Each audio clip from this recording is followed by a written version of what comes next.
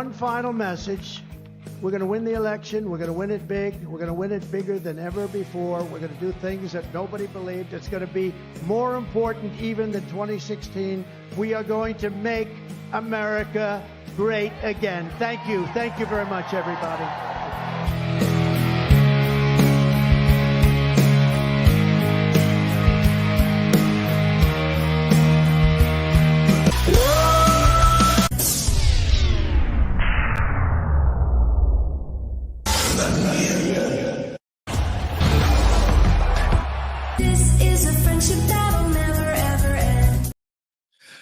Greetings and welcome to Winning 2024, the Super Tuesday show.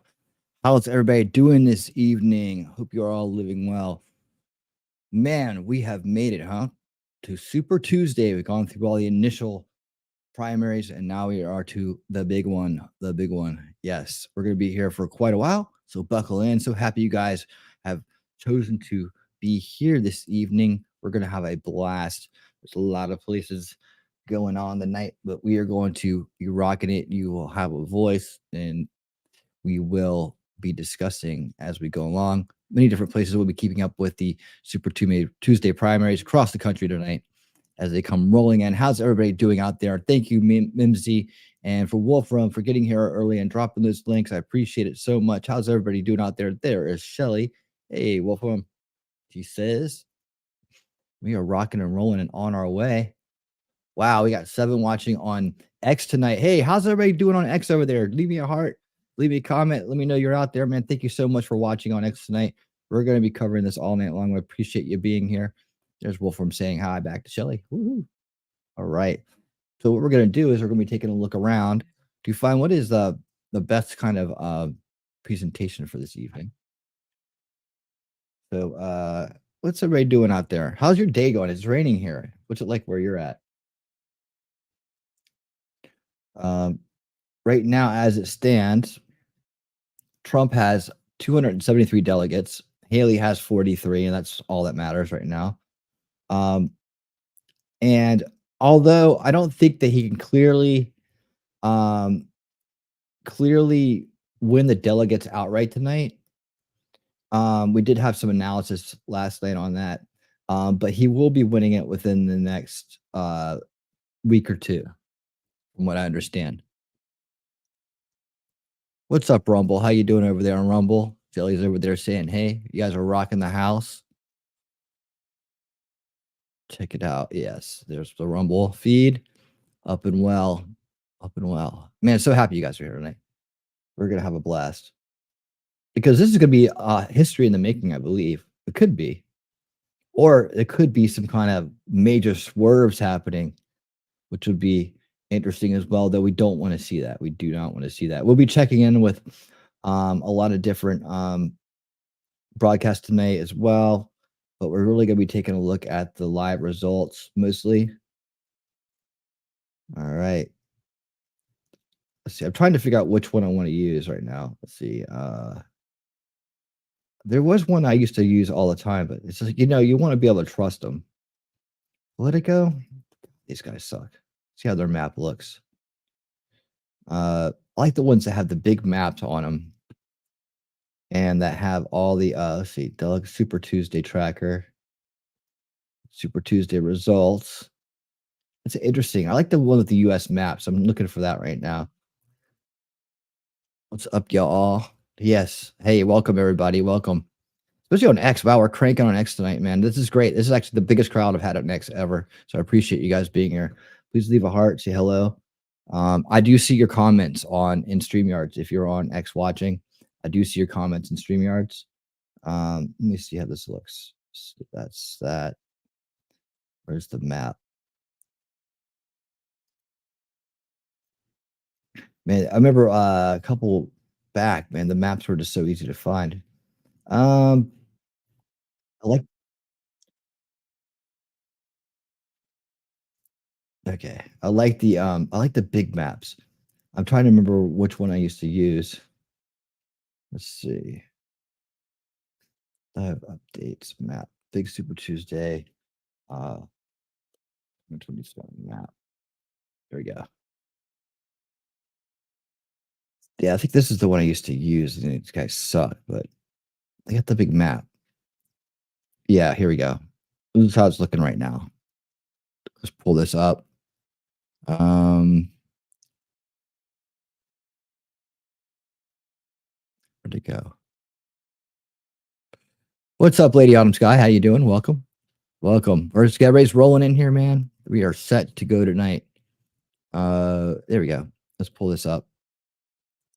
And can you guys see that all right?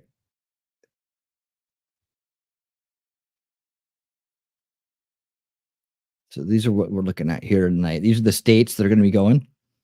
I think we're looking at maybe a couple that he may or may not win. Massachusetts being one of them. Virginia is already starting to come in. But I'm going to be searching around for the best map we can get here. So I like to be able to drill down on the counties as well, if that happens. Let's see. Nope. Okay. There we go. Where we stand right now. We don't care about the Democrat results. We all know how that works. They have super delegates. Hey, cool gamer, how you doing? Welcome. Right. They have super delegates on the Democrat side. So they don't. I mean, they've already picked their candidate. We know how it's going to go. Now the big question is are they going to finish with the candidate? They can pick whoever they want to at their convention. They use super delegates, which are basically just bought and paid for people, like Bill Clinton and others. Bill Clinton's a super delegate. How about that? Yeah. So let me look around here too. I'm going to. That looks like I don't like the look of that. I wish I had dark mode. What's that? Tomorrow is Lady Autumn Sky's birthday. Happy birthday to my lady. Awesome. Oh, happy birthday. And thank you for the $5 super chat. Here's something for your birthday.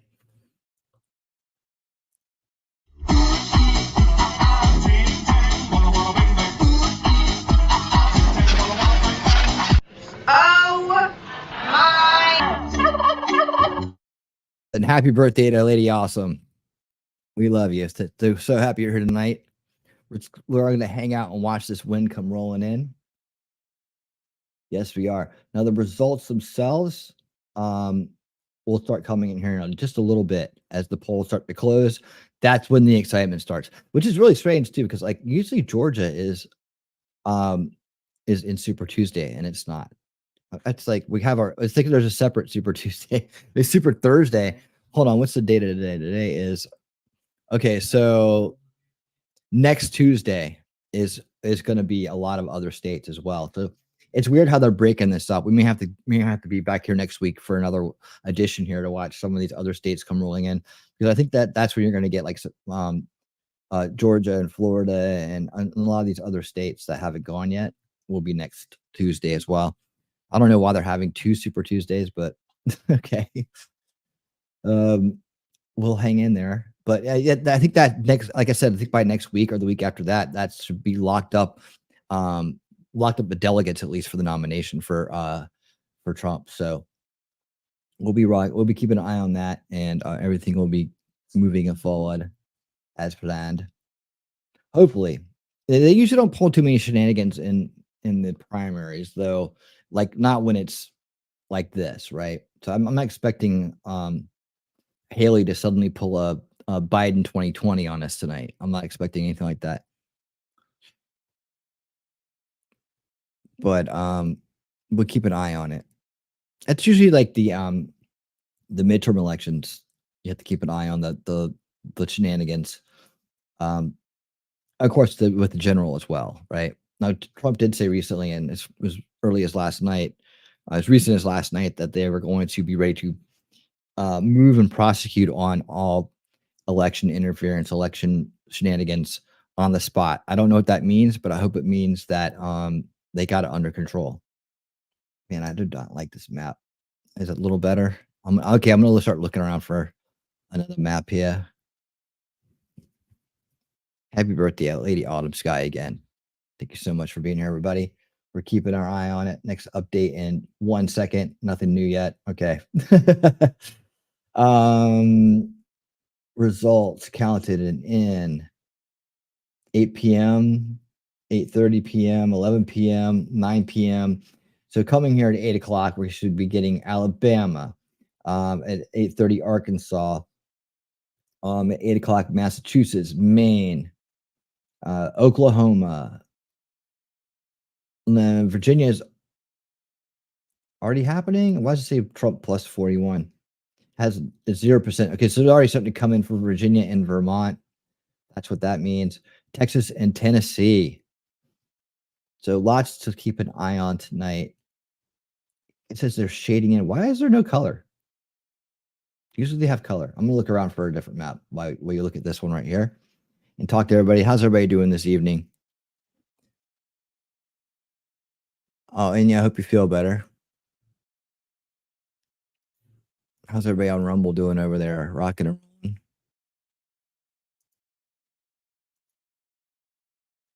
All right. So also I'm going to be sure to take a look around and catch some analysis from like Red Eagle Politics, and other Right Side Broadcasting, Benny Johnson. We'll be doing our rounds here to fill in the time as I start to get everything here kind of just finalized. I'm excited for tonight. I think that it's going to be historic. We'll see.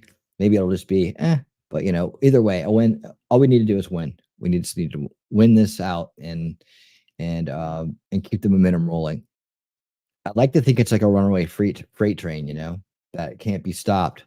But I never underestimate the establishment and what they're willing to go through and do to ensure they maintain their cycle of control and power.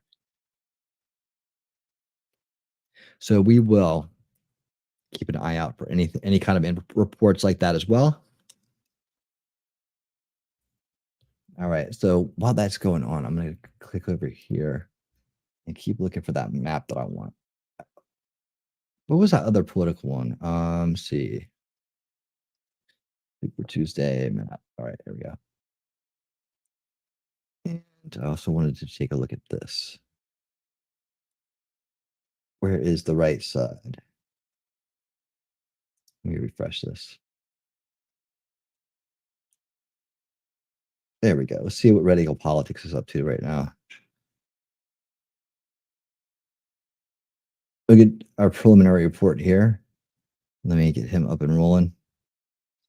And present.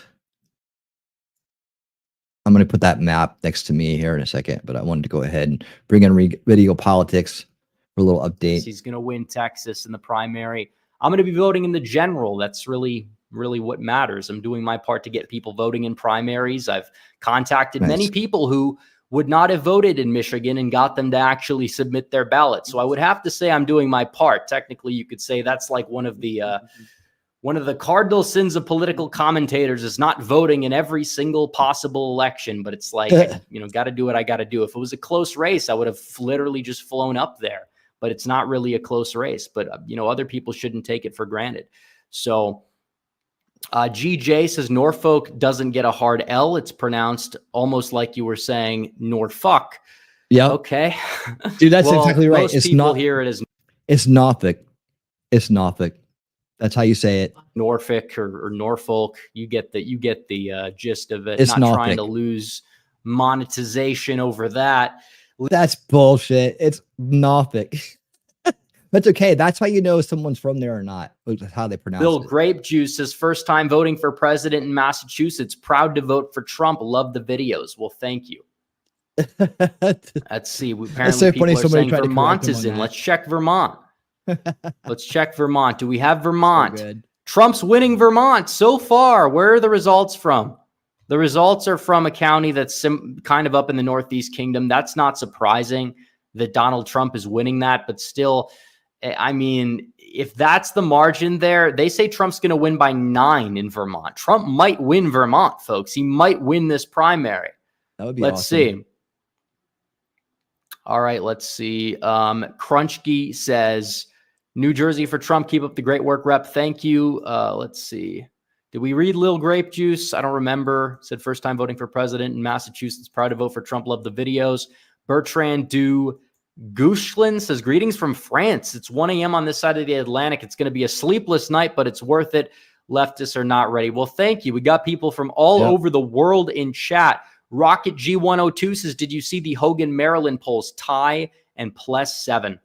Wow. Well, it's early, and as more time goes on, you see what happens. But, you know, if Hogan's the nominee, it's going to cause Democrats to have to spend more on it. So hopefully Republicans don't spend a ridiculous amount either. But Trump is up in Virginia big. He's up in Vermont so far. It's early, but we got 14 minutes before North Carolina closes. And also we could possibly be coronating Mark Robinson officially as the lieutenant governor nominee, because the down ballot races are indeed today out of North Carolina. So let's see.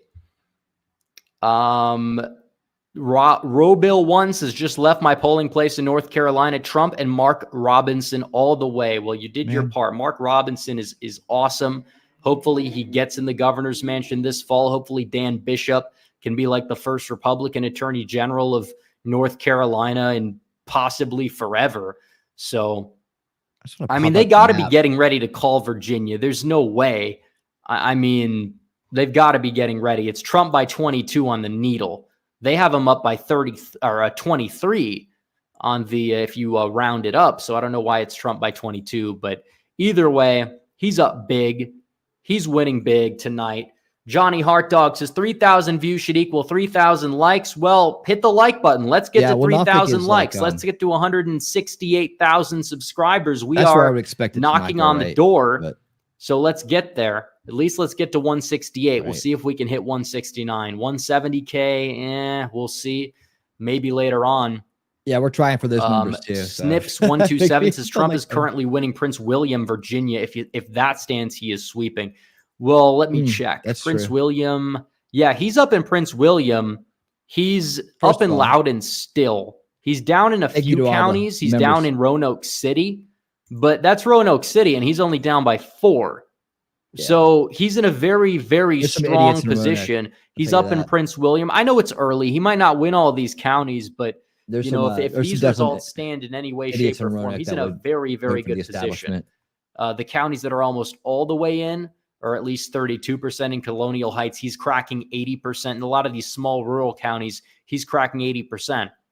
And half of Haley's voters are Democrats or people that approve of Biden. That's what the exit polls showed. So, yeah. Mark Kavich says, keep up the good work, Rep. Hoping for a Brandon Herrera win in Texas 23 to primary out Tony Gonzalez. Well, we'll see when the results pour in. That happens.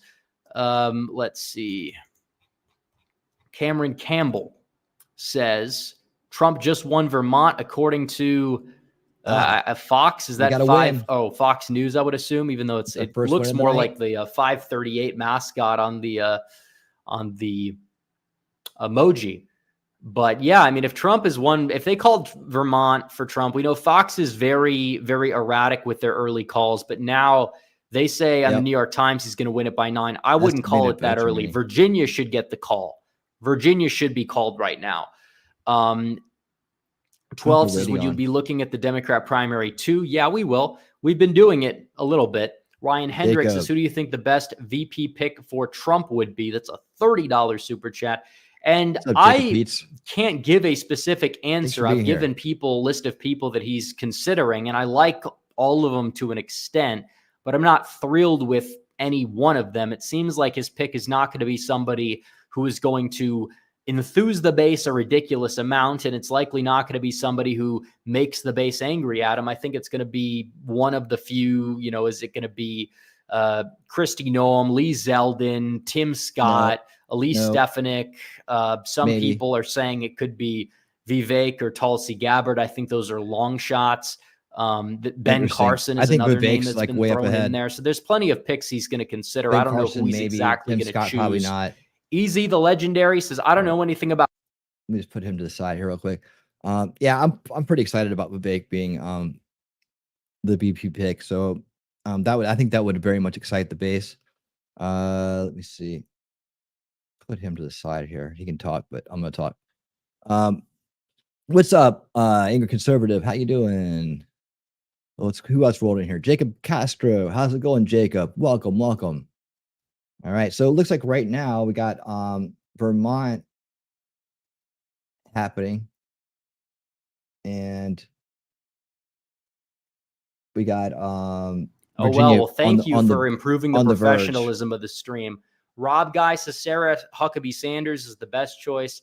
Well, she's governor of Arkansas. I don't know if Trump wants to take a governor who's only been governor for 2 years. A lot of times people don't realize that, you know, when it comes to this entire thing that's going on, this is anti-establishment versus establishment. Like, there's no tomorrow. I mean, even Trump saying, I don't think that we have much of a chance after this election if we don't get it, you know, of pulling this country off from the deep end, because he knows the timeline.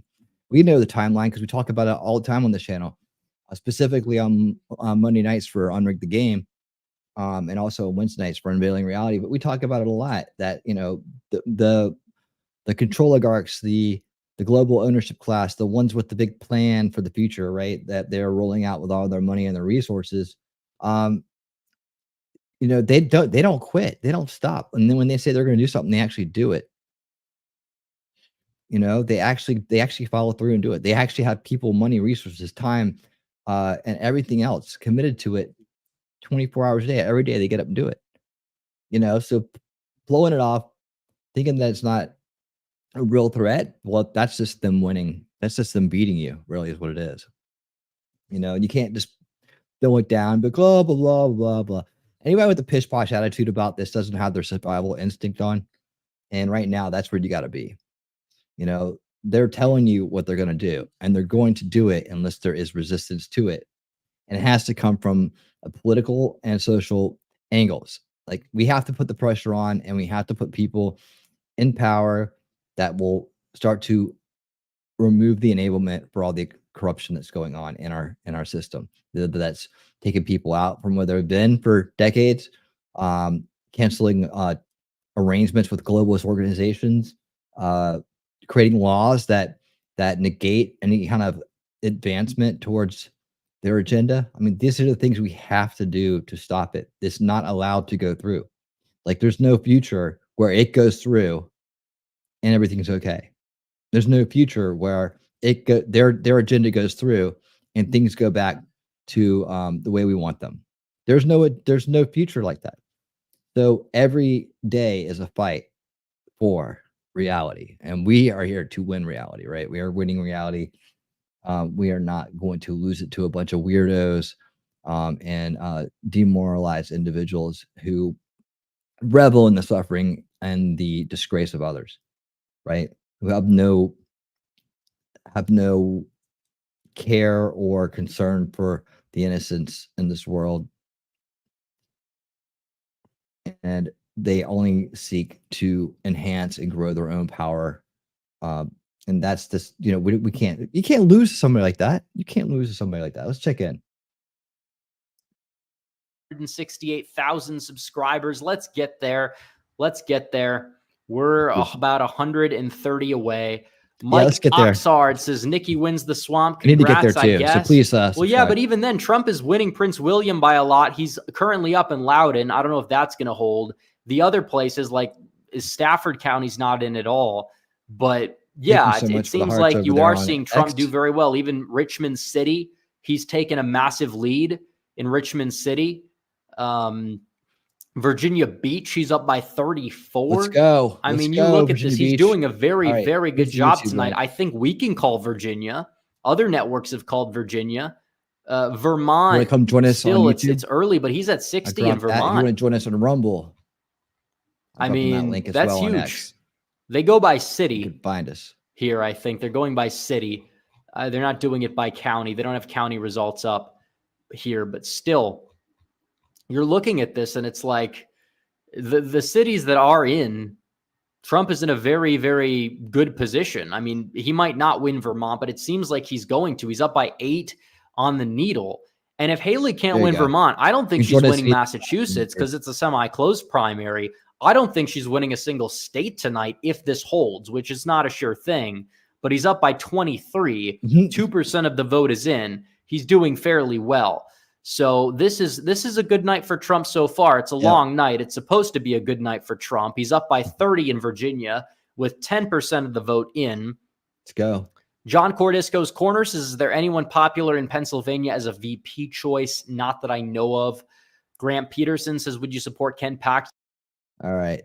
Like I said, I'm firmly behind Vivek being the VP because he can inject the ideas and the pursuits that we need to do, like we need to be after right now. He's got that understood. He understands that. He's got that nailed down, and he can actually present it in a way that Trump would understand it, one business person to another, and actually get those ideas through.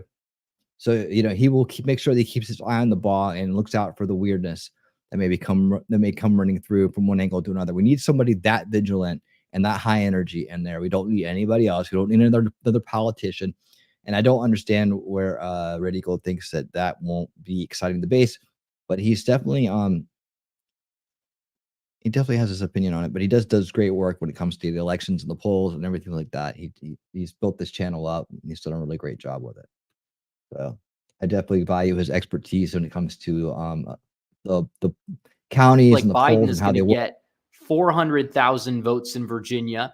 Donald Trump is going to get 500,000 votes, and then Nikki Haley is getting probably around 300,000 when it's all said and done as well. So Trump is in a very good position in the state of Virginia. Vermont, Biden's at 88%. You would think this would be a state where he might not perform that well. He's not getting 90%.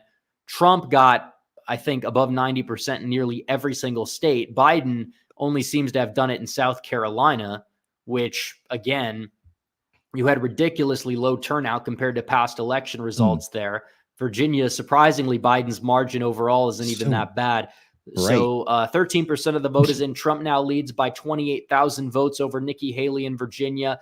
Gabster13B says, hopefully my state of Virginia polls through in Nevada, or not Nevada, November. Yeah. Timbo Slice says huge. So polls are closing in 2 minutes out of North Carolina, where they have the down ballot races we're going to be looking at as well. We've got a lot of stuff, a lot of ground to cover, folks, a lot of ground. But Donald Trump so far in a pretty strong position, I would have to say, taking Virginia by quite a bit, by more than I thought he would take it by. I wrote down vague predictions on my notepad right next to me. I did.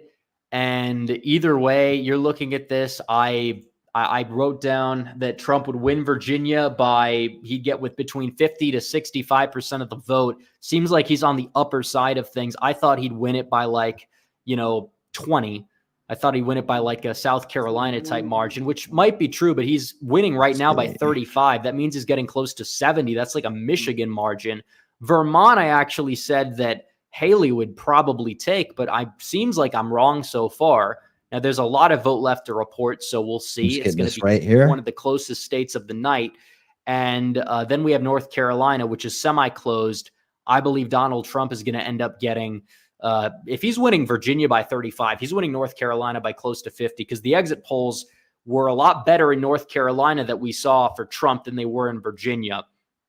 So keep that all in mind. But yes, 8,000 live viewers. Like the stream. Let's get to 4,000 likes. Let's get to 168,000 subscribers as well. We are knocking on the door. If you want to use live chat, you never want to miss another stream. We'll be streaming every race, every primary, all the way until November. Hit that subscribe button down below. But you're looking at this. Donald Trump in a very good position. They have him up by 35 in Virginia. We're finally going to get some results in out of North Carolina. Then at 8 o'clock, we have Alabama, Tennessee, Arkansas. Well, Arkansas is 8:30. Oklahoma is at 8. Texas is at 8. And then we got Minnesota at 9. We have Maine at 8 as well. That's a closed primary. Trump should run it up in Maine. He'll do much better there than New Hampshire or Vermont or Massachusetts, even, just because it's a closed primary. Then Colorado, that's interesting. That could be something, because you have they called Virginia for Trump. Or I guess you would say. Let's do this. Yeah, they called it for Trump. Virginia's been called for Trump.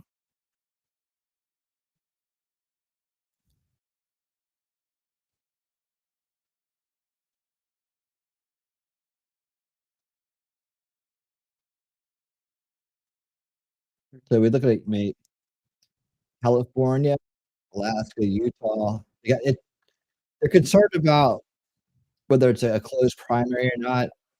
I'm I'm not too concerned about that, but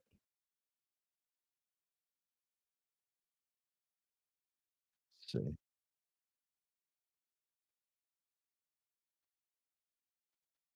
Sketchy. What do you mean?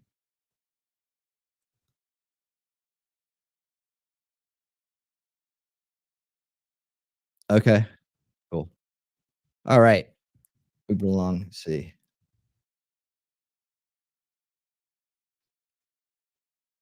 I want to make sure I check around here. Let's see who else is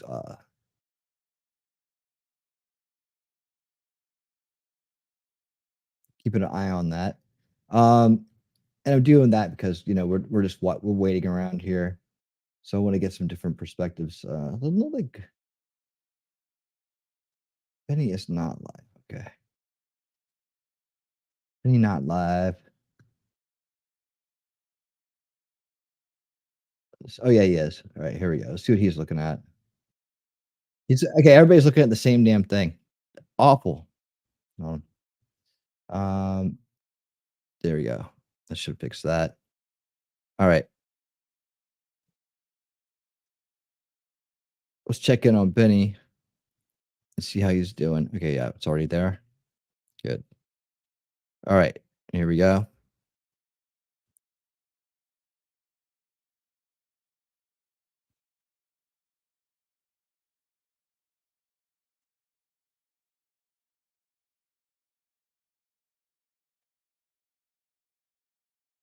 There we go. We saw this last night, but here you Guess go. what? If you don't vote Recap it. tomorrow, you don't encourage your friends, family, people at church, your neighbors, your coworkers to do it, it simply will not happen. You say this during your rallies, and I love the sign. It says, "Too big to rig." Right. Too We want big to to be rig. too big to Oh. rig, but the too big to rig, we're really thinking about November 5th. But Okay, it so this is what really it looks does like. send a signal. If you can, get out to vote tomorrow. Get your All right, so husband, get this is your what we got. wife, It's what everybody's working friends, with. Everybody's their working with the same friends, map tonight. because we want to send a signal I that we're can't coming. This freight mode train's or something coming. And better. we have to do that, and we have to do it tomorrow. Tomorrow's the big day. Tomorrow, they call it Super Tuesday for a reason.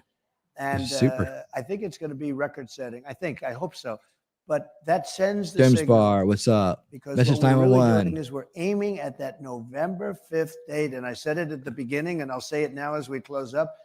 It's going to be, I think, the most important date and day in the history of our country. We're going to take our country back. And if we don't win this next election, I think our country is finished. I really That's do. what I was think just saying, man. It's like we really are at that. So, that ladies and line. gentlemen, we are here and we are ready for this evening. Donald Trump NBC saying, News looks a too little big better. to rig. This train is leaving the station. This train is hate ready to rock. We have, once again, another victory to announce to you.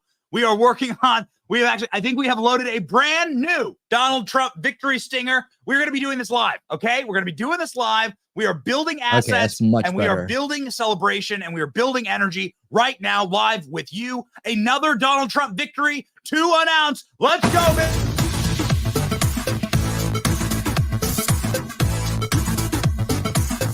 This is the Macarena. Donald Trump has won the state of North Carolina. Donald Trump Right. winning the great state, which is also home to his daughter-in-law, Laura Trump, who will be joining the RNC as co-chairwoman. We're very excited to say. Many people thought that Donald Trump might potentially want Laura Trump to run for Senate in North Carolina, but that wasn't meant to be. Donald Trump winning in North Carolina. And ladies and gentlemen, in a second here, we'll load for you what it looked like at Donald Trump's rally this weekend in North Carolina. Absolutely stunning. 10,000 people showing up, 3,000 people in the overflows. So you have 13,000 people. I mean, that's bigger than the average attendance at the NBA game. We ran the numbers. Donald Trump, for per rally, is pulling more people than the NBA. Nice. So that just goes to show you who wins, ladies and gentlemen. Who wins when it comes to wokeness, When it comes to the battle for our nations, No the New York doubt. Times People is want to not live. yet They want a free called country. North Carolina. Decision Desk, I want to show you here, has in fact called North Carolina. Let's rock and roll, baby. There it is. North Carolina called for Trump exactly at 7:30. Beautiful. Ladies and gentlemen. North Carolina called for Trump with 0 results in. Okay. All right. Thanks, Decision Desk. 0% reporting. Donald Trump wins. All right. Please do the same. Please do the exact same on election night in November 2024. So we have Sorry about another that. message from Donald Trump. Obviously, the message that Donald Trump posted on Truth Social.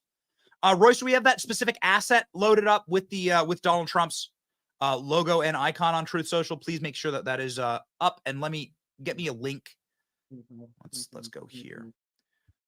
Let's get a Donald Trump winning Virginia. Here we go, ladies and gentlemen. This is the video that Donald Trump posted. This is Trump's Super Tuesday campaign video. We have loaded for you here. Let's go ahead and listen again to a message from the president.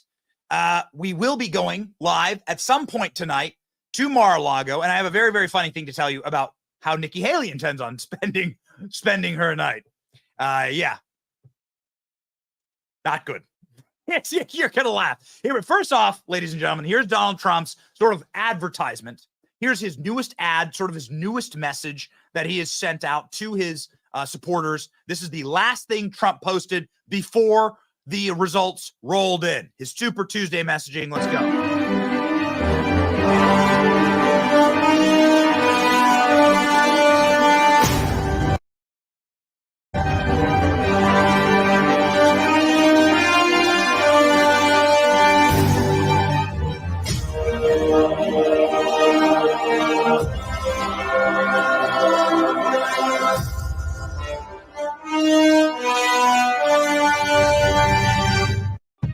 Okay.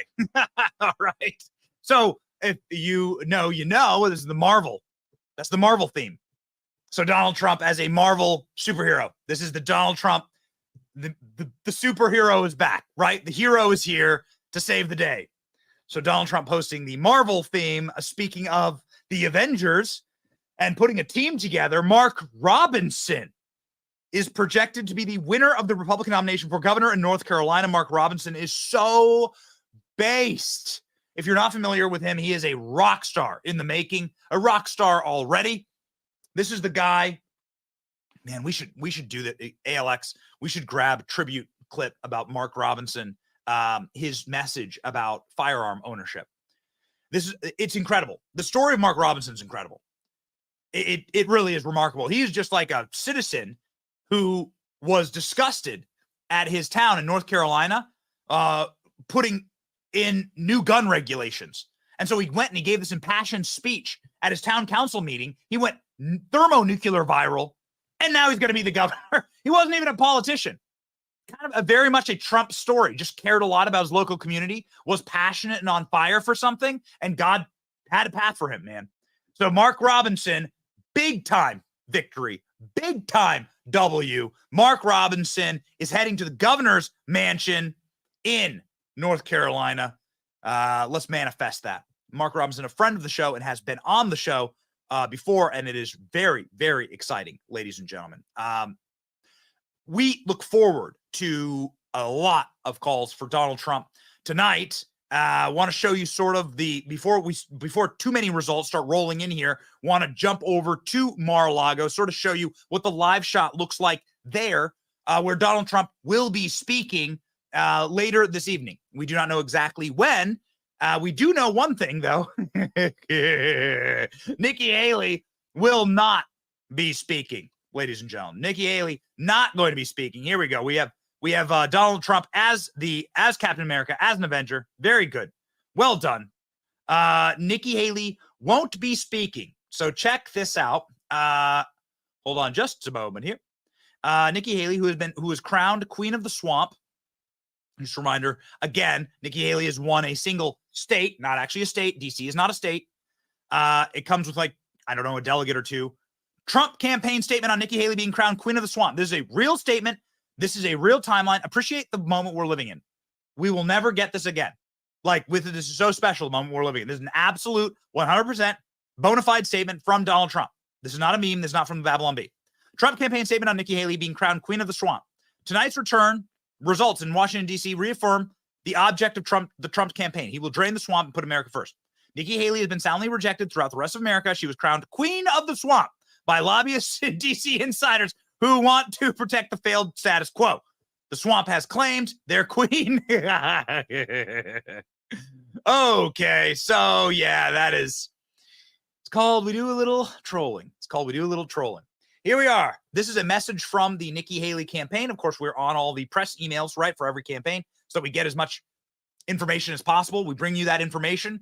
Maybe we should share this. Maybe we shouldn't share this with you. I don't know. Don't really care, actually. Here we go. Nikki Haley will not be making remarks tonight. Uh-oh. Yeah. Dun, dun, dun, dun. Do we have like the sad trombone, Royce? Let's do it. Nikki Haley will not be making results tonight. She's in the Charleston area and will be watching the returns with staff who are happy with Warriors. Mood is jubilant. Oh no. That's so embarrassing. So Nikki Haley, the warmonger, sorry, I keep mispronouncing her name. Nikki Hillary will not be making any announcements tonight. Unfortunate. We can't help ourselves, however, ladies and gentlemen, we can't help ourselves, but note that Nikki Hillary, maybe her final time as a candidate, because I think this whole thing is going to get zipped up by Donald Trump. 1,200 delegates may happen as early as 7 days from now. All right. We'll get within the precipice. We'll get within striking distance tonight. And then 7 days from now, there'll be enough contests in order to get Donald Trump up to the mountaintop, right? The Republican nomination, 1,200 delegates, boom, zipped up. You're good. You're done. Nothing can happen. Nikki Haley's last time potentially as a candidate. She may drop out after this. We don't know. She may drop out of this. She may drop out tonight. We're not sure. We know she's not going to say anything tonight, which is never a sign of strength, quite frankly. You'll recall that Nikki Haley was excited to give speeches in Iowa, New Hampshire, South Carolina, claiming for some inexplicable reason that she was winning even when she was losing. But nothing is losing more than having to sit on CNN and listen to people talk about Donald Trump's erection. I'm not trying to be a potty mouth. I'm not trying to make like a dirty joke here. It's something that literally happened. It's my job to report to you.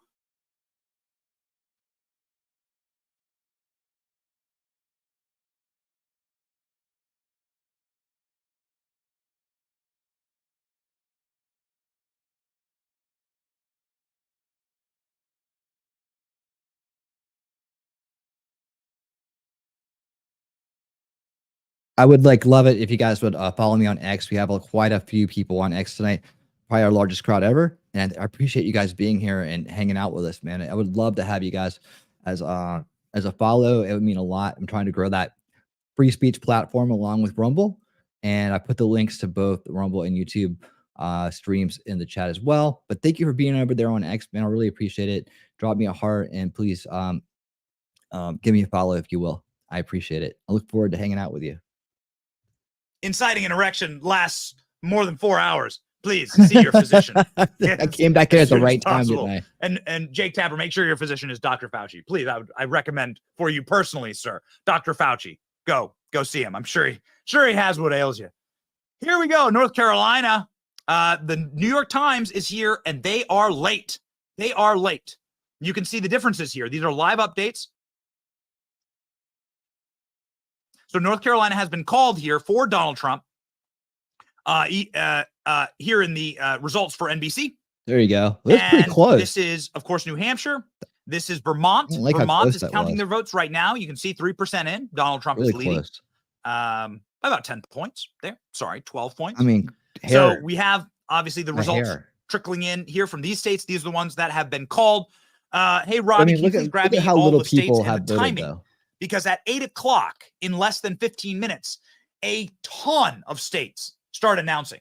So at 8 o'clock, in less than 15 minutes, a ton of states start announcing. But as of right now, and I will show you, of course, our sources here, as of Decision Desk headquarters, and obviously 0.4% Donald Trump's Truth of the Social. expected votes are in.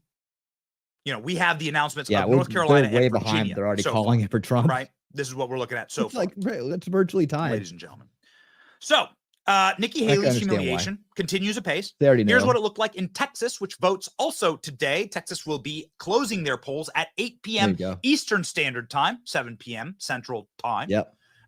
Texas will vote today. Their polls close in moments here at a bar in Texas. Fox News hosts said, "Hey, who do you want to be president?" There are like hundreds of people at this bar. The humiliation continues, ladies and gentlemen, for Nikki Haley, and the let's just say that there were no erections incited for Nikki. But I did a quick straw poll. Ainsley, Steve, Brian, Lawrence.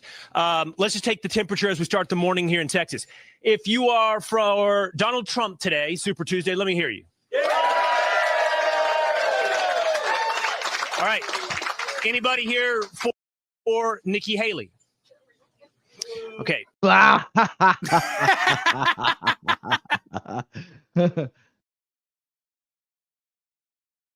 was too good. That was too sweet. There was a cow. There was Texas. There was a bovine that wandered out of the kitchen. Yeah, that's what you got for Nikki. So, ladies and gentlemen, if I was there, I'd been approximately 10 minutes, we have the polls closing, which states will be announced at 8 o'clock. These states will be, let's just pop up the map here, shall we? Again, these are not the states that were called tonight. Just want to make that very clear. These are not the states that were called tonight. These are states that Donald Trump has won in subsequent weekends, so on, right? North Carolina, Iowa, South Carolina. The red states are the states that Donald Trump has won, and the sort of tan states are the states that are going to be called we're a tonight, sophisticated crowd that are here. going to vote today, right? We get it. As the, obviously as the key shows us here. So polls that will close in 10 minutes. Polls that will close in 10 minutes precisely. Massachusetts. We have Alabama, Maine, Massachusetts, Oklahoma, Tennessee, and Texas. They all close. So you have those 6 states polls closing at, T-minus 10 minutes. So, ladies and gentlemen, we have our Trump celebration stinger ready to rock. We do have some very, very interesting reporting out of Mar-a-Lago right now, where there is a party going on. No other way to say it. There's a rowdy party happening at Mar-a-Lago right now. The reason why I know this is going to sound strange. We don't wish to sound pretentious here. It's very, very hard to do live broadcasts from these things. There you go. Right? It's much easier to cover them inside our studio. The Wi-Fi is often not possible to do the broadcast. We've tried this at every Trump tree party. We've tried this. I'm going to refresh this just to see what's going on with this. Here is what it looks like, though, at Mar-a-Lago. It is let's just say it is a very victorious atmosphere. It's Donald Trump's party. Oh, you know what it is? I bet that's what Fox News says. So many people are out on the internet right now. It's probably slowing it down. Do you think that could be the case? News. Headline. It's Donald Trump's party tonight. Let's go to Mar-a-Lago. Make sure it's not me. At Mar-a-Lago, and it seems they're going to pick him in there, Aisha. Hey guys, if you can't tell, there is a huge party underway behind me here in Mar-a-Lago. The doors are actually open. We're seeing a lot of folks streaming in now, and the feeling is electric here as the campaign expects up to 1,000 supporters here tonight in this ballroom. It really feels like a general election party, and quite so because tonight, Super Tuesday, could really launch the she'd be like a really good reface for Shelley. 12-15, very close to the campaign telling me they expect to sweep about more than 1,000 delegates tonight, including the ones they're walking in with tonight, getting closer to that magic number. Trump very much so wants to pivot hard to the general election. He certainly does not think that Nikki Haley has any sort of path forward here. He believes that he is going to win every single state tonight. But whether or not he's going to ask her to step down tonight, Fox and Friends host Lawrence Jones asked him about that this morning, and he wouldn't quite answer that question, so we'll have to wait and see how the night goes.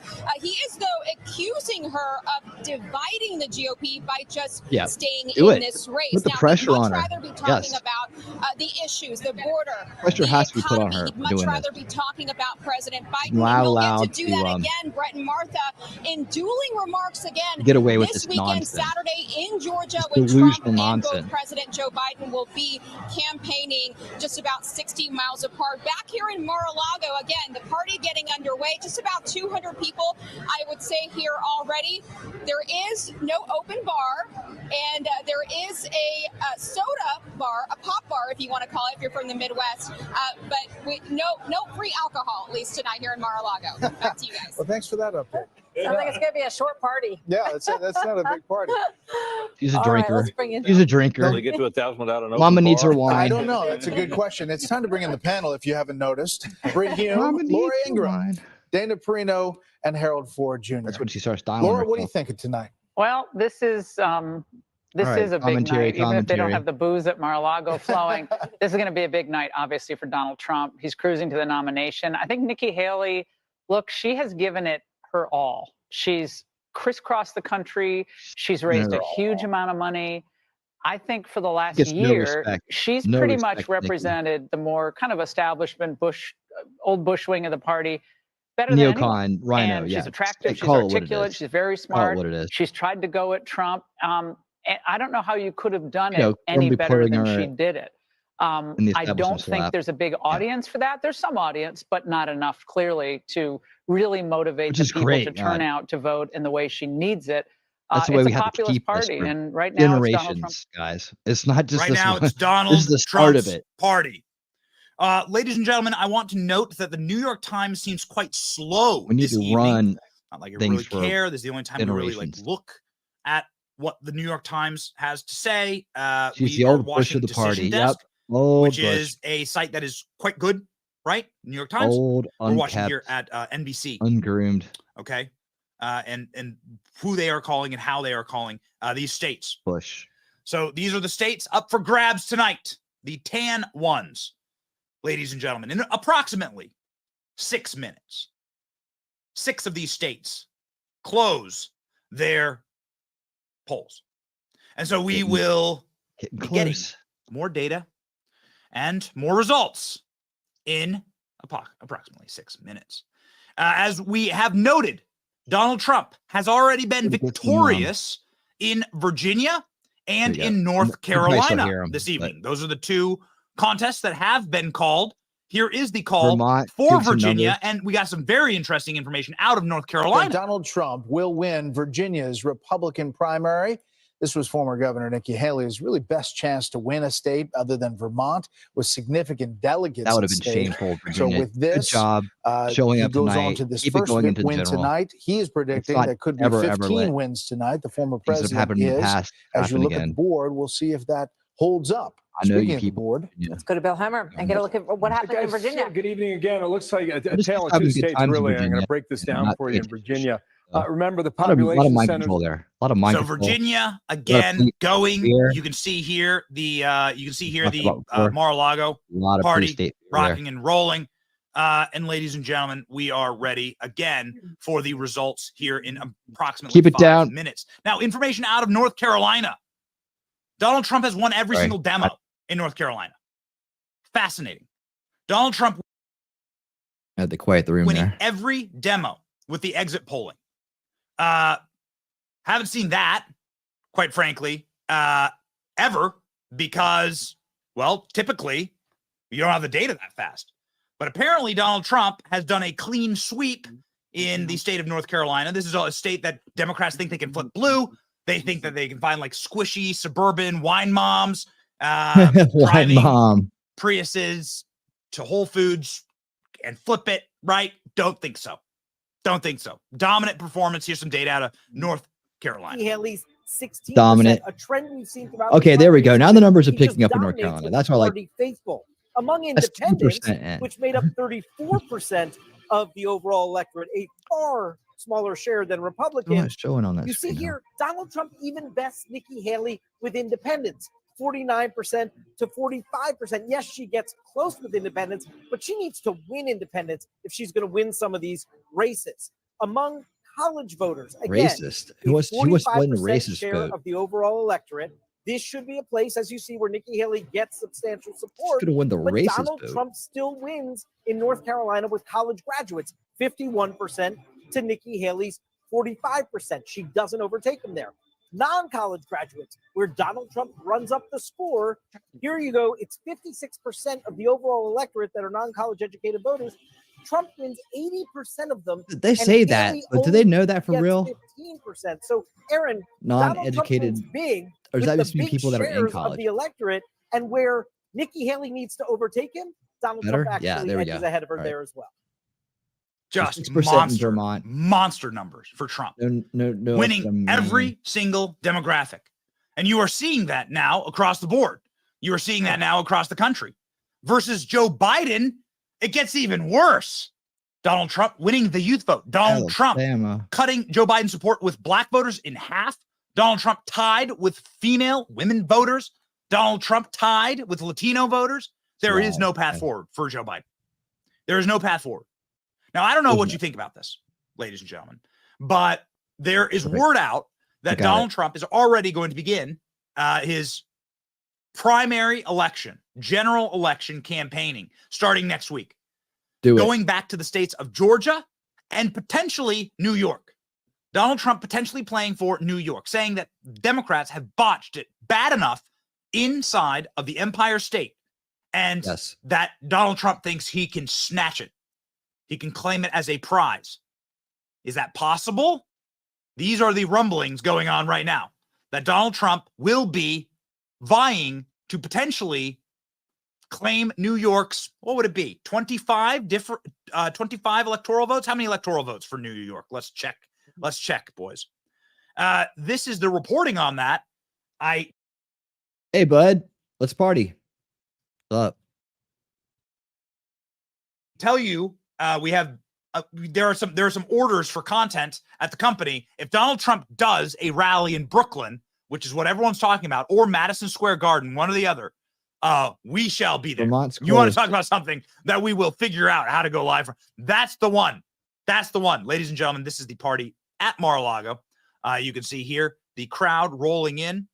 Simone Atiba in Florida. Trump supporters ready for a party. The crowd awaits Donald Trump at Mar-a-Lago in Palm Beach. Of course, when Donald Trump speaks, we'll be popping right over. You can see here the screens showing Donald Trump has won in North Carolina. You've seen this room before. Donald Trump has done multiple like a spillover room here inside of this room. It is a monster ballroom, and it is, well, from the anti-establishment, a place that we know quite well. Many historic events have happened there. Many different runs.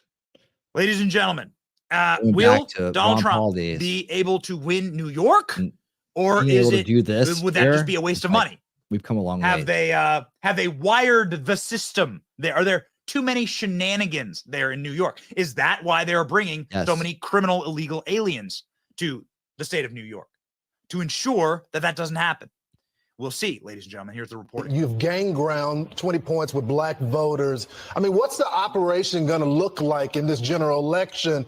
I hear from your advisors that there's going to be no city left behind. We're going after everything. Look, we have a different country than we had even 2 years ago. This whole migrant invasion of our country, destruction of our country. You look at what's happened to New York and Chicago. You look at what's happened to Los Angeles. We have a much different country in many ways, but also from a voting standpoint.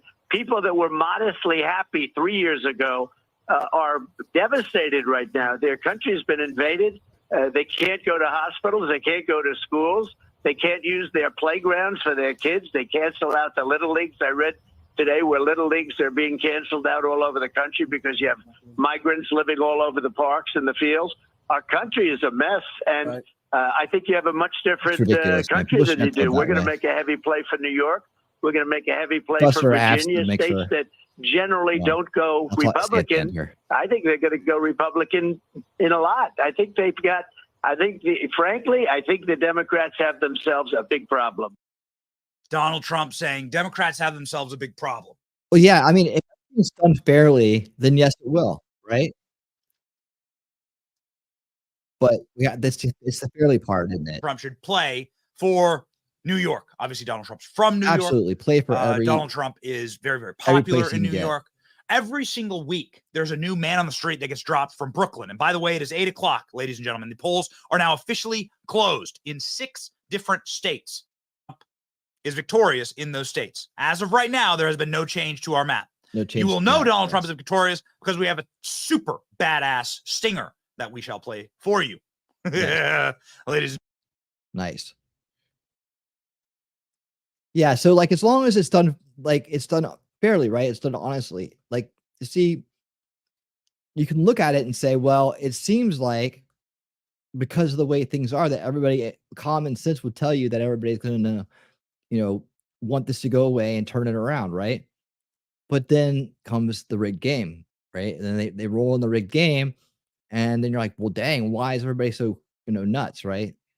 But as it turns out, it's just shenanigans. It's not an honest take on things. So while optimistically and common sense wise, it sounds like the right thing, I'm still cautiously optimistic until I see the final numbers roll in and there's no BS like we've seen in the past couple elections. There's none of that. And I'm talking like midterms to 2020, not 2016. Even though there was attempts in 2016, they just weren't ready for the volume of people who were ready to not back the establishment. They had no idea that we were that big at that point. Failures with his own party.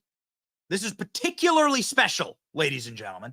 Joe Biden's absolute and total erosion of support.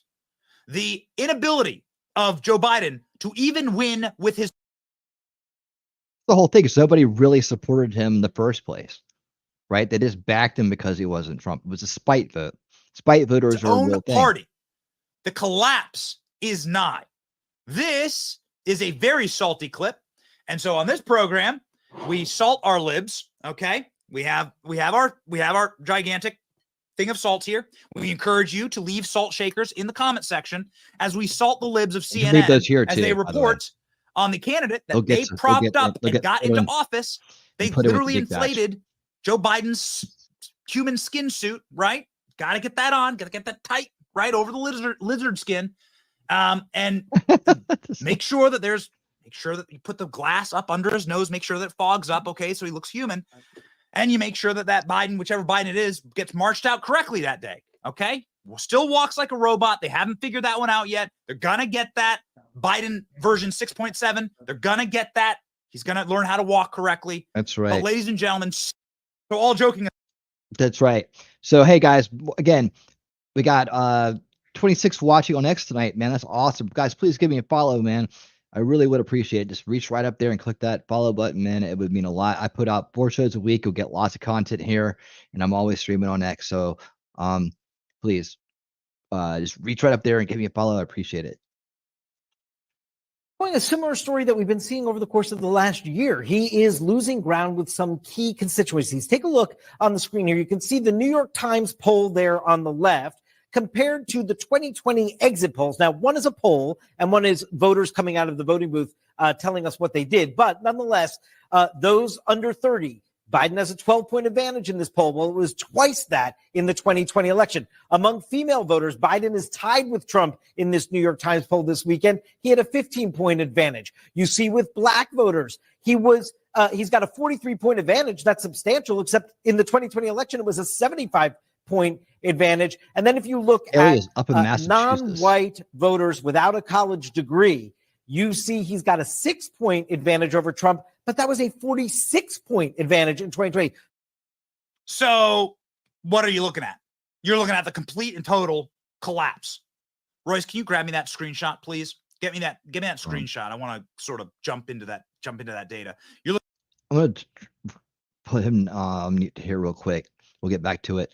I just wanted to point out that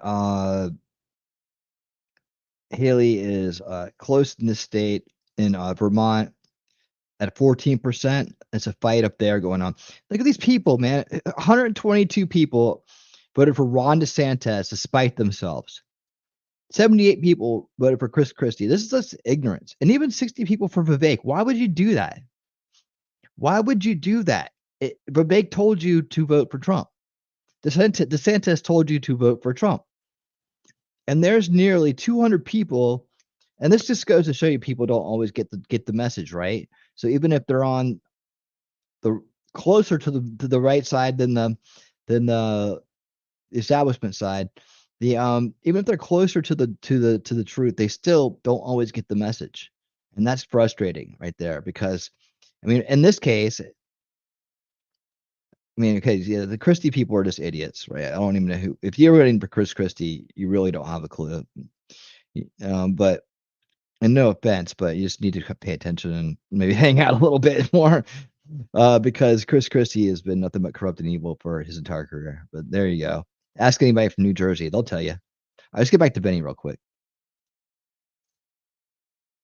Over-index for Democrat support. Donald Trump is now tied with women. This was a massive class of voters for Joe Biden. Black Americans. I agree. Half of the support has evaporated for Joe Biden. Half the support. This is where you see polls showing Donald Trump getting 30% of the black vote. It is impossible for Democrats to win with 30% of the black vote going to a Republican. It is not possible. Mathematically, not going to happen. Okay?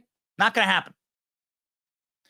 Non-white, no college. Whatever that means. What that means is essentially working class. That's what they're trying to they're trying to couch their working class. I've been really that used to be 46% for Joe Biden, inexplicably, probably because of COVID. Don't know. Now that's been whittled down to nothing. The margin of error. The margin of error on these polls. That's what it's been whittled down to. This is why Donald Trump believes that he can win in states like New York. This is why Donald Trump believes that he will be able to take New York as a prize. And ladies and gentlemen, we have some fascinating information for you from New York. Numbers. A very, very special, very special little commanding lead in Texas. News that you should see breaking over the last 24 hours. Democrats aren't popular in New York. Who's a very popular Democrat from New York? Let's see. Andrew Cuomo. No, he had to resign in disgrace. Who else? Chuck Schumer? No. Another guy who said that Donald Trump incites his erection. We actually have that clip. We can prove it to you. Chuck Schumer does say Donald Trump has incited his erection, which again would be an amazing advertisement for Viagra. Just sit there and just lie and Pfizer, lie and you lie. should totally consider hiring Chuck Schumer. Okay, put him in a bathtub. Tell him that the number one way to incite the erection is take the blue pill and then think about Donald Trump. 0.1% here in Massachusetts. Not my words. Yeah, I guess if you're just like we'll play it for you. Voters, but I'm getting early votes or something. Many people would say AOC. Okay, if they really thought long and hard enough, they'd say AOC. 14%. If they really thought Chuck Schumer thinks long and hard enough, Donald Trump incites the erection. Nothing. AOC. Though. Okay. Talk about somebody. Talk about somebody. All right, who should be beloved in New York, who should be treated like a queen. Okay, she's our bartender queen, slay queen. She's a communist like all of us. She's a poser like all of us. She's neurotic and sociopathic like all of us. She's unhappy like all of us. AOC, it's great. It's great. But even AOC, over the last 24 hours, has a video released where she is being mobbed by who? MAGA hat wearing insurrectionists? No. She's being mobbed by her own people. She's being mobbed by New York leftists that chase her out of a movie. She's in the middle of a movie. Nice. She was sitting in a movie. They chased her out of the movie. And then AOC has a apoplectic panic attack on camera.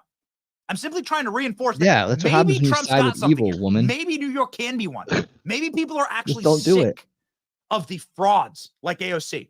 Here's a little bit of what just happened to AOC in New York. Most of the country fascinating with stuff. their racist talk. Here we go. You refuse to call it a genocide. I need you to understand. It's not okay that there's a genocide happening. You're not yeah, sorry, you're a public figure and you're a public figure and you cause division and fear in people and you get people hurt with your rhetoric. Yeah, you deserve to get ridiculed everywhere you go and questioned everywhere you go. It is okay. You signed up for this. If not, quit. Resign. Resign. Go back to bartending. Don't tell me I'm lying. Then just say it's a genocide. Just say it. Over 30,000 people are dead, AOC. You can't just say it for once. Just say the word. No, she That's can't. it. She's That's too all we want racist. you to say. Her white boyfriend. Or you're not angry about people confronting public, but you can't start genocide. Over 30,000 people have died. How's that guy like put up with that crap? No, quit. That's what I would say. I'd be like, no, resign. If you don't want to be a public figure, resign. Sorry. Watch movies at home. Watch movies at home. So that it's completely out of context. Nope. I already said that it was. And y'all are just going to pretend that it wasn't over and over again. It's fucked up, man. And you're not helping these people. And you're not helping them. You refuse to. You're not helping them. Run. Right? Ooh. Yeah, no. Careful what you wish for. He sits in the cut corner. He looks like he should be wearing a kilt. Yeah, YouTube's being fun tonight. Because you just might get it. Boys, come on. Let's get the AOC tweet. Come on. Go. That's the point. Oh, honey. Oh my. Also, we try as hard as we can to bleep F-bombs on this program. But the potty mouth Congresswoman, The potty mouth, I socialist know. from New York, just so angry, ladies and gentlemen. So angry. Taste of her own medicine. That's Well, right. You're not going to be angry. You're going to be happy because we now have brand new results. And guess what, ladies and gentlemen? We got Trump wins. We got. All right, Donald Carolina, Trump, Virginia. a slew of victories rolling in. Let's go. Almost too fast for us to count. Okay, what do we got here? Donald Trump wins the Alabama Republican primary. What? I gotta say, it's not we expect this. Our people in Alabama. Are you watching in Alabama right now? Shout yourself out in the comment section. Congratulations, Alabama. Going for Donald Trump. Again, we're using Alabama, Decision Desk congratulations. HQ interactive polls, putting up that Donald Trump has won the Maine primary. Donald Trump, the winner in Maine. We got to have Donald Trump dancing for this.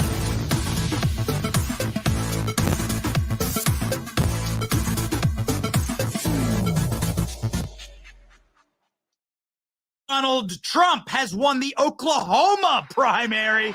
Here we go, baby. We're going to have so much Donald Trump dancing tonight. This is Decision 9,000. Desk, okay? That is making, these announcements. Again, all these people who vote for the other candidates that aren't in the race. Why are you so dumb? On Decision Desk right now. And stop drinking the fluoride. Let's do the results here from Decision Desk. Okay, Donald Trump has like doubled now. From the beginning of the night, has doubled the number of delegates. Right. Again, right here, Donald Trump needs 1,200 delegates to win. Nikki Haley has. Can we get a sad trombone here, Royce? Let's do a sad trombone. Oh, Nikki Haley has not incited, anything, quite frankly.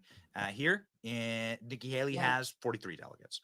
Donald Trump rocking and rolling, winning victories. Let's go ahead and check the map. This is Decision the map Desk is not updated right now. Let's do a quick refresh here and check in. Donald Trump, again, winning. Donald Trump in Alabama, announcements in Alabama, and announcements in. Get your maps right. Announcements in Maine. Announcements in Oklahoma. Okay, that's what we got, boys. Are we up to date there? Okay, rock and roll. It's Oklahoma. Up to date. So those are the three that just rolled in, one after another. We will be up to date. We'll probably be faster than almost anybody, than almost anyone tonight. Stalin? Because we are getting all of our They're polls. both one? We're getting everything Lieutenant Governor? live. We are getting all of the information live, and we are putting it together. And we are ensuring, ladies and gentlemen, that you stay abreast of all of the brand new and breaking poll numbers. We did, of course, promise you that we would. Oh, Massachusetts reporting right now. Massachusetts reporting. They haven't called it yet for Donald Trump, but it looks like Donald Trump is rolling in Massachusetts, ladies and gentlemen. So good look again. What do you more think? Than one source. We have a poll running right now. Should Donald Trump play in New York? Yes. We've been promising you and telling you again and again that the leaders of New York are extremely turned on by Donald Trump. We can prove it. We're not trying to be naughty here. We can quite literally prove it. Okay.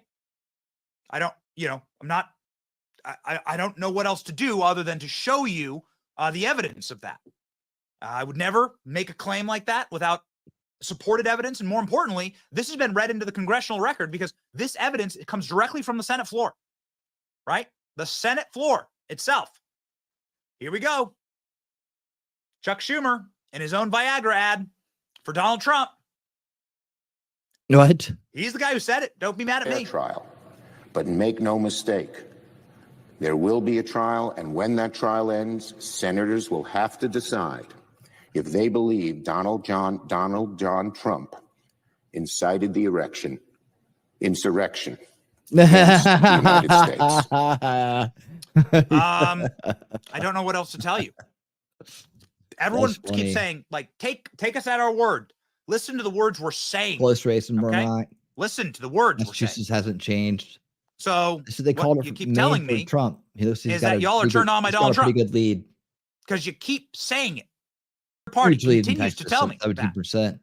So when are y'all just gonna like put on the MAGA hat? Okay, you can stop it with this whole like mean girl thing from across the bar. Just put on the MAGA hat. Pramila Jayapal, you claim to be a socialist, you claim to be a communist, you're part of the squad.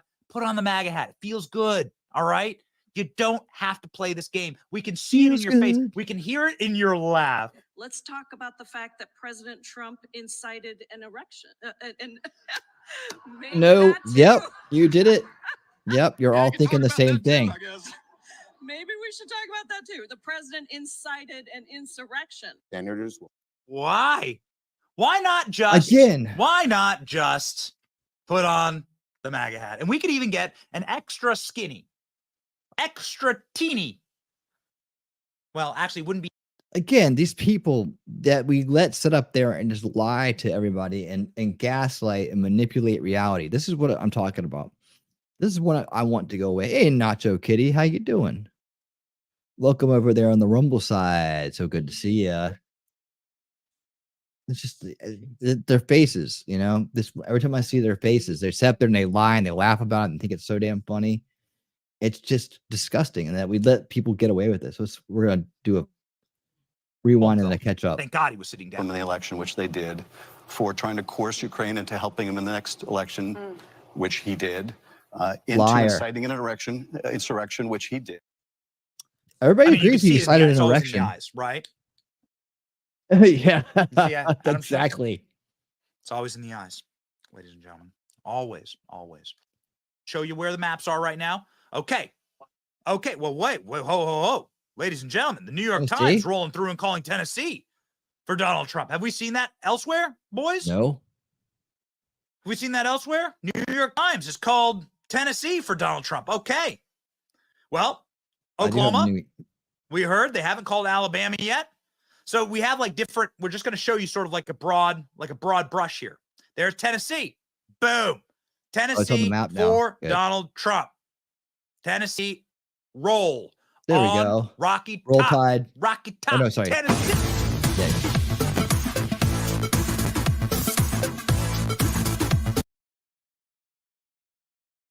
Lovely. Lovely.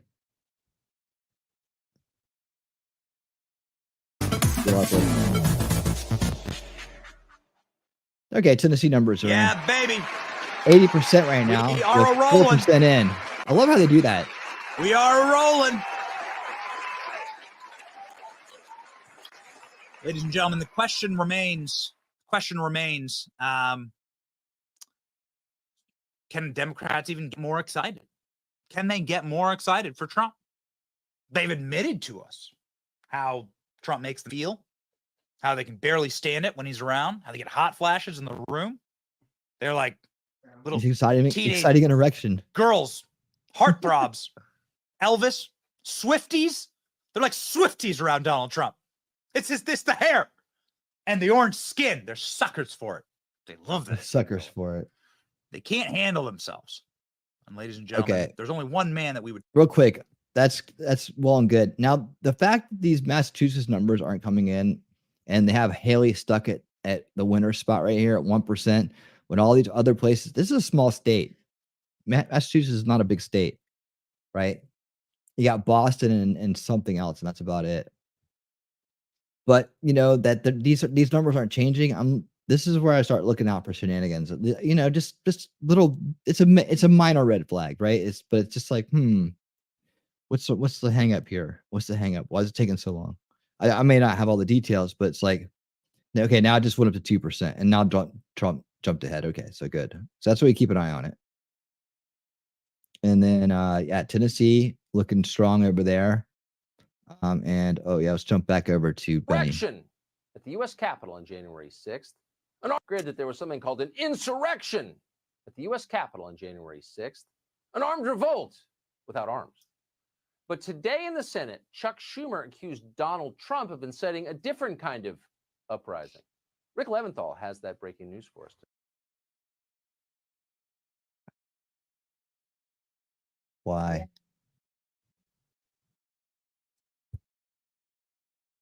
Hey, Rick. I see what you did there, Tucker. Charles Ellis Schumer has been serving in Congress for 40 years, so he's made lots of speeches, and most of them are long forgotten. But this one may live forever. The senior senator from New York is a longtime critic of former President Trump, leading the charge for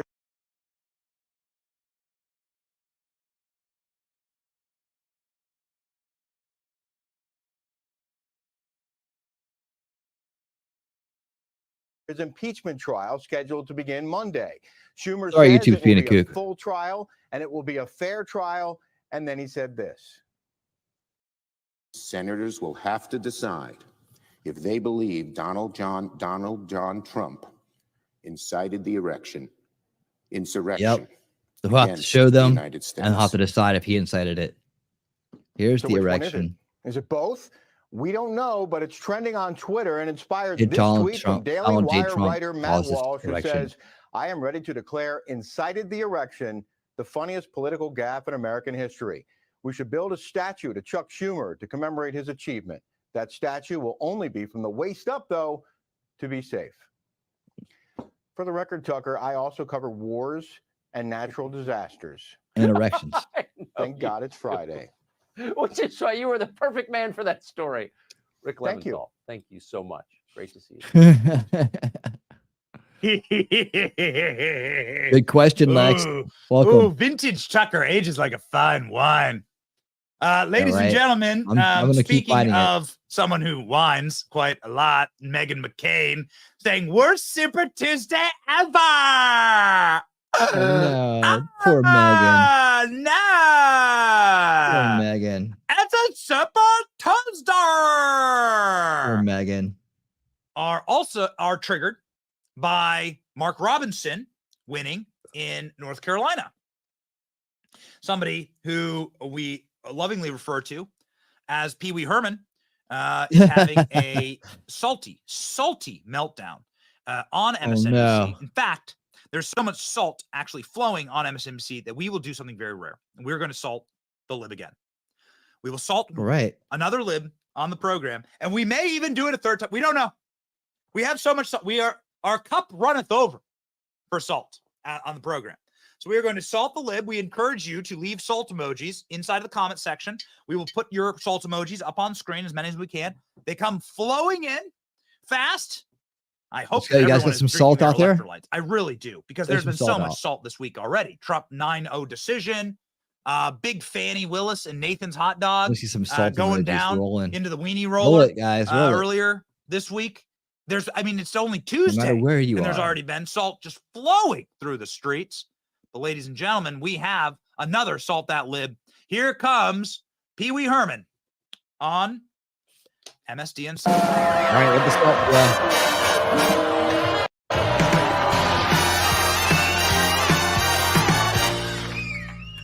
There are two big governor's races this year that are going to be in swing states, or roughly swing states. They are in North Carolina and in New Hampshire. And this North Carolina one is going to curl your hair with a candidate as extreme as Mark Robinson there in a state that the Democratic coalition There's the biggest liar on the face really of the does want to planet. put on the map in the presidential race, with Mark Robinson Master of the on boy the ballot haircut.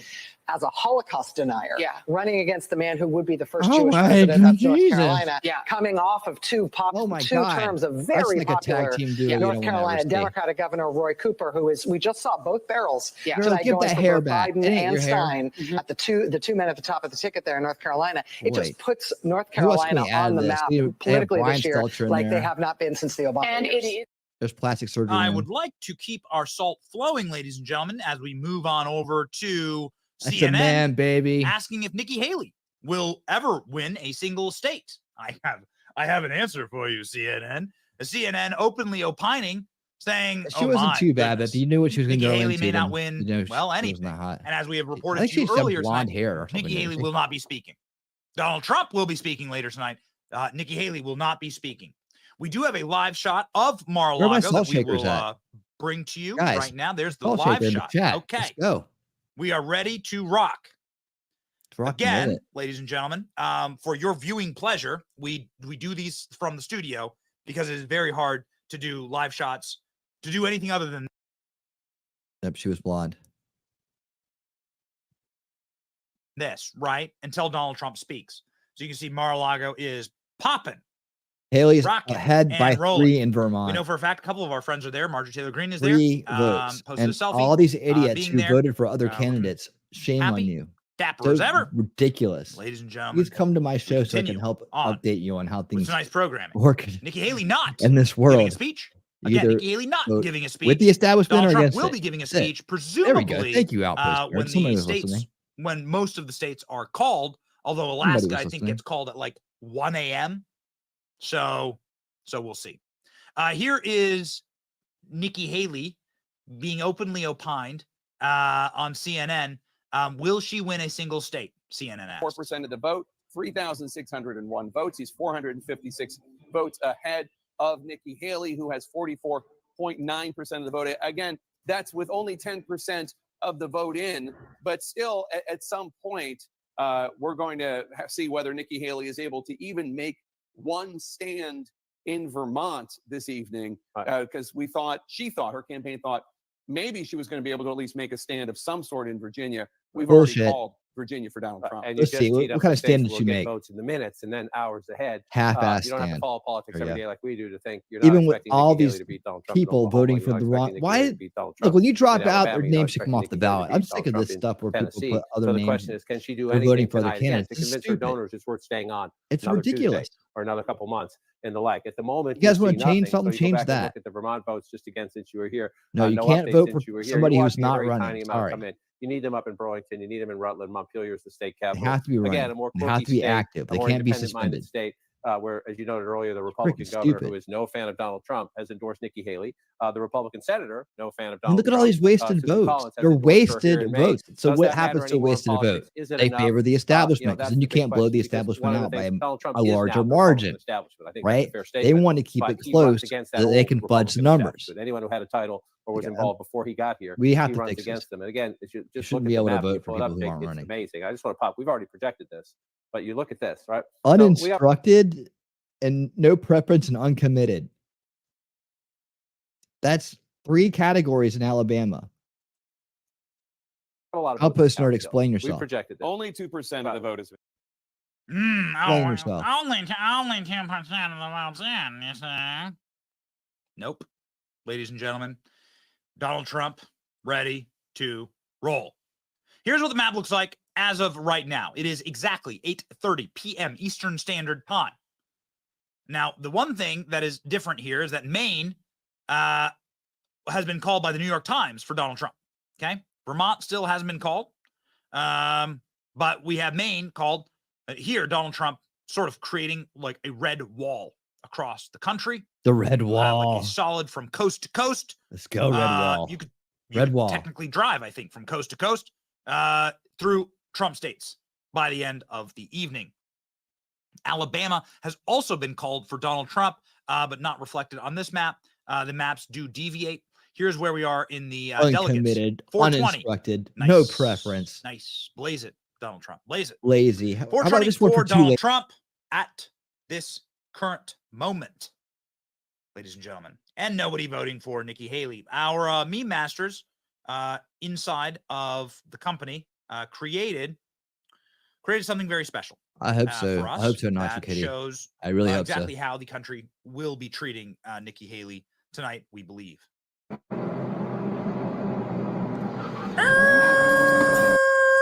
Nice. Screech. Yeah, I think the car will veer quite quickly in the other direction. Jason Miller is living it up. Can we put up the live shot? You can see the live shot at Mar-a-Lago right now. This is Mar-a-Lago. live shot. There's no Mar-a-Lago. audio. It's just people sort of you don't want to play the audio. It's probably got copyrighted music on it. Waiting for Donald Trump to don't do it. Speak. When will Donald Trump speak? Presumably around in the 9 p.m. hour, when the vast majority of the last of the results come rolling in. Jason Miller at Mar-a-Lago seconds ago saying, this ain't about Nikki Haley anymore.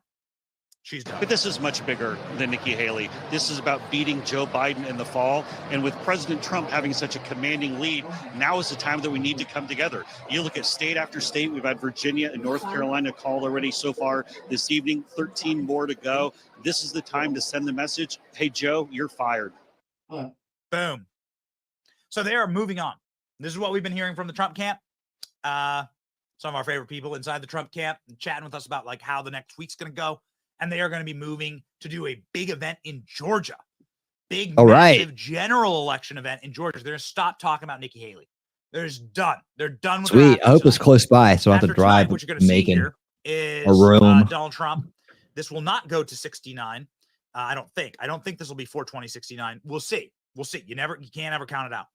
But what you'll see here is that you'll have Donald Trump at what has got to be over 1,000 delegates by the end of tonight. It'll be just under approximately between 1,000 and 1,100. That gets him really close to this number, which is of course winning a nomination. That's a winning nomination number of delegates, right?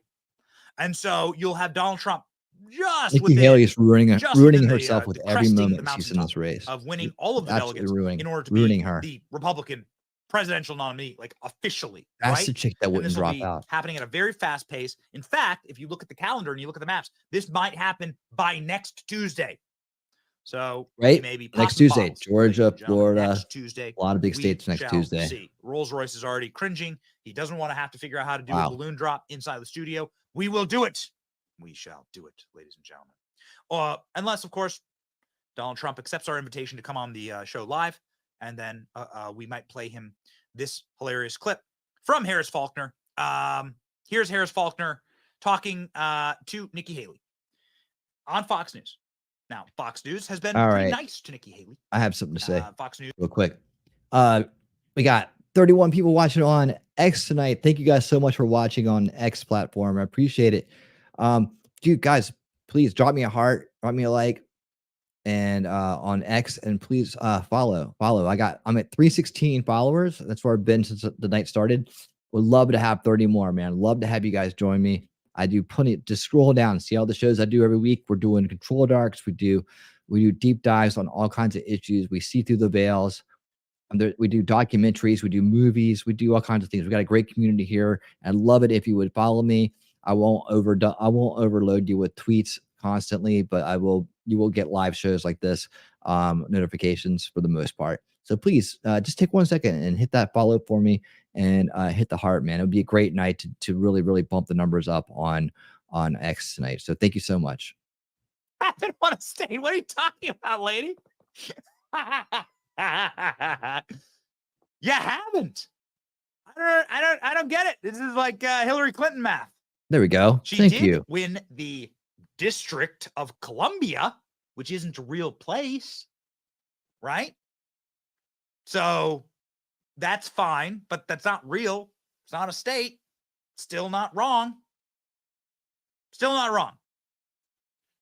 Hey boys, I want to get that Charles Payne clip where he rolls Nikki Haley. Load that one up, please. Harris Faulkner wasn't done calling out Nikki Haley for lying about the president who accelerated her career under whom she served as the United Nations ambassador. Here we go. 9/11. Ambassador, Let's be I careful. understand that you take it that way and that's what you heard. And we'll have to see how all of this plays out. This president didn't have an invasion by Putin on his watch, the only one in recent presidents. So there is that to be said about it. Fox News going. Here are the direct links to the shows tonight. And Nikki Haley again. And thank you, not Wolfram, and really everybody else for posting links as having well. A good one over there. She viewed maybe Fox as like a safe space. Wasn't a safe space. Not a safe space. Charles Payne brought the pain to Nikki Haley. Charles Payne told Nikki Haley to her face that she is losing to Donald Trump by a gazillion miles. And that's a quote. We are prone to A little bit of loquacious vocabulary look and in here. words on this program. Oklahoma 1, but I am Tennessee not 1, exaggerating. North Carolina Charles Payne 1, literally bodying Nikki Haley to her face. Vermont. Live on Fox. It is sort of ironic, though, Ambassador, One that you're vote, trailing Vermont. President Biden, One vote. President Trump by a gazillion miles, and you're quoting polls. According to this. Maine supposedly has been called, so I don't know what we're waiting on here. Massachusetts is now sliding towards Trump at 1%. He did tweet just the other Didn't we day. got a 3% 12 a minute fellas ago? down, 1 to go. All right, maybe it was at 0.3. Come on. 37% in Texas. Really? Do you need attention that bad? Cranking it hard. It just seems like she's All these a glutton people for who punishment. look at all these people that didn't vote the right Nikki way. Haley the reason why we go so hard at Nikki Haley, it's nothing, I guess, personal. Almost 20,000. Right? It's Well, you that don't count we uncommitted. despise her They're just being idiots. policies. But We despise what she stands Sanchez for. and Vivek, We they went should to have Nikki Haley's all gone to hometown. Trump. Let's Why load would that up, you? actually. We were just in Nikki These guys Haley's both endorse hometown, Trump. Why would you in do go Fayetteville, out South and vote the Carolina. wrong way? That Shocked just at what we shows you found when we got that people can get cut off from information and not disgusted, even quite know frankly. that their Nikki candidate's Haley's not in the policies, race of course, anymore. have That's destroyed stupid. her little hometown. She often is so super critical of her hometown, calls it a racist place, an awful place. It's actually a sweet, beautiful southern little town that's really nice and so cretinous and so evil of Nikki Haley to like use these Virginia people as cranked out scapegoats. tonight. It's terrible. Crushed. But it Good seems job, that Nikki Haley Virginia. will be going down in You're earning respect back slowly. Donald Trump, on the other hand, is loaded with both barrels. Again, this has been a great week for Donald Trump. Donald Trump has been bolstered Vermont's going to be in a interesting. way that shocked us, quite frankly. We're optimists on this program, right? We were like, yeah, Supreme Court, but did we really think it was going to be 9-0? 9-0. Yeah, but they need to care out there. They need to Everything care. has collapsed. The lack of care is the door into corruption. It's the door into evil. This lack of care. You must have care. You must care. Right? You know, that's all I'm saying. I think it's ignorance. Actually, Boys, I think also this- want the they don't know any I better. want Fannie Willis, Nathan Wade clip. Let's get that rolling too. I think this is a good one. Donald Trump in rare form. Even some of the Trump haters have had to swallow their words and to say that Swallow 'em. this man has never been more powerful, never seemed more powerful. Andrew McCarthy is one of those guys, correspondent on Fox. He's a really smart dude, right? But he's not a bad guy. But Andrew McCarthy is like, yo, listen, Donald Trump's got legal ammunition now. Every case that has been brought against the guy is gone down in flames. It's finished. It's done. It's over. And the weeping and the gnashing of teeth and the lamentation of their women is to be heard from the Democrat National Committee building in Washington, D.C. And it does seem as though things are looking up. And that's why we are particularly triumphant and excited tonight. Here is Andy McCarthy on Fox just moments ago. Arkansas Donald Trump's like massive already legal called for landscape Trump. victories, Arkansas.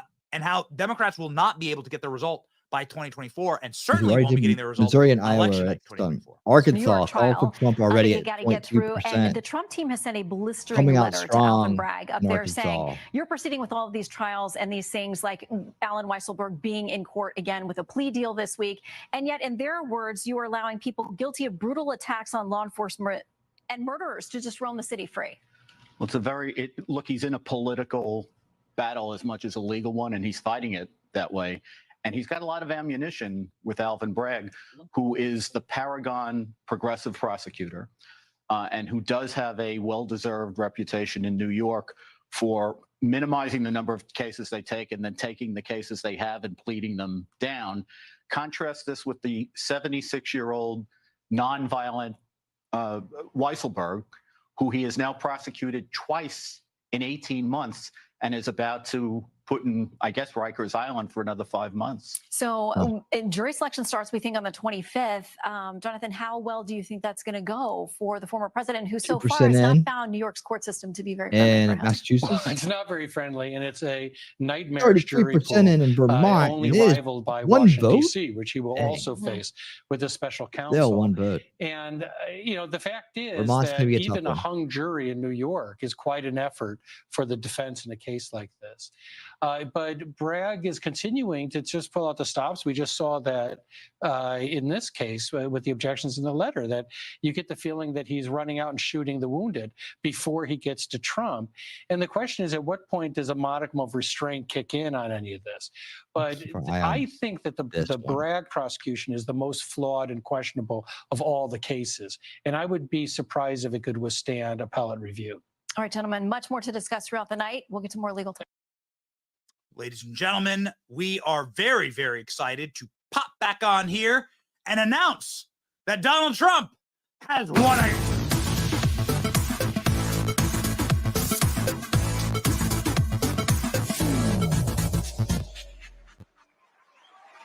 Having way too much fun with this. Arkansas, the great state of Arkansas, a winner for Donald Trump.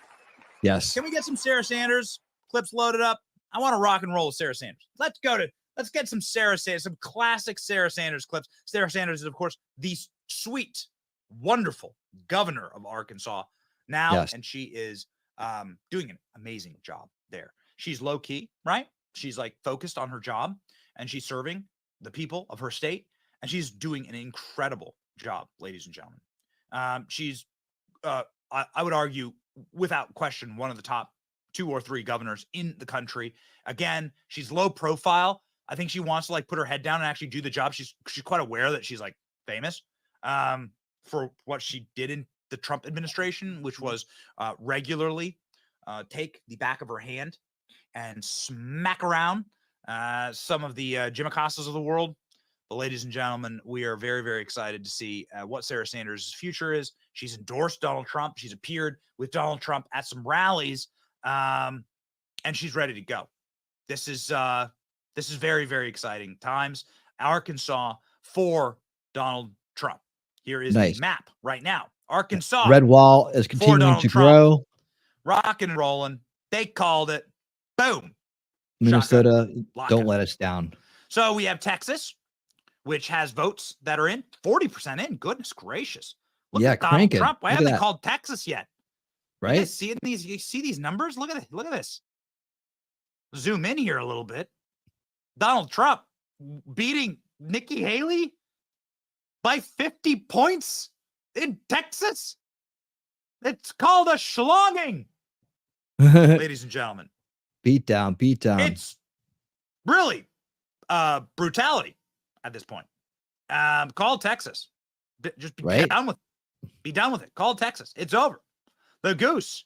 Texas called itself. Is cooked.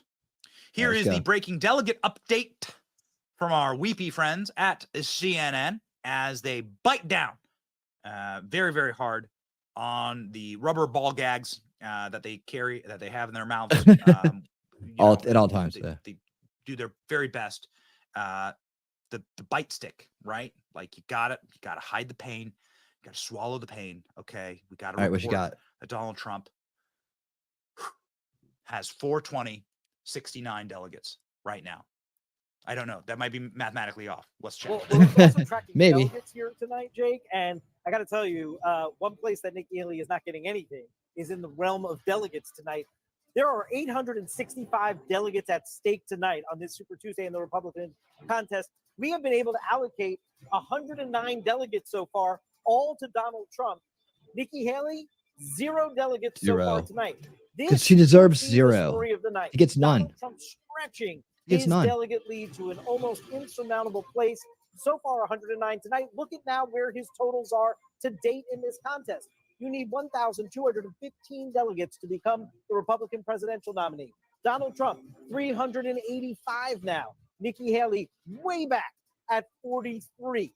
That is going to be the key metric to watch all night long, Jake.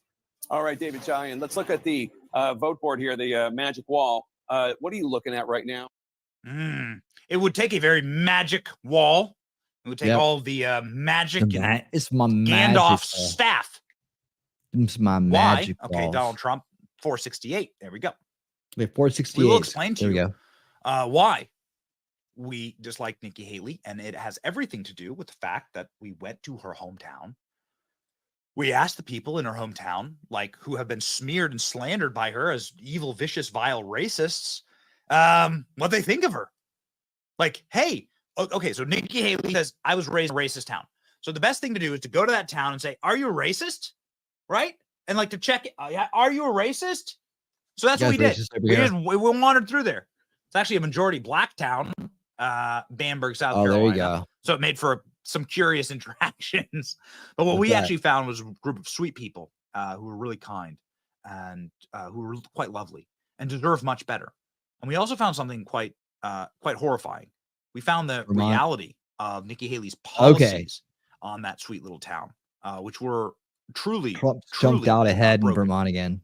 The town of Bamberg, South Carolina was like devastated. Potholes everywhere, buildings falling in, buildings going, like businesses going out of business like crazy, houses literally in collapse.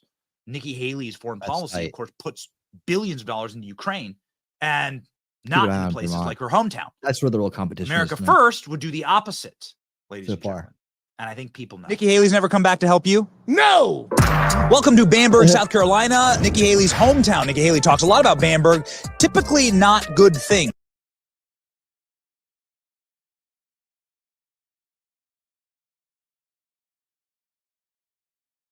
Come on. She says this place is a horrible racist place where she was treated racistly her entire upbringing. We were the only Indian family in our small southern town. I was teased every day for being brown, on how hard it was to grow up in the deep South as a brown girl. You sure about that? We're here to find out if the people of Bamberg are racists and if they support Donald Trump or Nikki Haley's globalist policies that really steal and destroy from a place like this. Little, small American towns are the heartbeat of this nation. We're going to find out today. Let's go. Nikki Haley often says that this is a place where she was treated very racistly, that people were very mean to her, and she's the victim. Have you seen anything like that? Are you a racist? No, sir. No, sir. Nikki Haley go flip-flop. 1 minute is this, 1 minute is that. We already know what the situation is in this city right here. It's pretty decent. Folks that I know are pretty decent. People have been really nice to us. Everybody that runs this football is really nice. Nikki Haley on the campaign, she regularly talks about how growing up here, she was treated so racistly and people were so mean to her because of her race here. Have you experienced any of that in Bamberg?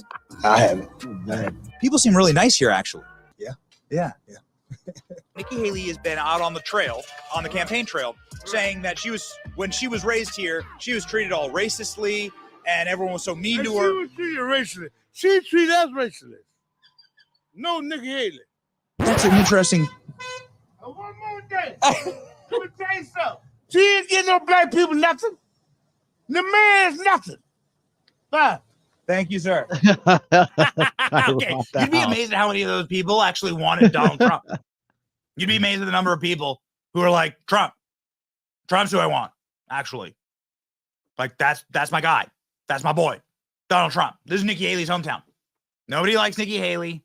Again, don't make me hit the button. Here we go. Don't make me hit the button. This is America tonight, okay?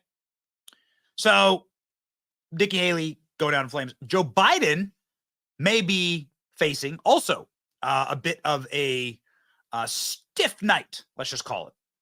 Joe Biden, as we have covered, is facing a apoplectic collapse across the board of supporters.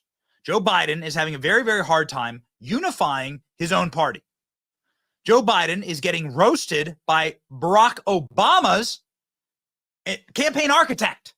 Like the people, I'm not gonna call them geniuses, but the people who are quite literally behind Barack Obama's 2 terms as president.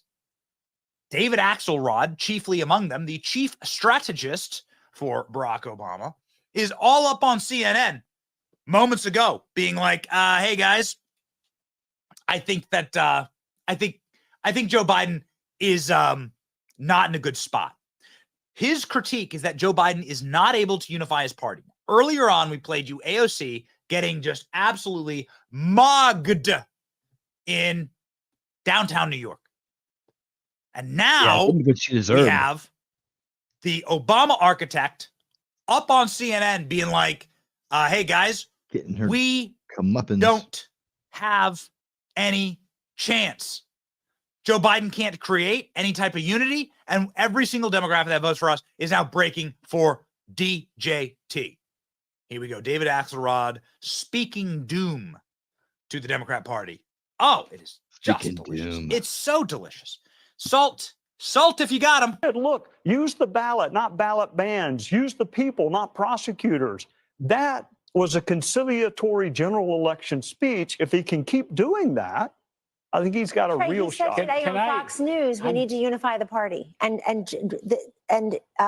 among independents, Biden is seen as unifying the country. 20% mostly succeeded, 75% mostly failed. It's Trump saying this morning on Fox News, Nick, I hope that we can unify the party. Can I just look at the New York Times Siena poll? Okay.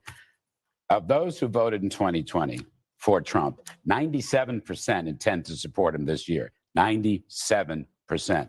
What's left over there?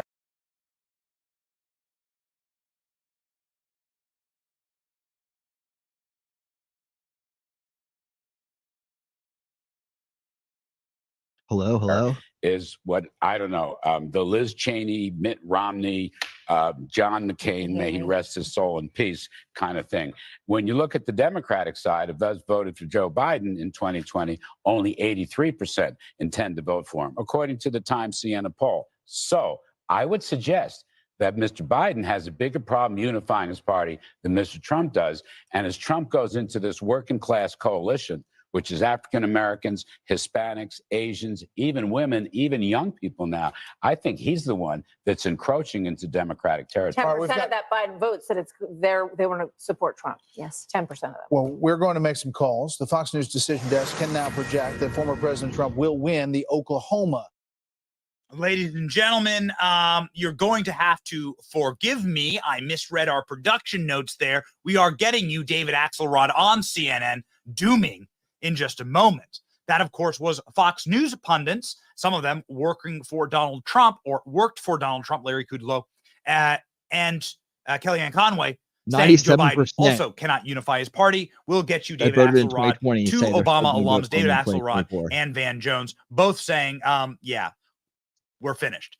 But now, ladies and gentlemen, we have breaking news out of the state of Massachusetts, and we have a very special guest joining us from the state of Massachusetts. Let's go, Donald Trump!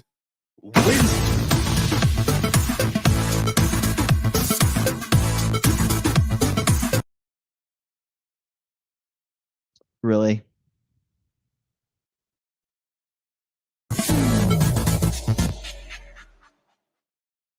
Ladies and gentlemen, joining us now is ALX, the great ALX. Find him at ALX. Look at that sharp hat. You're looking good, man. Thank you, and I've got my nice called mugshot Massachusetts, tee on.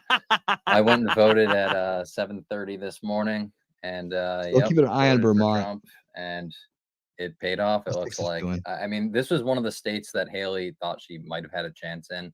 It was this in Vermont and possibly Maine, but 2 out of the 3 have already been called for Trump. I haven't seen the latest numbers out of Vermont, but that was the kind of her best bet tonight, I think.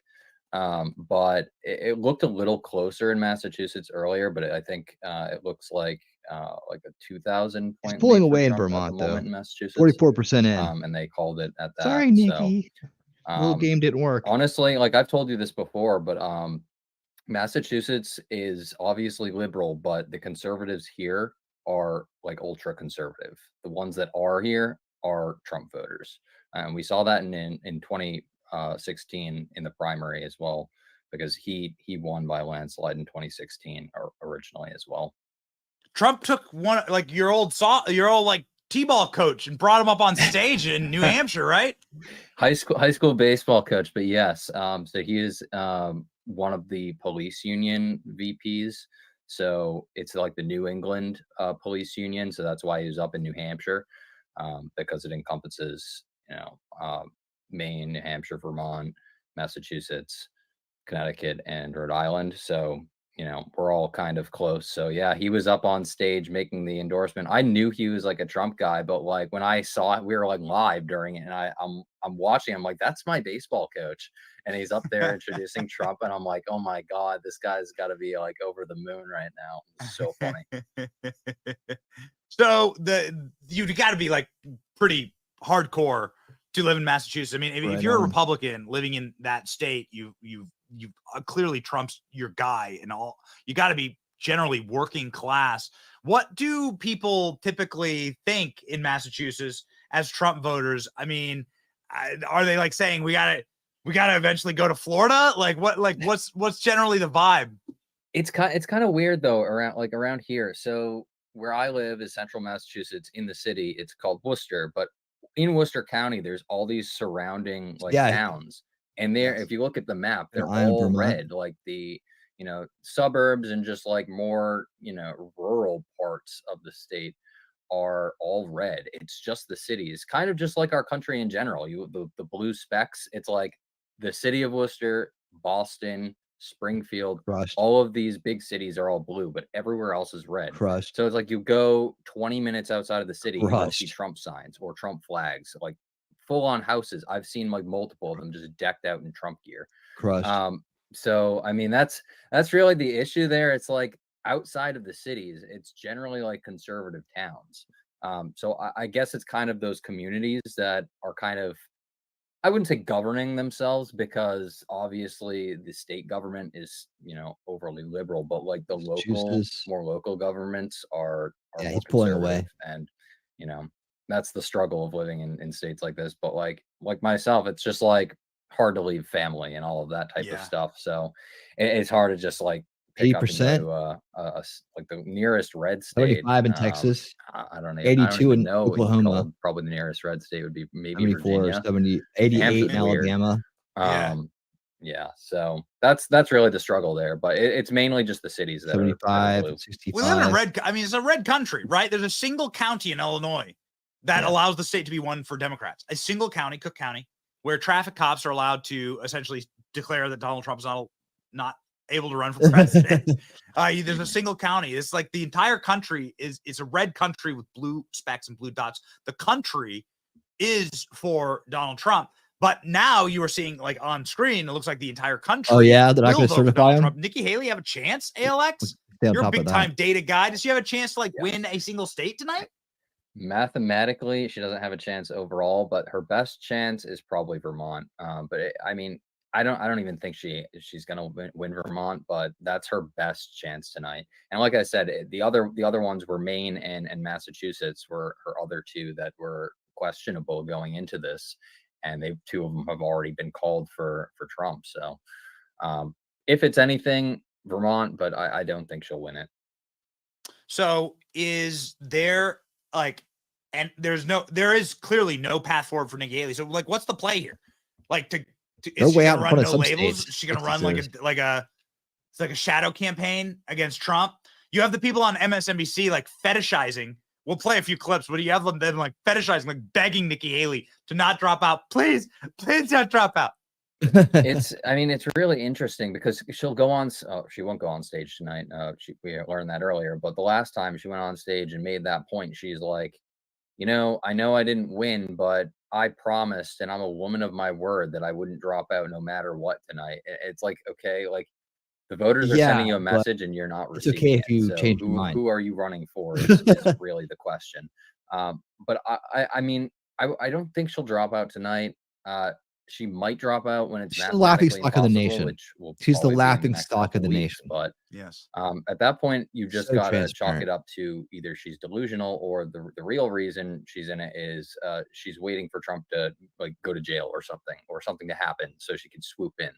and take over. But I mean, I don't think that would happen. Oh, there goes regardless, Texas. But you know, that's Texas called for gotta Trump. be her only thing in her head is if she's not delusional, which I think he's she is, he's eyeing down a that million she's votes thinking right that now. Trump could get locked up or something, and she'll just swoop in.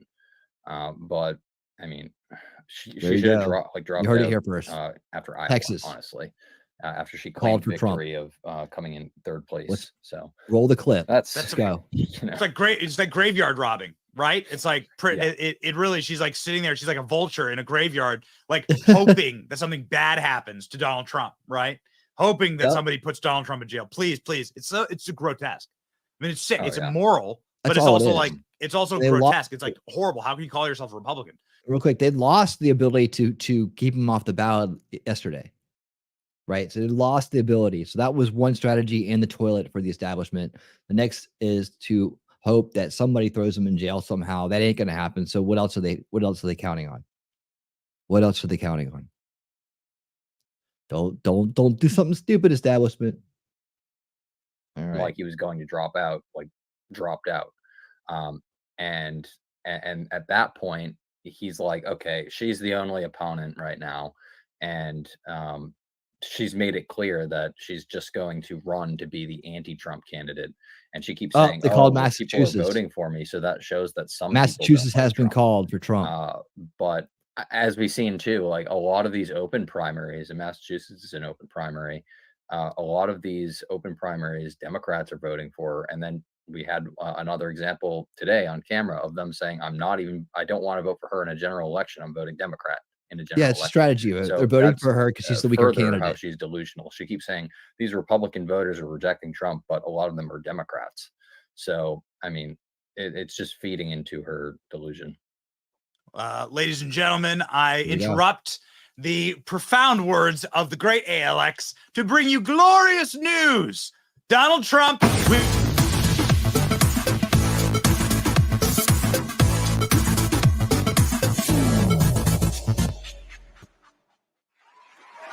Ladies and gentlemen, Donald Trump has won Texas.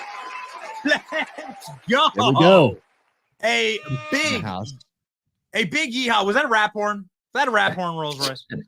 A big yeehaw from the state of Texas.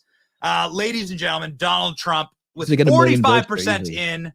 Those are some numbers right there. ALX, check that out. It's interesting to me that it takes them that long to call Texas, like 75 to 19%, but like the Arkansas call was like on the second when 0% were in.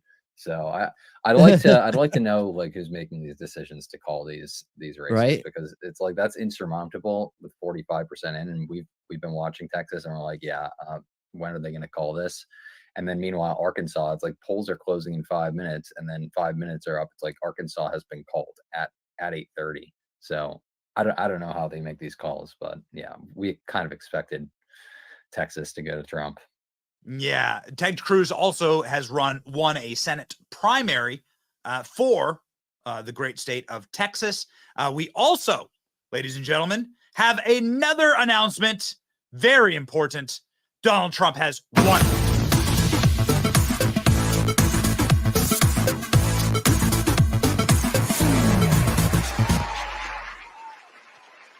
Donald Trump has been announced the winner of the Colorado Republican primary just seconds ago. Dang. Ladies and gentlemen. I didn't realize Colorado was Is this a surprise, ALX?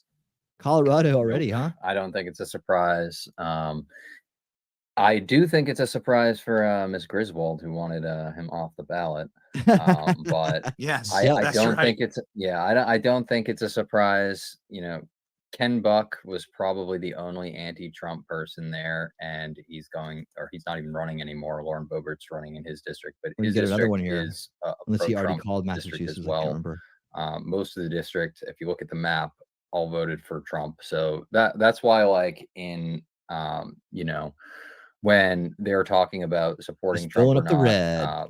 and in the speaker fight and all of these other things, Vermont's closest Ken race. Buck It was may be getting, the late one tonight. He kept being his like anti-Trump vote, and he's saying, "Oh, we're not going to We got we're not going to 1, support 2, Trump in 3, this 4, or whatever." 5. And he was Ybor? going to get primaried, I think, because there's a broad support of Trump in Colorado. Dang. So Only 2 hours you in. do have the psychotic Secretary of State in Colorado. Let's grab that clip, boys. The Secretary of State in Colorado, like mewling and whining and bitching and moaning when the Supreme Court said that you have behaved illegally. She went on TV to say the most terrifying message that any lib could ever hear, which is it's up to the voters now to decide who they want as their president. Yeah, it's almost as if We'll load the everyone clip. has been saying, I just dropped in there. It's almost as if everyone has been saying that, and they said it in the Supreme Court ruling. It's like, that's the job of the people to decide. Why should one unelected person in any state decide for the people that they can't vote for these people? So the fact that she's just saying it on air as if it's a bad thing just shows how far they've gone, while they all cry about how everyone's a danger to democracy, quote unquote democracy that we don't have, and that it's such a bad thing that the voters can vote for the most popular president. Yes, horrifying that from the party that wishes to tell us that in order to defend democracy, they must rip people off the ballot and we are not allowed to vote for them. Ladies and gentlemen, this is the clip of the Colorado Secretary of State. Royce, let's rock and roll. Come on, man. Let's go, go, go, go, go. Go, go, go, go. So Colorado Secretary of State saying, we are so sorry to report to you that now you are allowed to choose the president of the United States. My larger reaction is disappointment. I do believe that states should be able, under our Constitution, to bar oath-breaking insurrectionists. And ultimately, this decision leaves open the door for Congress to act, to pass authorizing legislation. Defamation. But we know that Congress is a nearly non-functioning body. So ultimately, it will be up to the American voters to save our democracy in November. So that's there's a couple things, like physiognomy remains undefeated. Whenever you see eyes like kind of the unblinking, like look, like never, like you always know, that's right. That's the back away sign. Back away. How do they sell this to the American people? Like a couple things. It is kind of remarkable to me that they have raged about the Supreme Latin Court and their Patriot, devastating how you 9-0 doing? decision. No results for California And saying yet, that the not Supreme yet. Court is interfering in democracy, yet the Supreme Court wouldn't have had to Welcome. intercede Happy to see you here. if batshit crazy Democrats weren't trying to rip Americans off the ballot who have a right to run for president. Right. It does seem like the dog chasing his tail. Yeah, and one of the other things too, I will note that a month ago when the Supreme Court didn't rule 9-0, but they did rule that the Biden administration could rip down the razor wire, like securing our border.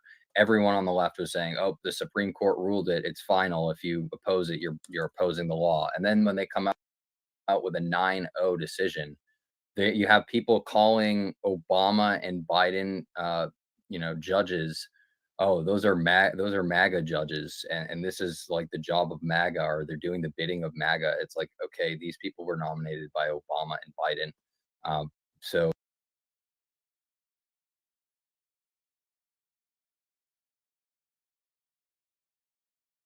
they make a unanimous decision, and all of a sudden you're rejecting it, and you're supporting some other decision where they weren't armed. So in order for it to be like an insurrection, you'd have to be have people being armed. And then again, like we've made this point, the only shots that were fired were from Capitol Police to a unarmed Trump supporter.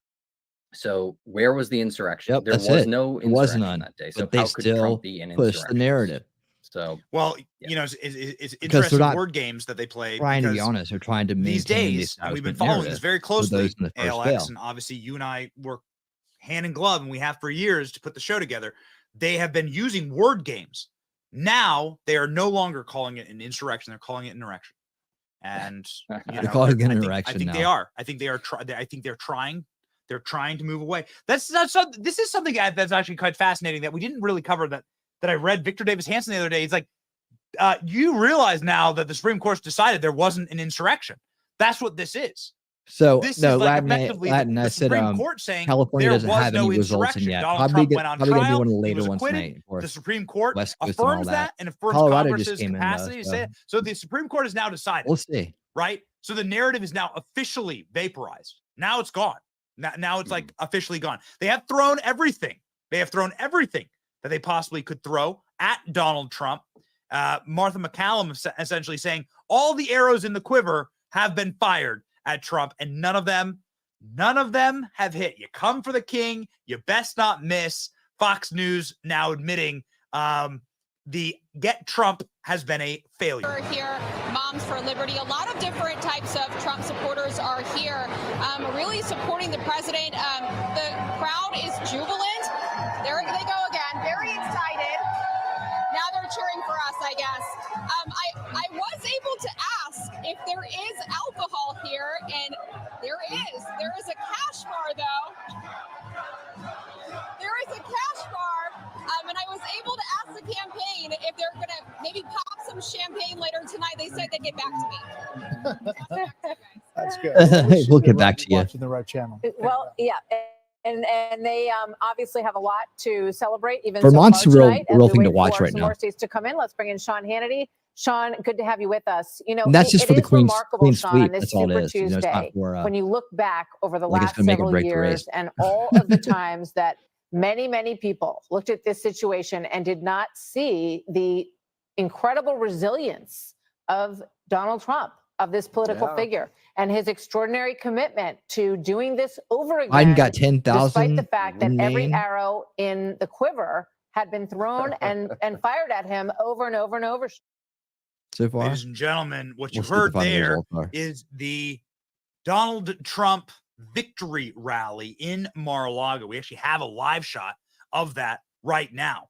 Somebody who was just in Mar-a-Lago, somebody that just celebrated in Mar-a-Lago, inside of, I believe, this very same room, who's fresh off of a victory. You can see everyone there like waving and smiling at the camera, is a producer. There's a MAGA purse. A producer for our show and our program, the great David Leatherwood, who can tell us what the mood is like in the room right now. David, welcome to the program. Hey, how's it going? What's up, man? Hey, everyone's got their MAGA. You got the Save America. I've got the MAGA. Yeah. Everyone's got their MAGA drip. Is anyone wearing Trump shoes? No, Right? I haven't wish. done the shoes yet. Expensive. Yeah. So, David, you were just in this room. You were at Mar-a-Lago for a celebration, I think like a day or two ago. Tell me about it.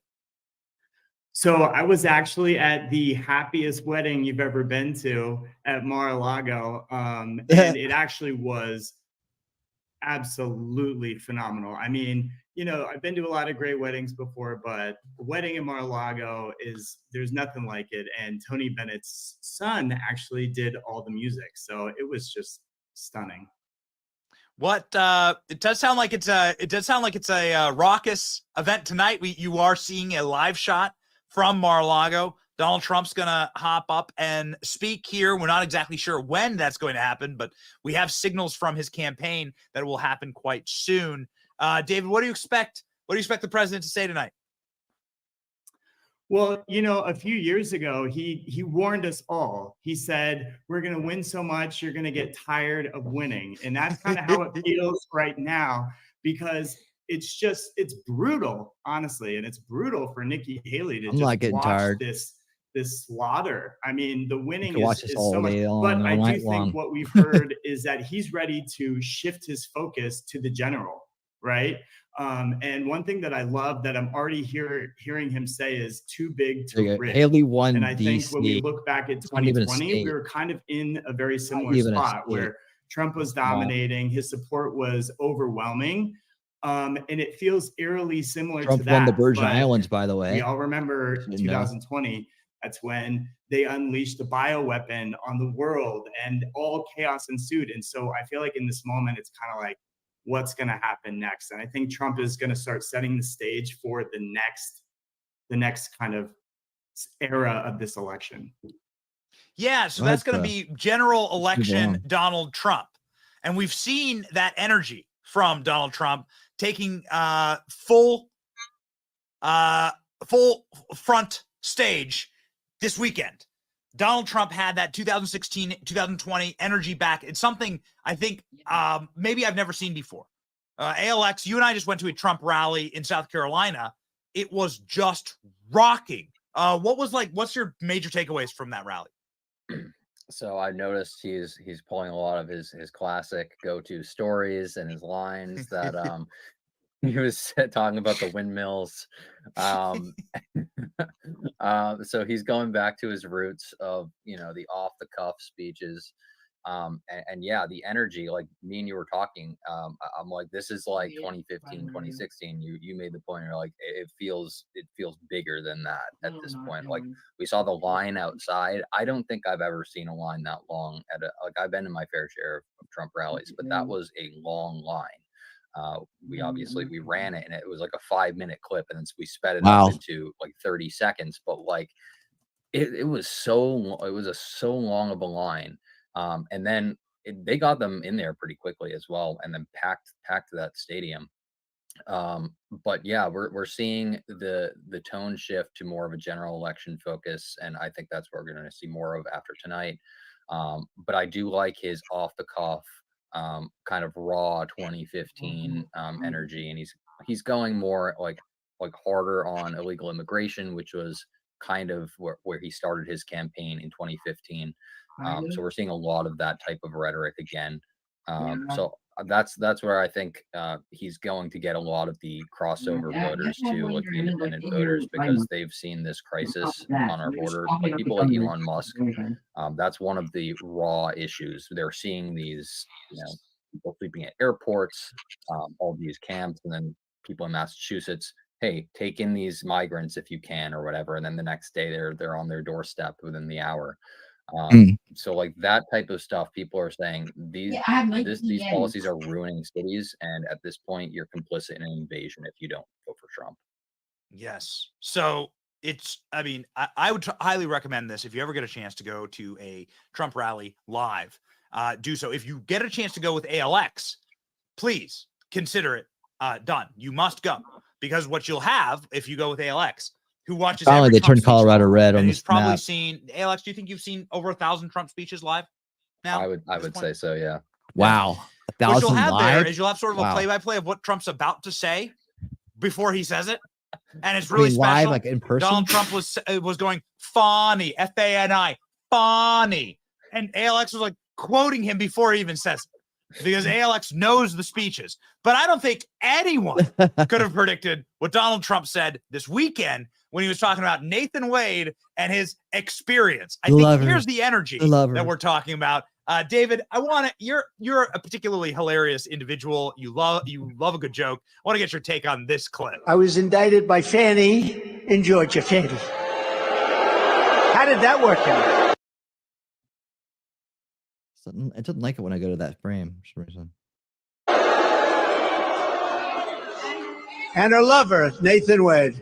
The lovers, great lovers. And they hired him for almost $1 million because of his great experience. Of course, he didn't have any experience. He had experience in something else. You know that. A lot of experience. And at that, I'm quite sure he was very good based on the fact that she called him 2,000 times. I didn't know the gentleman. I didn't know him. Oh, you have 2,000 phone calls, 3,500 text messages. How is it possible in a short, I know a lot of people, we like a lot of people. I happen to have a very good relationship with a woman called Melania.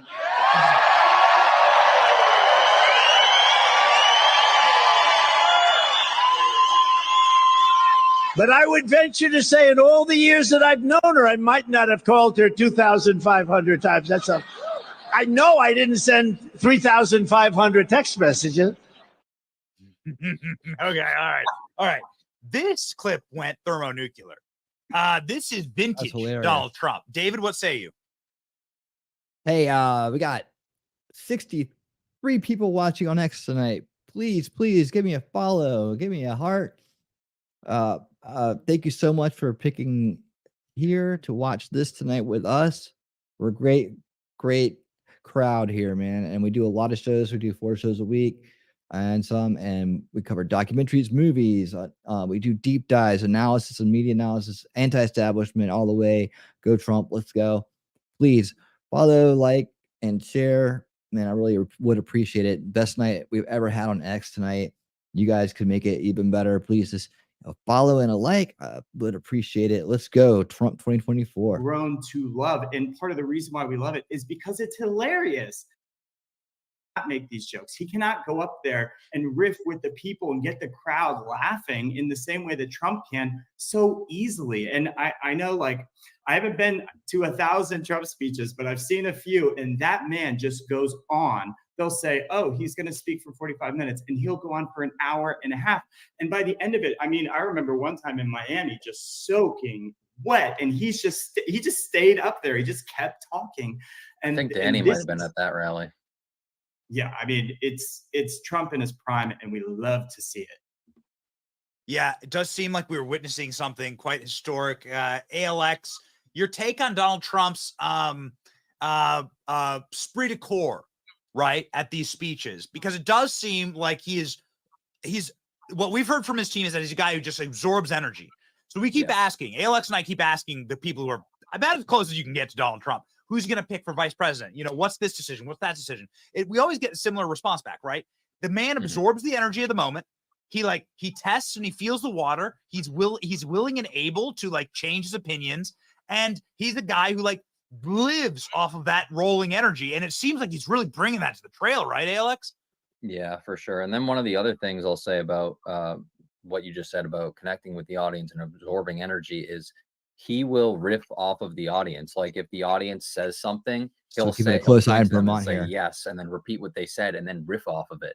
Or like you see like Brick Suit or like the Front Row Joes and all of the people, like he'll go and like look them in the eyes, address them, bring them on stage sometime, and like change his quote unquote speech, what like other politicians would call a speech, but again, he's going off the cuff and start riffing on whatever ought to be someone in the audience concerned about Republican unity. What the hell is that about? So yeah, he feeds off of the audience. It's like a in real life poll test, because they'll say something and they'll say these people care about X issue, and he'll repeat it and then go like and riff on it. So he kind of poll tests what closing in on 1 million votes in Texas. Like if he has a big applause line or whatever, he'll keep going on that issue. So yes, he's very responsive all over to the South. Audience.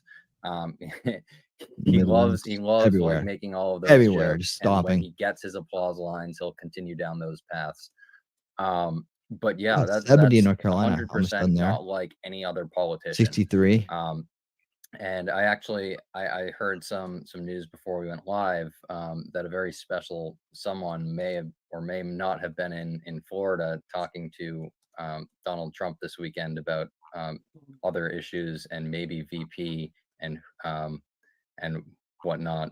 But who it was seems like that? Elon Musk and Trump had a little meeting this weekend. Oh no! Wait, what? Really? Is Trump going to choose Elon Musk as the VP?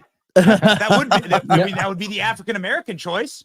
He couldn't by definition, right? He couldn't just because he wasn't born here, but we Right. know that. Oh, is that so? That applies to the vice president as well. That's right. Okay. Yeah. Okay. Yeah, so That's right. Elon is a big supporter, as we've seen, of Vivek.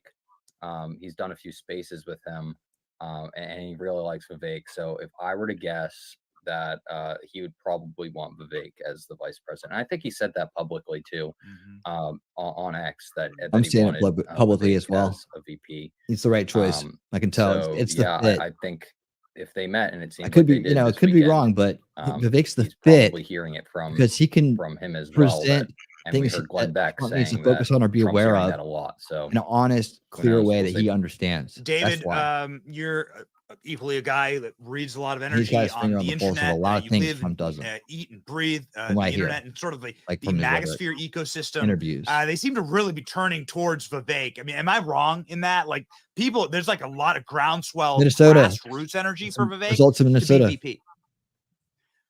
So I think there's like still a tiny fraction of MAGA that just doesn't trust Vivek, but I think he won over the large majority. And I loved him from the beginning. I think people would love to see that. If for some reason he doesn't get his VP moment this term, I don't think that means we won't be seeing him again. Right. Today, I actually heard a new name being floated that I've never had even heard being floated before, and it was Lee Zeldin, actually, with all the talk of New York. And I'm just curious what you think about that, Benny, because it hadn't even occurred to me yet. And apparently Trump wants to make a big play in New York, and I do think if he was able to, turn New York red, that would be huge. I hope so. I mean, I love Vivek. I I would Vivek's choose the- Vivek over Lee. I It's think just Vivek's I the never one, heard man. anybody mention Lee before. Thought it was kind of Yeah, interesting. He's perked up here and there. Obviously, he's a big Trump ally, but I don't see it. I don't see it. It's addition, not subtraction. So you want to be able to add something, and Vivek sort of brings a lot of dynamo qualities, and I wonder what Lee Zeldin adds.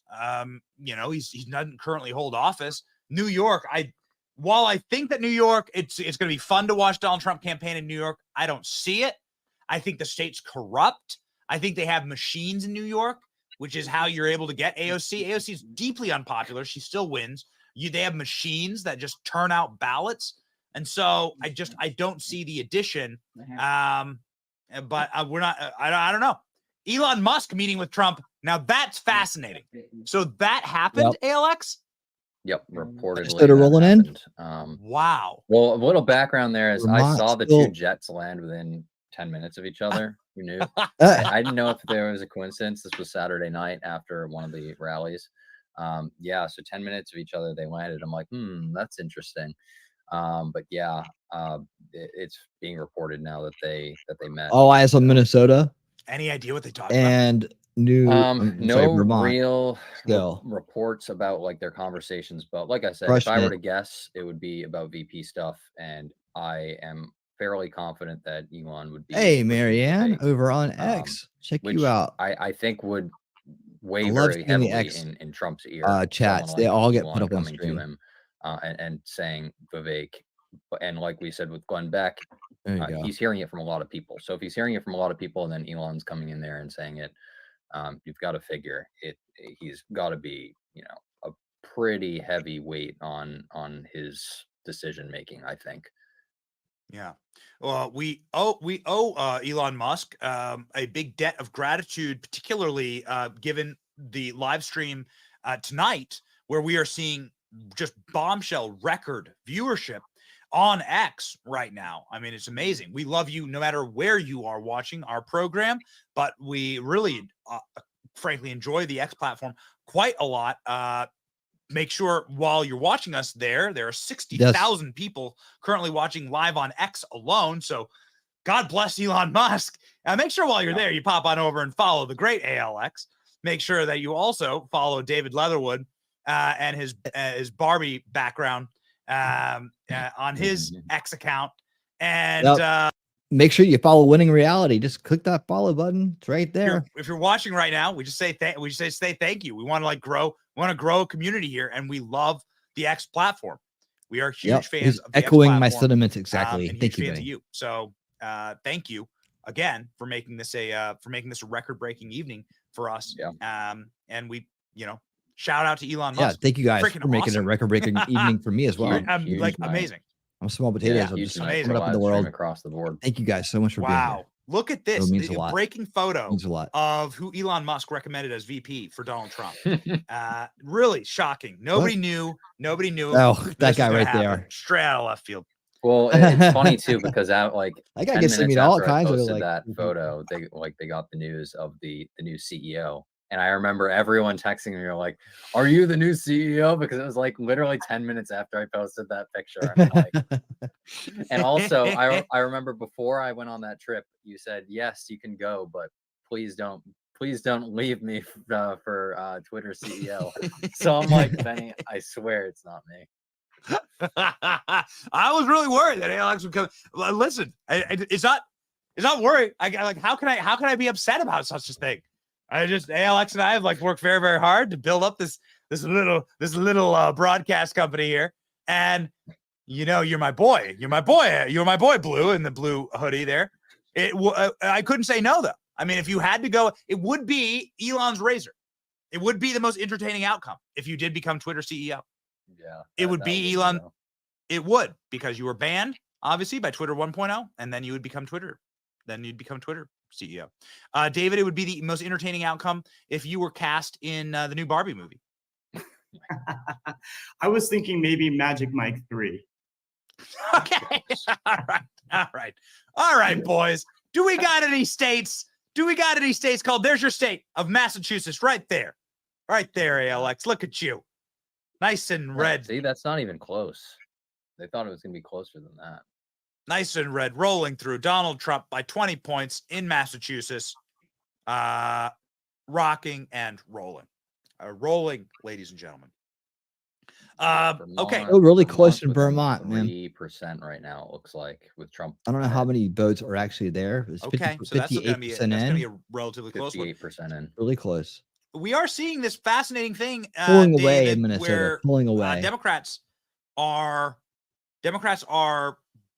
switching parties in these open primaries. They're rolling This is over and not voting new. for Nikki, right? It's not Sort new. of like stir It's the called pot. strategy vote. People have been doing it every Unbelievably election disingenuous. Like, what a for terrible a very, way. very long time. What a guaranteed way that you're like going to lose the general if that's the way you're campaigning with Democrat votes. Well, the only states that Nikki And it even can work to like your advantage Alex sometimes. said earlier had Strategy voting a is fleeting strategy voting. chance were the states that had open Helping primaries, a weaker opponent she win still couldn't even so that you can defeat him pull it later on. off in those states. She maybe got a strategy. little closer than in the other states, but it's just pathetic, honestly. And it just kind of puts a punctuation mark on that that That would delusion be that she's suffering from. talking And trash it's and truth. just so cringeworthy that she think. gets up there and she acts I like remember right. like she still has a chance. I mean, I was watching a video from Or it was Wolfram. MSNBC I can't earlier. remember. Or maybe Mimsy. They were saying that the vibe and Those are the attitude ones that from used the to give out Nikki the Haley camp memberships. today was that of dancing on the Titanic. And it is just like they're in this state of delusion that we all see from the outside, but she's just grinning and bearing it. And I don't know, like, if there's something else insidious at play, the reason why she's hanging on by a thread, or if she's really just clueless. But What's up, Furby Slayer? the only way that Nikki Haley is 1/5 even of standing Texas a is chance red is coats. Really? Democrats voting for her, and that is not where you want to be when you're running as a Republican. I say rhinos are Democrats in drag. So actually, Nikki Haley is a drag queen because she's pretending to be a Republican, and the only way she's getting votes is because establishment. Democrats are voting for her. It's just That is a matter of fact. paradigm bullshit. Ironically, our It's great meme maker, establishment, Jerry, anti-establishment. That's how it works. has provided the perfect meme I'm gonna for go your ahead and say- metaphor. Like, yeah, I mean, that's just it's not full vision kind of rhetoric, right? It's not full vision rhetoric. Oh, hold on, what's this? Oh, yeah.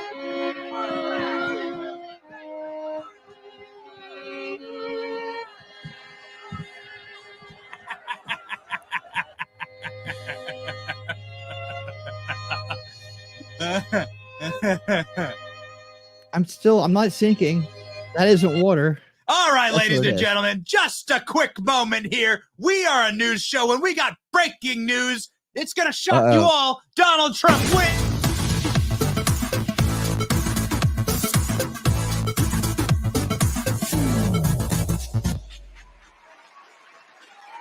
Ladies and gentlemen, Minnesota has been right, called Minnesota. for Donald Trump. Cranked it out quickly. 7% in. Amazing. Who's got the clip? Let's get the clip. Donald Trump popping it up with the graphic and the smirk There you and go. the smug mug. Look at him go. Donald J. Trump wins 73%. Minnesota. She can't catch up. Minnesota. Let's put it in the category. No, hasn't been popped in the category yet. Look at Donald Trump by 50 points in Minnesota. Come on. Put him in there. Hey, Danny, get me the Minnesota clip. Get me the Minnesota clip, and then Danny D'Arpina will join the program. Let's check it on Vermont again. Danny was fresh out of some 63% in Vermont. Tests. It's within at school. 1,000. For some reason, Danny still is in school. We're not exactly sure why. Seems like you better get Minnesota a PhD called with by the time you're out 7%. of here, Danny. Ladies and gentlemen, Minnesota. Do we have the clip? Got a million here yet? Nope, not yet. We'll get the clip here. Oh, there it is. Fantastic. Okay. I sent it. Yeah. All right. Perfect. Okay.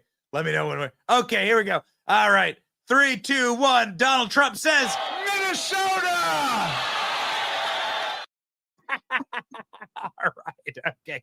Good job, Danny. How you doing, man? Welcome to the stream. What's going on? These are the nights. Yes. Yes, they are. Danny broadcasting live from an IKEA. I actually broke into their showroom. I'm taking it hostage right now. Yeah, I actually have a state to call right now, and that is Nikki Haley's campaign is currently in a state of despair. I mean, I'm looking at this map. All right, I'm gonna absolute meet the new guy for a second here. All right, hey, guess what? We got 5 gifted memberships. Yes, we do. Oh, we've seen that clip too. So this is for all those new members. It's cold up in Vietnam. It has to do. I can't imagine a more beautiful thing. It's cold. I can tell you all about it. I mean, look at this thing. Gonna try to the title amazing thing. All right. Thank you for the 5 get the memberships. Talking Trash and Truths. Let's see who got those. Who are the lucky new members? Let's see. Angry Conservative, welcome to the Winner's Circle. Planet X Watcher, welcome to the Winner's Circle. Beller XNX, welcome back to the Winner's Circle. Cowboy 3%, welcome to the Winner's Circle. And Voltron, welcome back to the Winner's Circle. So happy you guys are all here. Hope you'll consider becoming a full-time member, but enjoy your gift membership for the next 30 days. We love it. We love it that you're here with us, and hopefully you guys will be popping in sometime soon. All right, let's get back to this. Well, they're just kind of goofing at this point a little bit, but you know, somewhat interesting commentary. Let's just check out. Let's have a little moment here for ourselves. You don't even need to listen to it to see it. That's funny. Man, Vermont is close, 63%. I'm just curious about that one. It's more of a competitive thing, just it's a completionist thing, right? Because we just want to see all red. That's what we want to say. And it's funny that they're using, I guess, what does she have, like midnight wine or some kind of like wine color? Yeah. She's the color of wine. And he's the color of MAGA. There you go. All right. Let me get the volume back up here on this guy. See what this is. Okay. There we go. Just mopping the floor with Nikki. I was trying to set somebody up for a dad joke.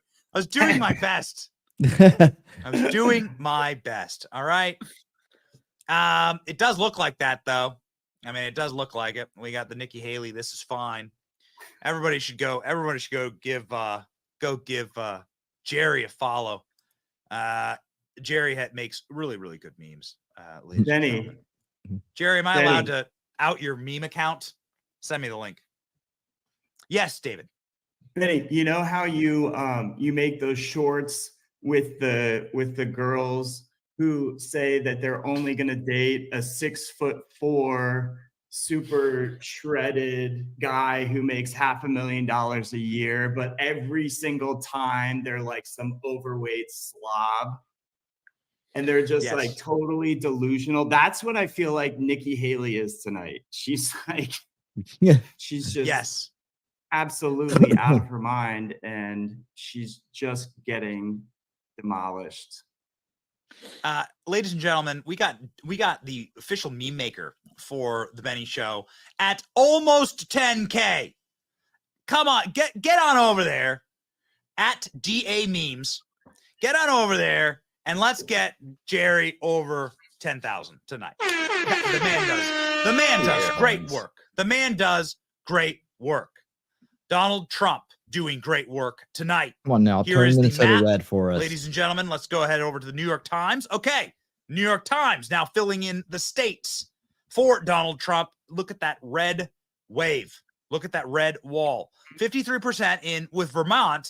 And it looks like Vermont might be, I don't know, a little bit of a nail biter here. Does Vermont matter, Danny? Not at all. But I mean, at this point, just for I'm already completion. tired of winning, but I would take Vermont also and just complete that red wall that's running through the country right now. only losers get tired of Look winning. at that. Only a point separating them. Goodness. A point, like It's a true. Wow. 66% says NBC News reporting. So there is a single point away. That would be relatively poetic that Nikki Haley wins possibly one of the most liberal states per capita in America. Plus a place DC. where Bernie Sanders has like 3 houses. Yeah. Yeah, exactly. And then DC, which isn't a state, but I mean that would be the biggest like poetic justice if DC was the only place in the country that she won. That's it. Because that's the way we want it. That's what we want. Right? We have some interesting volume here, ladies and gentlemen, from the Trump Mar-a-Lago party. We have the remember he's live going to give his footage victory here. speech Again, this tonight is too. live. So stay tuned You for see that. some dorks jumping up and trying to get on cameras. I have no doubt that ALX and Danny know those guys. Know exactly who they are. I probably do know some. Where's that beef? Well, that was honestly me in South Carolina. Like I was Where's in that like the feed live coming shop for from? NBC a couple times. I can't with Rick tell. Suit in the background. So it was pretty funny. So Can someone help me find So that give feed? us the play-by-play. Want to lag out my please, machine Dan. and What work. we're going to hear from Donald Trump tonight. And do you have any indication as to when we will be hearing from Donald Trump tonight? Let's see. So I think Trump's going to come out there and pretty much just begin that new chapter. The general election, Trump's going to come out there. And I think this is really, he's been talking about this campaign as a rally cry. I think he's right. This week we saw a major victory in the Supreme Court, 9-0 decision, unanimous across the board, defending people's rights to vote for whoever they want and not allow lawfare to get in between. I want to get that the will feed, of the voters the speech, and who they want their president to be. So I think he'll probably come out in and talk case about how it lags United out voters, watching it with Benny. this So I don't Republican want it to get voters, interrupted. came out overwhelmingly and voted for Trump, and Let me see lawfare didn't have a what's say going in that. on. in Palm And I Beach. think he's going to sort of lay out the agenda he's been laying out, which is America first. And obviously the border right now is playing a huge role into that. So I think he's going to really give more of a general campaign announcement speech. So we've been seeing campaign Trump, obviously, because there's some really funny moments where he went after Chris Christie, right, with the buffet. And he obviously went after Ron DeSantis with the heels, and he's been sparring, right? He even took on Vivek for 24 hours. Really great. The 24 hours we decided to embed Okay, I got it. with Vivek on the trail. It's awesome for us. But anyway, what you're saying is that what we're going to see is the official switch tonight. So ALX, you concur with that? We're going to see the flip switched to general election Trump?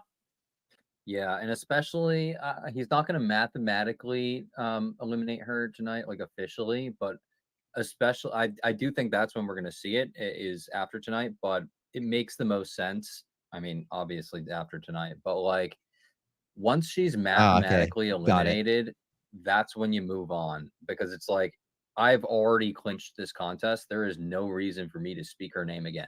I'm focusing on Joe Biden, and that's it. And right, that would be you got to do that. Scott, free freedom. What's up, my man? Still in the race and still running, and he completely ignored her. How you He doing? did not utter her name again in a speech. We had a That's great right. That stream would the other show night with true Scott power, Free because Freedom. It would kind of be like You can find the a entire similar stream on case would Rumble. be, you don't Old hear School Watch Joe Party. Biden So we talk did about being Canada killed. tonight, and we learned a lot. You know what I mean? We He's learned a lot. technically running, but he doesn't go out there and bash Dean Phillips, because he's not a threat. And she is not a threat. She's never been a threat, but now mathematically she's not going to be a threat after he clinches the nomination. That's called a signal boost, right? Rare Signal boost occurrence. is talking about the Look at person, Castro on and you YouTube. get a lot of energy. If you are going after Donald Trump or fighting Donald Trump, you kind of want him to talk about you. This is why they were always Chris Christie,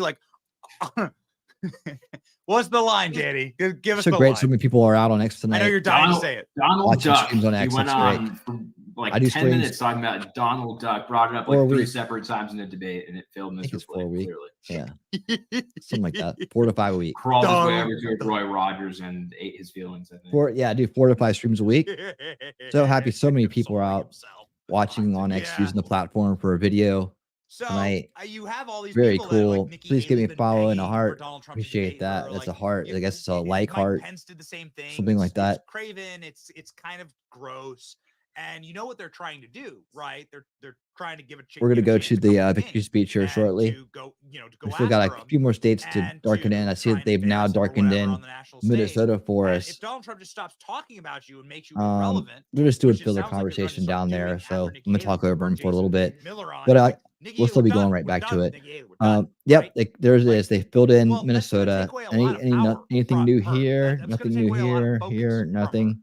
And you need to well, have like some this is what you want to see. Attention to you if you're going to be relevant. 68% in Vermont, closest race. Yeah, I mean, it's just for fun. We want to win it just to be completionists. I want to see this whole thing turned red with just the swamp being just for the dark, moments, muddy, that's my favorite red part about wine these color. campaigns and these cycles is It's like some kind of like. especially with Donald Trump is You ever seen I mean, fingernail we saw the polish debate like do it, on actually, like and after it's been those taken off on like the cotton ball? Like that's like the color of this or something like. Yeah, her color is very nasty. It's nasty. Nikki But anyways, apart. It would just we got Utah, California, and Alaska to go, and then the Vermont's could be the nail biter, which will have absolutely no consequences one way or another. But we want to win it. We got the victory speech coming up, where hopefully he's going to pivot and if not this week, next Tuesday for Florida, Georgia, Mississippi, Louisiana. What's he on? That's 23rd, 12th Mississippi, 12th Georgia. On the 19th is Florida. Okay. PA, April. What? Oh, dang. Okay. So we got another. That's definitely the move, but we're going to miss out. Really sparsed out here. Let's see. So maybe not another big one next week. This Georgia. I think we'll have plenty of savage roasts. I mean, Donald Trump is doing impressions. June, May, June. Hot dog. There's another one for the 12th. Washington State. I was deceased. Arizona. I just When's Hawaii? Frankly, 12th. Okay, so you got next Tuesday. There you go. Hawaii, Washington, Georgia, and Mississippi. Yeah, exciting. Really exciting. Concurrent views. I just mentioned it. Thanks to all of you. We work our asses all right, let's go back to the guys and see what they're talking about. Danny, David, the whole team. I mean, everyone here is like a family. But we can show Mar-a-Lago in the background there. In order to deliver to you, all the guys who work at actually work for the channel here incredibly he has on right now. Never, ever random people. We will always they all put our work for the shoulders to the channel. wheel and put our fist to the grindstone. That's awesome. And I'd be love out to here have grinding so that you can get a team the like best that. Our team information, the quickest information, and the most we entertaining. can take this we can take this channel to new places with the team. ALX. Any words to? But it takes the first time we've ever passed. Vinny's been at it for a long time. He's earned it. Streamers on our You platform. got to pay your dues. So that's what I'm doing right now. Humbled. I mean, we grind every single day. Like last week, we were live for 5 hours at one point, 2 hours at another, and 3 hours at another, and that's all like extra, not even including the morning show, just hour that we're live. So obviously we really appreciate record-breaking streams. It's been almost every other week at this point we've had our new record, but this really blows the other ones out of the water. Nice. Having these kind of numbers, so we are very, very thankful for everyone who tunes in. I as well. I recruited this young man. I mean, it might have been illegal. I recruited this young man. He was in kindergarten at the time. His name was Danny. Now he's almost out of school. And ever since he was watching Blue's Clues, Danny joined the program, or SpongeBob or whatever. I didn't.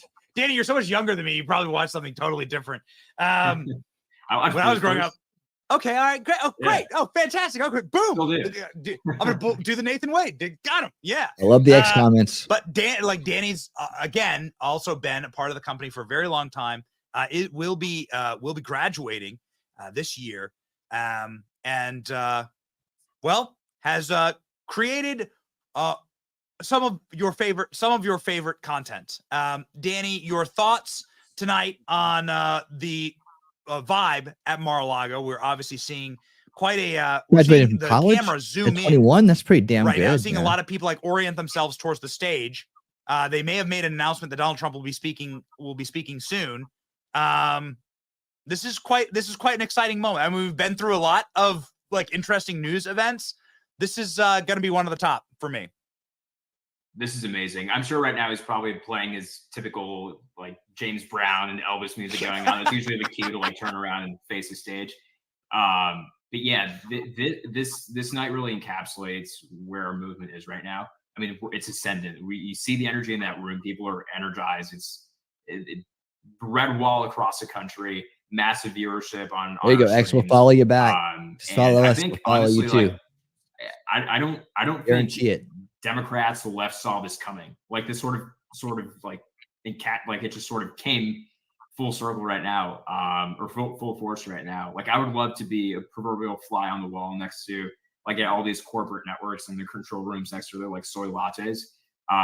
Just like watching them panic, seeing our streams crush their YouTube lives as we cover these moments. Because I think our movement's looking for authenticity. And I think we're just trying to do our best to convey that message to them, covering these events that actually matter. And yeah, I think our movement is ascendant tonight. You can see them sort of moving in. They are moving in sort of like the VIP front row delegation there, which is always a sign, right? That we could expect Donald Trump to be speaking quite soon. Ladies and gentlemen, please stay tuned. You notice there's a bunch of people. Oh God, there's Ryan Coyne. Oh, there he is. Oh man. Sorry, but sorry, first homie from like way back in my days in Washington, D.C. right there. So you can see people are moving in. Drain the Swamp is up. That is the sign that's being held up right there. And I think we will be hearing from Donald Trump shortly. Donald Trump, the map. I do have once again, another stream for that looks like speech this on. tonight. I'm looking at. I'm watching both of them. This is the map, and we got this other map to go with this. With Vermont here, which is the. It's a little bit wow. more That is really tightened up. Vermont in is Vermont. close. So now 70% in. in. Tie. It is a. Yeah, it is essentially a 1-to-1 tie in Vermont. So that is a 0.3% difference. We also do have a race call. There's your update, Scrim. A Democrat primary. Joe Biden lost. You got wins all over the place, Jason but Palmer Vermont is tight. 0.3%. Oh, really? Separates them Joe in Biden Vermont. Biden just lost But the caucus. Based. Everything else.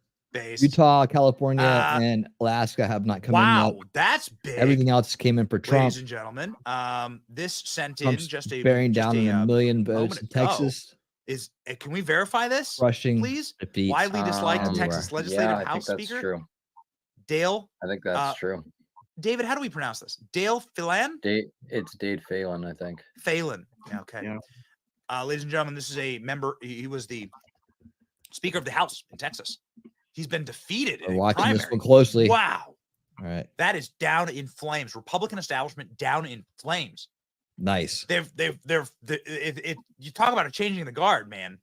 This is incredible. This is the guy who brought the much maligned impeachment articles against the Attorney General in Texas, friend of the show, Ken Paxton, who was trying to just enforce the laws, trying to clean up the voter rolls, trying to close the border, and they impeached him over it. I mean, am I recalling that correctly, Alex? I mean, they went after the guy because he was trying to be a baller Republican and do his job inside of a Republican supermajority state, and scumbag like this brought impeachment articles against him. Yeah, all of those like Bush type Republicans are all going to be either primaried or they're going to have to step down, because that was like widely unpopular in Texas, and that was kind of the turning point. And they're all kind of this happens on the national level too, like I said earlier, Ken Buck and all of these people showing their true colors and then announcing that they're no longer running or they get primaried, like Liz Cheney did after she pushed the impeachment nonsense. So it actually is kind of good when they do these things, because they show the voters who they truly are. And it goes to their head, because they think they have like this power hungry like almost God level, God complex, and says like, oh, this is what the people want or whatever, like a Liz Cheney type person. And they're so power hungry, and they go after these specific people, whether it be Trump in Liz Cheney's case or Ken Paxton in his case. And then they realize it's wildly unpopular with their voters. So it's career suicide. Danny, you live in Washington, D.C. We've seen all the mix go down in flames. McConnell, McCarthy, McDaniel. This is quite the changing of the guard. Yes. DC is quite a city. It's where you find out that the Republicans that you choose to elect actually aren't even Republicans. Most of the offices of like so-called Republicans are staffed by Democrats. It's a city that doesn't really hold any true beliefs, and so I think it's really encouraging to see that shift sort of happening right now, where there's that sort of MAGA takeover of the GOP going on, and you can see it in DC. You can feel it. 74%. You can just in conversations with Haley took the lead in Vermont. Actually, Republicans, and you can see these people getting kicked out of office, and I think it's very encouraging. David, you've been on this train for a decade now. It's got to feel really good for you. Yeah, I mean, for me, Trump, and the whole reason why I got into politics is because Trump kind of represented the dismantling of the establishment. That was always his rallying cry, and how he related to middle America and how he got people energized and activated. And it's so cool that we're still seeing that happening. And I like what you said,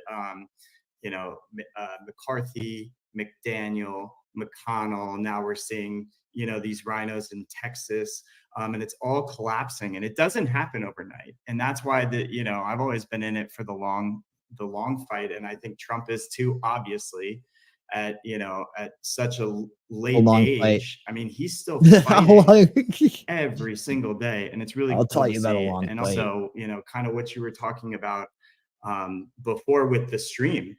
It's indicative in the media as well. When Donald Trump had first said the term fake news, it's so close in Vermont they can cheat. Years later, it's so close they can cheat. This stream right now, I blame all the people who voted for the wrong damn candidates. Over 100,000 concurrent viewers. 700 who voted for DeSantis. The 400 that voted for Vivek. Shame on you guys. Shame on you guys. Like flies, but the collapse of mainstream media. You need to be informed. You need to understand your vote matters. Part of that movement, and we're literally witnessing it happen right now. It's so cool. It is absolutely so cool, ladies and gentlemen. We are monitoring at Mar-a-Lago right now all of the breaking news. We have a feed up. As soon as Trump starts speaking tonight, or as soon as there's another race called, we will go to it. There is breaking news. It's not a Trump win, but it is a win for based Jason Palmer, ladies and gentlemen. Get ready. This is the man who has defeated Joe Biden. Oh, you don't know Jason Palmer? You're going to learn today. Jason Palmer is a Democrat from American Samoa, and he has defeated Joe Brandon. Dark Joe Brandon. Joe Biden lost a caucus in America Samoa to Jason Palmer. So are we seeing Palmer-mentum right now, Danny? I think it's inevitable. I think this is just the takeover of Palmer, the Democrat Party. There's no stopping him. Look at he's got that vigor. Joe Biden's missing the vigor, but Palmer's got the vigor. It's in the eyes. He's ready to go. Yes. You can see it. Palmer, this man is ready to either run and win the Democrat nomination for the presidency, or restock the pleated pants at Joseph A. Banks. Is one or the other. And he's capable of both. And there's a 2-for-1 sale right now. Joseph A. Banks. Palmer will run through a wall. Joe Biden will walk into a wall. Just really quickly, David, what does this man Jason Palmer do for a living? What'd you guess? Things. He's probably a used car salesman trying to, too easy. Come on. You're not a boomer, Dad. You got better than that. Go, David. What does he do? What does Jason Palmer do? I just think that, we thought it was going to be Michelle Obama. We thought it was going to be Newsom, but little did we know it was going to be Jason Palmer. This whole time. It's true. I mean, it's true.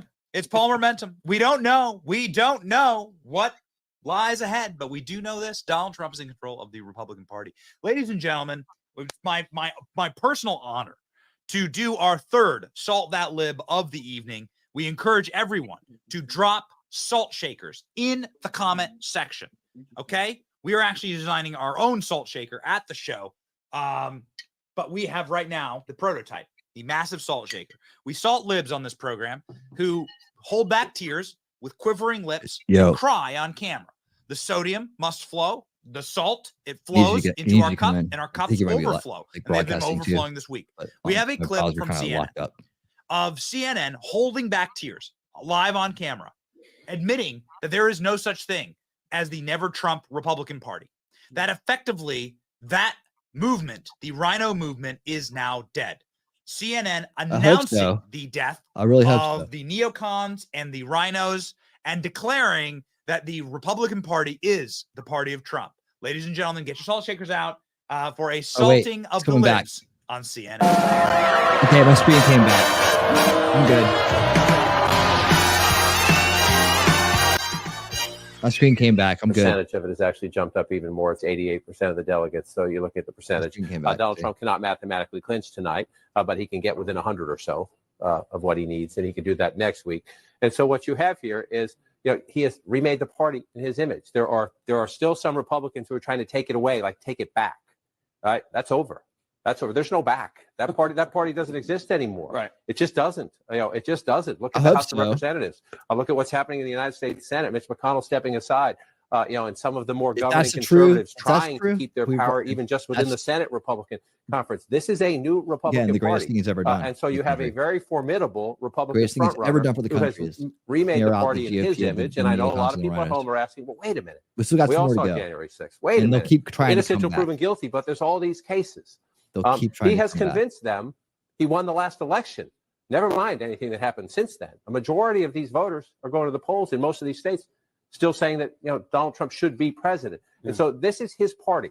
And again, sometimes I think stop talking, just look. This is his party, and he is on a march to the nomination. That does not mean if the general election were tomorrow, there's a lot of data that suggests he would win at this moment in time. It is not tomorrow. It's 8 months from now. So you have two very strong frontrunners who both have very significant weaknesses. And then you have the question of the third-party candidates, which I raised earlier. And so the weaknesses come in the sense of, in very much the way you're talking about how he's reforming the Republican Party. These guys more working class people, including voters of color, African American, men primarily, but also Latinos. So wait a second. I mean, ladies and gentlemen, again, here's the live shot of Mar-a-Lago. We shall cut to Donald Trump when he begins speaking. We want to let you know we have the live shot up. We are tuned in. We are ready to rock as soon as Donald Trump gets another state called or begins talking. We will jump Right Side in Broadcasting there. Network. So CNN is straight up admitting it's Trump's party now, and that Donald Trump is creating a brand new coalition. That was really shocking to hear. That Donald Trump is never creating a new stop trying to coalition. take it. An admission from Can Jake never Tapper, relax who was with those obviously people. aroused earlier, talking about Never. Donald Trump and the insurrection that he inspired under the desks at CNN. That like you're seeing young people, Latinos, Black men breaking for Donald Trump. This is actually a pretty stunning admission to make on camera, right, Alex, at CNN? Yeah. So what's happening too is their own polls. That's supposed to be an alarmist. CNN polls, New York Times I'll polls, answer for you all of these instead of polls that they're Alex. putting up on their screen. It's supposed to be an alarmist tactic, right? Like, that it's supposed to make the people who see it long for the way it was and think that this is some kind of takeover. Really, what it is a reformation. It's just kicking out the people that shouldn't have been there, and it's restoring the party to where, hopefully closer to where it was supposed to be, like what it was meant to be, what it used to be. People grew up for generations believing it was something it wasn't. That was all the work of the Ron Paul revolution, and up till now, to help correct that archetype that they have been taught over the course of the run of the false left-right paradigm between the neocon rhinos and the establishment left puppets over there. So, it's really just putting it back the way it is. But it's supposed to be alarmist. It's supposed to like get their side, like, it's supposed to reinforce their narrative. They don't do anything that isn't psychologically helpful to themselves on that side, in the establishment. They don't do anything that isn't psychologically working in their favor. So it's not an admission as much as it is a tactic when they say it. Like they otherwise just wouldn't say it. It has to serve a purpose for their ends. Oops.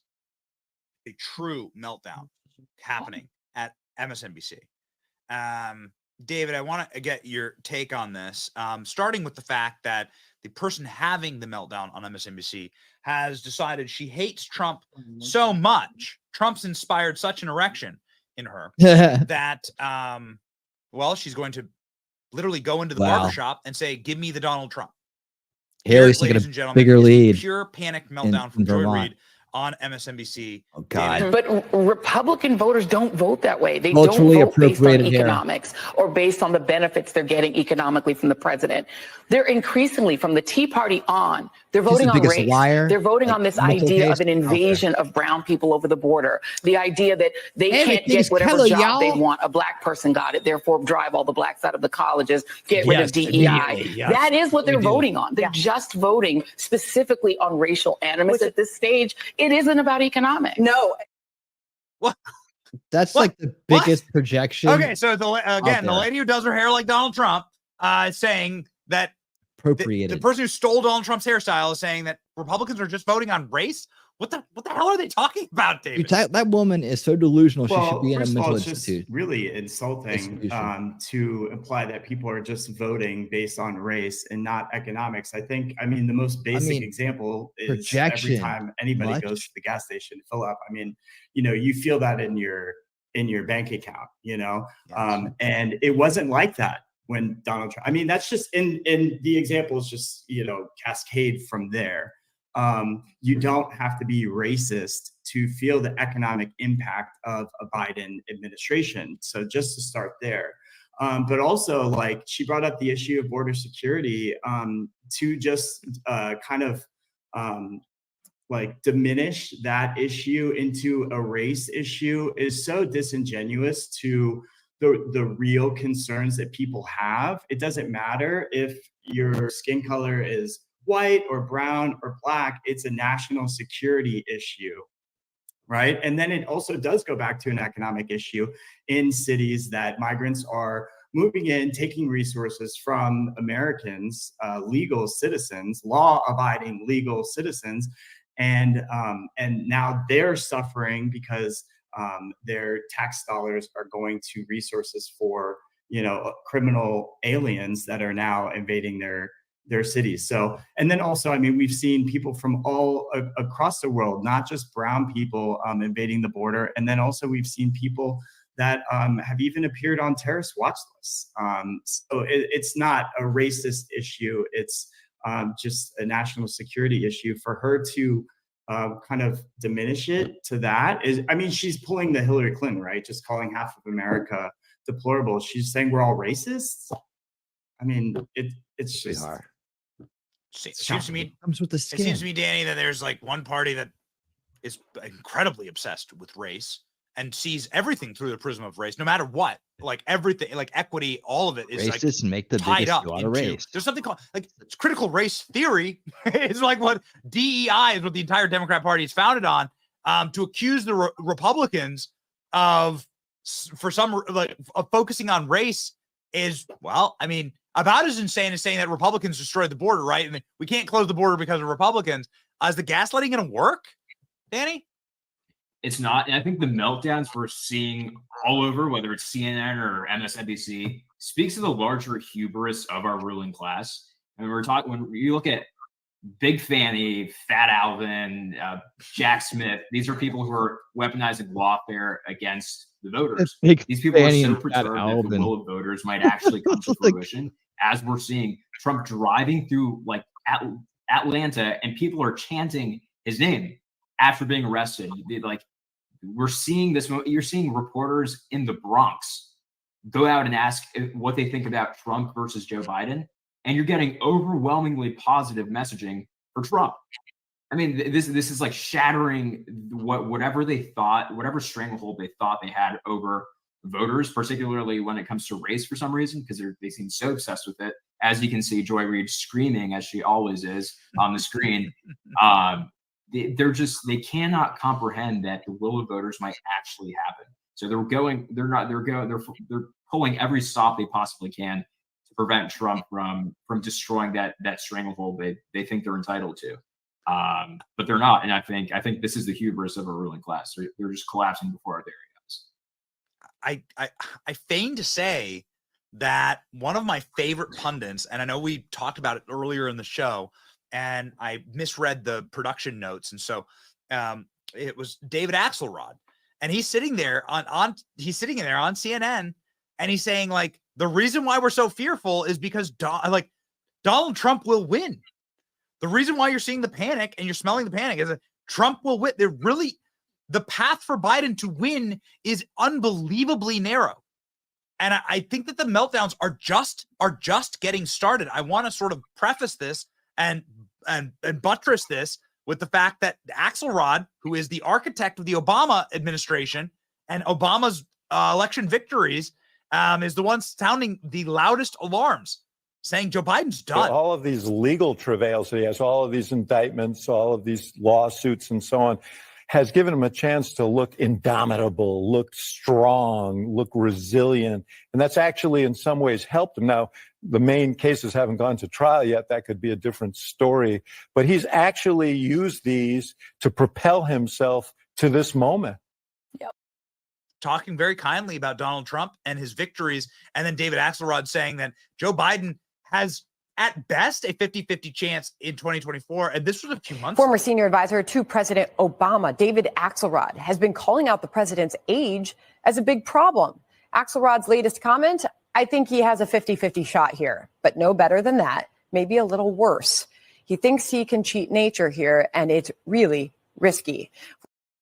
So what you're seeing tonight, and I know that we're all like huge fans of the guy who beat Joe Biden in America Samoa. ALX, we should try and get him on the show. That'd be great. But like, I think this is something that you really are starting to see in a broad perspective. Relatively young staff at this program, right? Like, you are actually seeing Donald Trump poll after poll after poll win the youth vote. Like, that's something that's happening. Donald Trump is regularly winning the youth vote. Why is that, ALX? So I think he's, number one, appealing to a broader base, because a lot of these things come down to finances and their financial issues. So like David pointed out, gas prices, groceries, all of these types of things, and they have the memory of under Trump, they, like, people on the left or undecided voters, independents, in their head probably believed the media, and they thought it was so bad under Trump. Trump was so scary. But when they see what it's actually like under Biden, by comparison, they have fond memories of, I didn't have to worry about going to the grocery store and spending $200 on something that used to cost $100. Right. Or, with gas prices, that's almost like doubled in some cases in some states. So I think it's quite like simple when it comes to young people, because they're just starting out in the workforce, and they don't have a whole lot of money to go around.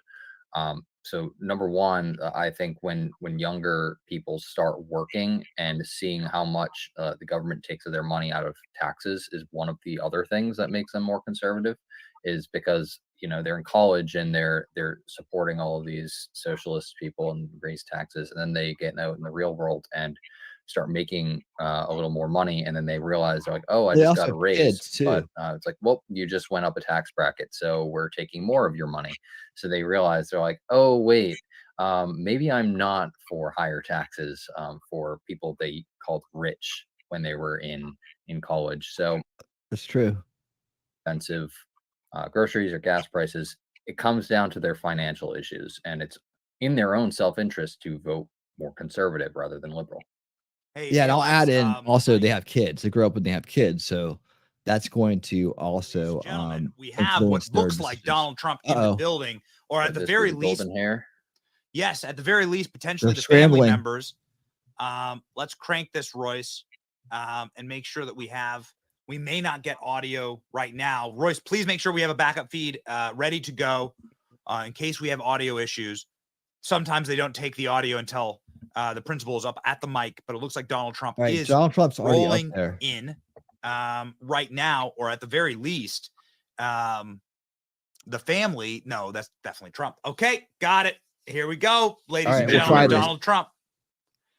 Donald Trump. Could be Joey Reid. Donald Trump live right now at Mar-a-Lago. You see the cell phones popping off. Donald Trump rolling in on a massively victorious evening. I'll count through the states right now that he has won. He has won Maine, and he has won New Hampshire, Massachusetts. Well, let's go with the states he won tonight: Maine, Massachusetts, North Carolina, Tennessee, Alabama, Arkansas, Oklahoma, Texas. Donald Trump winning Minnesota and Colorado tonight. All right, here we go. Ladies and gentlemen, more polls closing. I took that guy's spot. As Utah, California, and Alaska have yet to be called, and Vermont too close to call right now, with a very, very thin margin in Vermont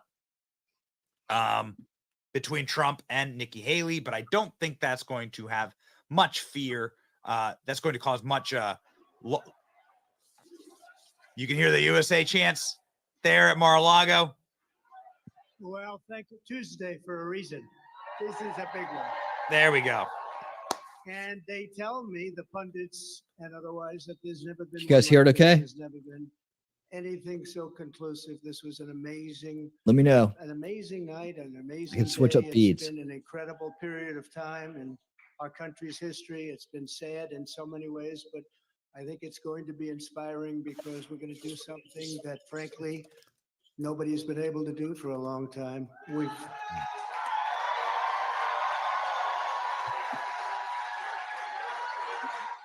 We've watched our country take a great beating over the last 3 years, and nobody thought a thing like this would be possible.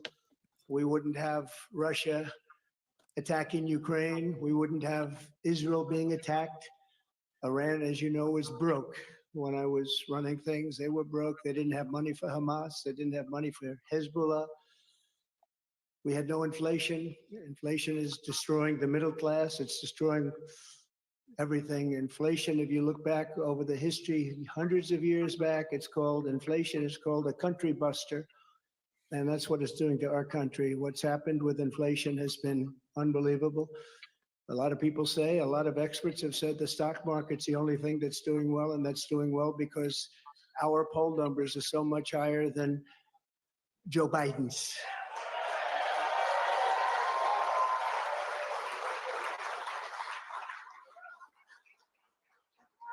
He's the worst president in the history of our country. There's never been anything like what's happening to our country.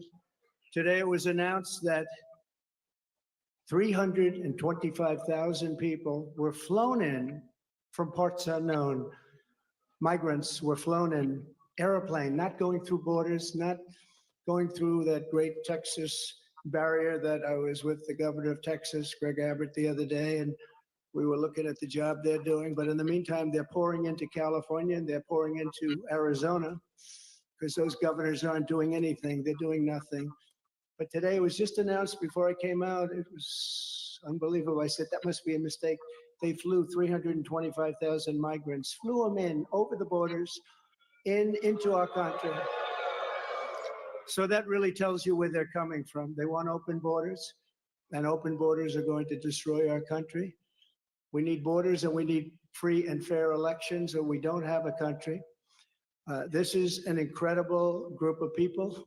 so many celebrities that I'm not going to introduce any because I'm just going to get myself in trouble if I do that, because I'll leave out most of you.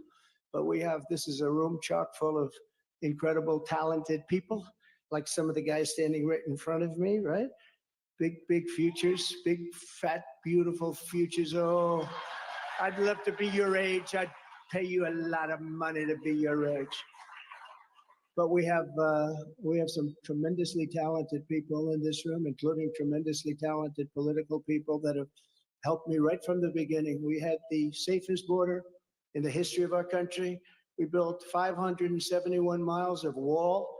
We had Mexico supply us with 28,000 soldiers because we wanted them, that's why. And they said, we won't do that. I said, yes, you will, you will. And in the end, they did. It was an easy negotiation, but we had the safest border, the best numbers we've ever had, and now we have the worst numbers probably in the history of the world. It's sad to see what's happening to our cities. Our cities are being overrun with migrant crime, and that's Biden migrant crime. But it's a new category of crime, and it's violent, where they'll stand in the middle of the street and have fistfights with police officers. And if they did that in their countries from where they came, they'd be killed instantly. They wouldn't do that. So the world is laughing at us. The world is taking advantage of us. 3 years ago, we were at a level, we were energy independent. We were going to be very shortly energy dominant, and they were getting oil from Venezuela. Can you believe it? And we're doing numbers on that oil. You know what we're doing? We're refining the oil. We have our refinery for that oil. It's really, I call it tar. It's not oil. It's terrible. We have real stuff, but we're refining it in Houston. So for all of the environmentalists, you ought to look at that, because all of that tar is going right up into the atmosphere. You just ought to take a look. It's the only plant that can do it. We have the only plants that can take tar and make it into oil, and that's what it is. It's a shame. But we were energy independent. We were going to be energy dominant. We were going to be supplying oil to Europe, all over the world. And then a tragic thing happened during the election. It was a tragedy, because you wouldn't have, think of it, all of the problems that you have today, I don't think you would have had any of them. You'd only have success. And that's what's ultimately going to unify this country and unify this party. We have a great Republican Party with tremendous talent, and we want to have unity, and we're going to have unity. And it's going to happen very quickly. And I have been saying lately, success will bring unity to our country. And it happened before. We had the best economy our country's ever had. And people were calling me that I would have said, will never happen. It'll never happen. They wanted to get together, African American, Asian American, Hispanic American, women, men, people with diplomas from the best schools in the world, and people that didn't graduate from high school. Every single group was doing better than ever before. And it was a beautiful thing. Our country was coming together. Our country was coming together.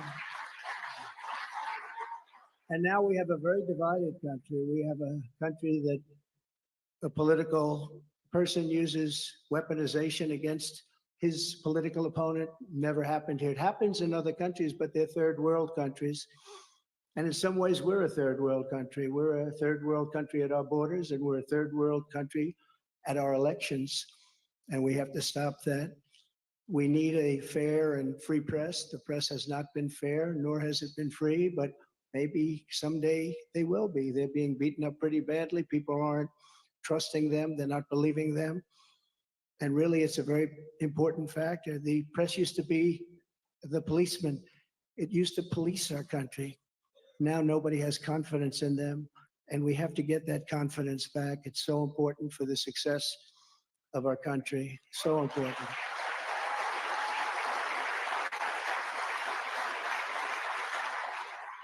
So this has been a day that we've been waiting for. I want to thank my family for being here. It's a great family. I have a great family.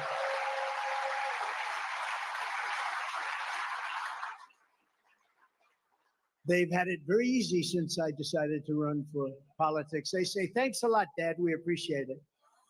But they're strong, and very capable people, and they love the country. They really do love the country, and we appreciate it. And I want to thank everybody, my staff, Susie, Chris, incredible job you're doing.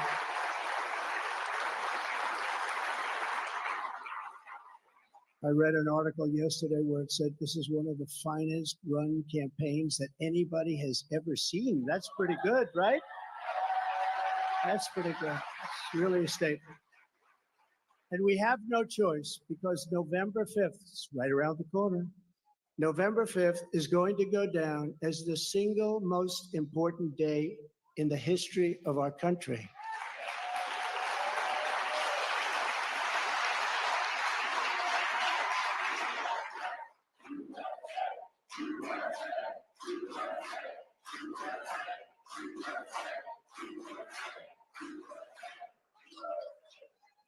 We're going to take it and we're going to make it like it should be, respected. Right now, we're not respected. Right now, our country is known as a joke. It's a joke. Other leaders who I speak to, other leaders can't believe what happened to us. Because 3 years ago, we were the most respected country anywhere in the world by far. We were doing things that nobody could believe. China was paying us billions and billions of dollars. In 25 years, they paid us nothing, zero, not 10 cents. I was getting billions of dollars, and they were happy about it, as happy as you can be. Of course, maybe there's reasons for things having happened, but they were not so happy with certain things, I guess, based on things that took place. But we were getting along with everybody. We were getting along, and we were respected by everybody. We had no wars. Remember when I had the debate with Hillary Clinton? She said, look at him, look at that personality. He's going to cause wars. I said, no, my personality is going to keep us out of wars. And that's what happened.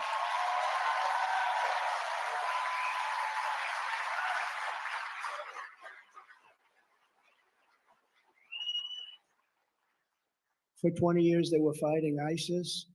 I defeated ISIS in 4 weeks. I got rid of ISIS 100%. 100% of the ISIS caliphate. And we had no wars, and we stopped wars. We weren't getting along with a lot of countries. All of a sudden, North Korea, which is a serious nuclear power, but North Korea came along. Kim Jong-un, we got along very well.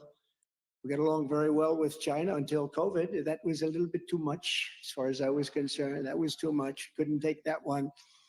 But we made a trade deal with China that I don't even talk about. $50 billion a year in product they bought from our farmers, our manufacturers. They used to buy 10. I got 50, and it was great. But COVID, I don't even talk about that because COVID was such a horrible thing. It started in the Wuhan labs, just as I said, the Wuhan labs. And it came out, I believe, through incompetence. I believe it was incompetence. Some people think it wasn't, but I believe it was. But regardless, it caused $60 trillion worth of damage and death all over the world, all over the world. And we did a fantastic job on that. We never got credit for that. Unbelievable job on that. We came up with things that nobody thought was possible. Don't forget, when it came in, nobody had an idea what it was. They didn't even use the word pandemic. Nobody had an idea. But we did a fantastic job. And we got a lot of credit for the economy, a lot of credit for our foreign policy. I think credit like nobody, very few people have gotten. And the press was very honest about it. They gave us very high marks on foreign policy, the Abraham Accords, so many different things we did. But we never got the kind of due that we should have for the COVID, or as I call it affectionately, the Chinese virus, the China virus, which is a much more accurate term. And despite that, the stock market, when we turned it over, the stock market was higher than it was prior to COVID coming in. It was an amazing thing. We did an amazing job. And we have so many people that worked on that, so many of the doctors, so many of the scientists that worked with us on that. It was really, really something. But there's never been an administration that had more success in so many different elements. We got the largest tax cuts in history. We have the largest regulation cuts in history. We rebuilt our military. And what happened, we rebuilt our entire military, and beautiful. We had jet fighters that were 53 years old, and we had all brand new jet fighters. And then after this other group of people that didn't know what they were doing, they took over, and we had that horrible surrender in Afghanistan. I call it a surrender. We took the soldiers out first. You know, I dealt with the leaders of the Taliban in Afghanistan. They were the ones that were causing the trouble. The press was very angry because they said, "Why are you calling them?" I said, "Because that's where the problem is." I say oftentimes, they asked Jesse James, "Jesse, why do you rob banks?" He said, "Because that's where the money is." And I said, that's where the problem is with the Taliban. And I spoke to Abdul. He's still the leader. Believe it or not, he's really the leader of Afghanistan, but he's the leader of the Taliban, a rough group. I say, don't ever shoot our soldiers again. Don't ever do it. Very interesting. What happened is that, we were having, during the Obama administration, previously, they were shooting a lot of our soldiers. And I let them know, I said, don't ever, ever let that happen. I said in a rather nasty fashion. We don't have to go into it tonight. For 18 months, we lost nobody in Afghanistan. And then we had that horrible, horrible withdrawal where we lost 13 soldiers, 38 horribly wounded, left Americans behind. You know, we have Americans right now still behind. Call them hostages if you like. It was a terrible moment. We left $85 billion worth of brand new, beautiful equipment behind, jets and tanks and everything you could think of, goggles, night goggles. They didn't used to fight. They're good fighters. They didn't used to fight at night, but now they do because they have goggles. They have better goggles than we have. So I just want to tell you that led to a lot of bad things. And now the worst things are happening. The things that are happening now are unthinkable, and they're unthinkable at the border. We have millions of people invading our country. This is an invasion. This is the worst invasion probably. We've never had anything like it. No country has ever had anything like it. The number today could be 15 million people. And they're coming from rough places and dangerous places. And we had that shut down. We had everything going so beautifully. When Joe Biden goes to the beach, because somebody on his staff thinks he looks very good in a bathing suit, until he can't get his feet out of the sand or lift the chair, which weighs about 9 ounces. Joe Biden, if he would have just left everything alone, he could have gone to the beach. He would have had a tremendous success at the border and elsewhere. So we're going to take back our country. We're going to make sure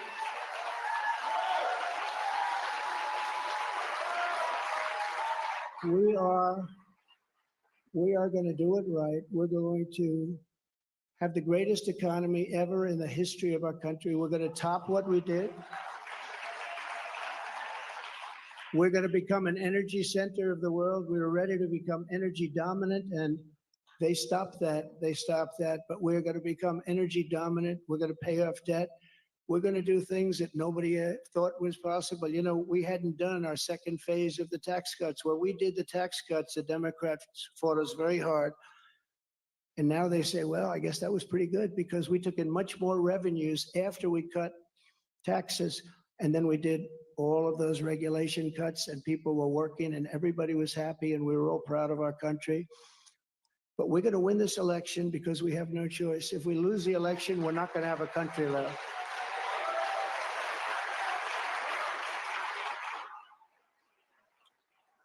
And we're going to do something.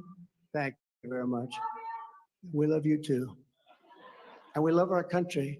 And we can't let this magnificent, some people call it an experiment. I don't call it an experiment. I just say this is a magnificent place, a magnificent country. And it's so sad to see how far it's come and gone. When you look at the depths of where it's gone, we can't let that happen. We're going to straighten it out. We're going to close our borders. We're going to drill, baby, drill. We're going to get the inflation down. And we are going to make our country greater than ever before. And we're going to do it quickly. We're going to do it quickly. It's going to go fast. We have to get the criminals out. We have many, many criminals that have entered our country. We have people coming in from such bad places, and we're going to have to get them out. We have murderers that are being deposited into our country. We have drug dealers at the biggest, highest levels that are coming into our country. We have people coming into our country that just shouldn't be here, but many, and I say many, large percentages, they come in through the caravans, they come in many different ways. Now we find out again, they come in through airplanes, we send them in. This is crazy, but they come into our country, we're gonna stop them. We're gonna close our borders. We're gonna have to deport a lot of people, a lot of bad people, because our countries can't live like this. Our cities are choking to death. Our states are dying. And frankly, our country is dying, and we're going to make America great again, greater than ever before. Thank you very much. It's been a big night. Thank you very much. Thank you.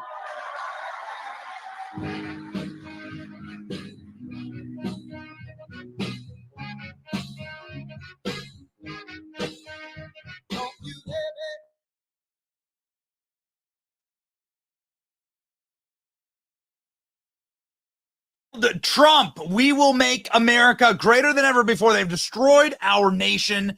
They are coming to try and destroy the American dream, and they are doing a damn good job of it at fast pace. Donald Trump, on the heels of winning multiple states, on the heels of winning every state except, ladies and gentlemen, we have an announcement that Nikki Haley has, in fact, won the state of Vermont. Or at the very least, that's what they are projecting. They are projecting that Nikki Haley will win the state of Vermont. This is a moment where we have decided that we are going to reach out to the one and only person who we would, that we feel is the right person to comment on this issue of Nikki Haley winning Washington, D.C. and Vermont. Ladies and gentlemen, joining me very, very shortly will be Vivek Ramaswamy. Now, I'm going to be effectively asking Vivek not only about Donald Trump's commentary there, but also about his role Vivek in the potential of the Donald Trump general election campaign, which begins tonight. Ladies and gentlemen, I'm waiting for our team. Apparently our production team is still working on getting Vivek. Ladies and gentlemen, it didn't count. Rest assured. Damn it! I had the wrong mic. Great ally of Donald Trump will be joining us in just a moment, and also commenting on Nikki Haley winning again, and potentially a single state. And so, ladies and gentlemen, without further ado, you know where she's going to move. Our apologies. It's me, Nikki. You know what? Voted for me. Complicated business. Sorry to keep you waiting. Complicated business. Without further delay, Vivek Ramaswamy. Oh, there you go.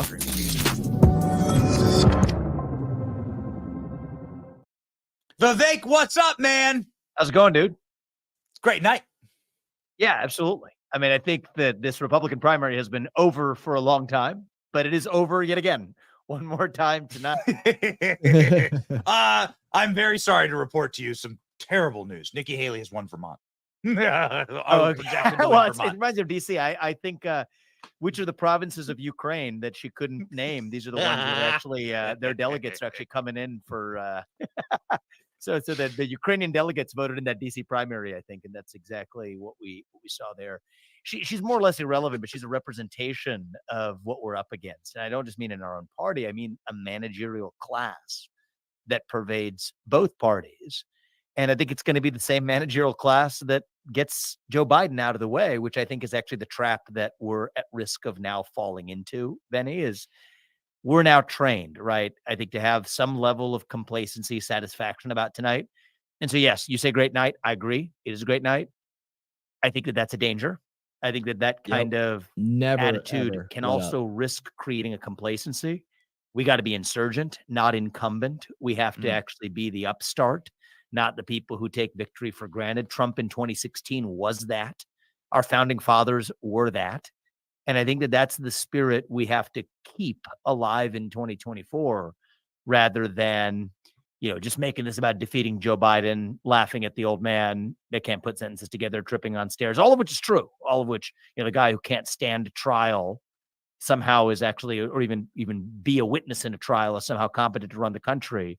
Yeah, we get that Joe Biden is a joke and is a puppet for the managerial class, but understand that come this summer, they're going to move him out of the way. It's not him that we're actually running against. And so while we're appropriately recognizing, even celebrating, I think a victorious step in the progress, I think that we have to not fall into the trap of complacency, which I do think in some sense has been laid for us by the other side that wants us to focus on Biden, when in fact it's going to be somebody else that Donald Trump is actually running against later this year. So you have long said that this is going to be Michelle Obama, potentially. If you were to put money on it, Michelle Obama has come out with an official statement saying, not going to be me. I'm not going to run for president. Then she went and did an interview on British television saying it's not going to be me. Then she tried out David Axelrod to say it's not going to be Michelle Obama. Your thoughts on that? Do you think that's still cloak and dagger, sleight of hand? The lady doth protest too much, methinks, I think. Okay. What I would say in this case. And that might be, who's not protesting too much, which lady is not protesting too much, is Hillary Clinton, because she actually wants it. Michelle Obama, I don't think particularly wants it. I actually kind of believe that she doesn't want it, but I don't think that she's going to have much of a choice in the matter. I'm less in the business, Benny, of predicting which individual it is or isn't going to be. I might be wrong about the Michelle Obama specific prediction, but I bring this up because I care about our own side not falling into the trap of thinking that we've got this in the bag. We're running against Joe Biden. He's a defeatable alternative. Our entire message focused on his individual vulnerabilities, from his age to his cognitive deficits, to his son, to his son's cognitive deficits, to his son's corruption, to his own corruption. All that needs to be observed. But if that becomes our focal point, it's like a feint in war, right? A feigned retreat where you're led to a false target when in fact you have the rug then pulled out from under you only a matter of months later, which is what I think is coming this summer. And, I think is one of the things you're good at. I think that it's going to take people who are willing to skate to where the puck is going, name a problem. That's in some ways how you actually avoid that problem. And here that problem would be the element of surprise. If we know that we're not running against Biden, then our whole message needn't be tethered to a Biden specific message. It can actually be, who would have ever thought, a message about what our own actual affirmative agenda is. That speech that Trump just gave, I thought was excellent in that respect. He actually nailed a lot of our own affirmative agenda. He went straight down the list. Drill, baby, drill, largest mass deportation in history, actually fighting crime in this country, make America great again. What that actually means, great. That's what we need to be talking about. I'd say a little bit less of the Biden trashing, not because it's not justified, not because it's not all true, but to the opposite point, it's because that's actually falling into, I believe, a trap that has been laid that we need to avoid. We need an agenda that we stand for, irrespective of which puppet it is. Michelle Obama, Hillary Clinton, Gavin Newsom, doesn't matter. That's actually how we immunize ourselves against that risk. So what you saw and what we have been predicting is that this is going to be now a gear shift to a brand new general election, Donald Trump. And that you're going to have now a different Trump on the trail. He's been obviously very savage against all of his opponents, and he's been in campaign mode against a Republican primary, and you're going to see a shift. What's that shift going to look like? What's going to change? You're already starting to see sort of a resetting of the table, but you've obviously become quite close with Donald Trump, and dare I say, are advising him on a number of issues. He clearly is listening to you. What does the shift in the Donald Trump to general election mode look like? Yeah, I think of it less as a shift, Benny, but more, you've got different tenors that you can play, right, as a musician. And I think he's going to hit some different keys than he's hit so far. And I think there's a time and place for everything. He's already doing it. Look at that speech he gave yesterday, right after that Supreme Court ruling. I think that's been one of his best yet. I would say one of his best ever yet, actually, because it wasn't particularly about him dancing on anybody's grave. It was actually a tenor of national unity. And I think that was really fitting yesterday. The Supreme Court's ruling was about national unity itself. And I think him delivering that message about national unity, I think, was really fitting for that moment as well. And so I think that's going to be either in so many words, or even if not in so many words, the core message is actually that Donald Trump, not Joe Biden or not anybody else from the other side, is going to be the one who actually unites this country.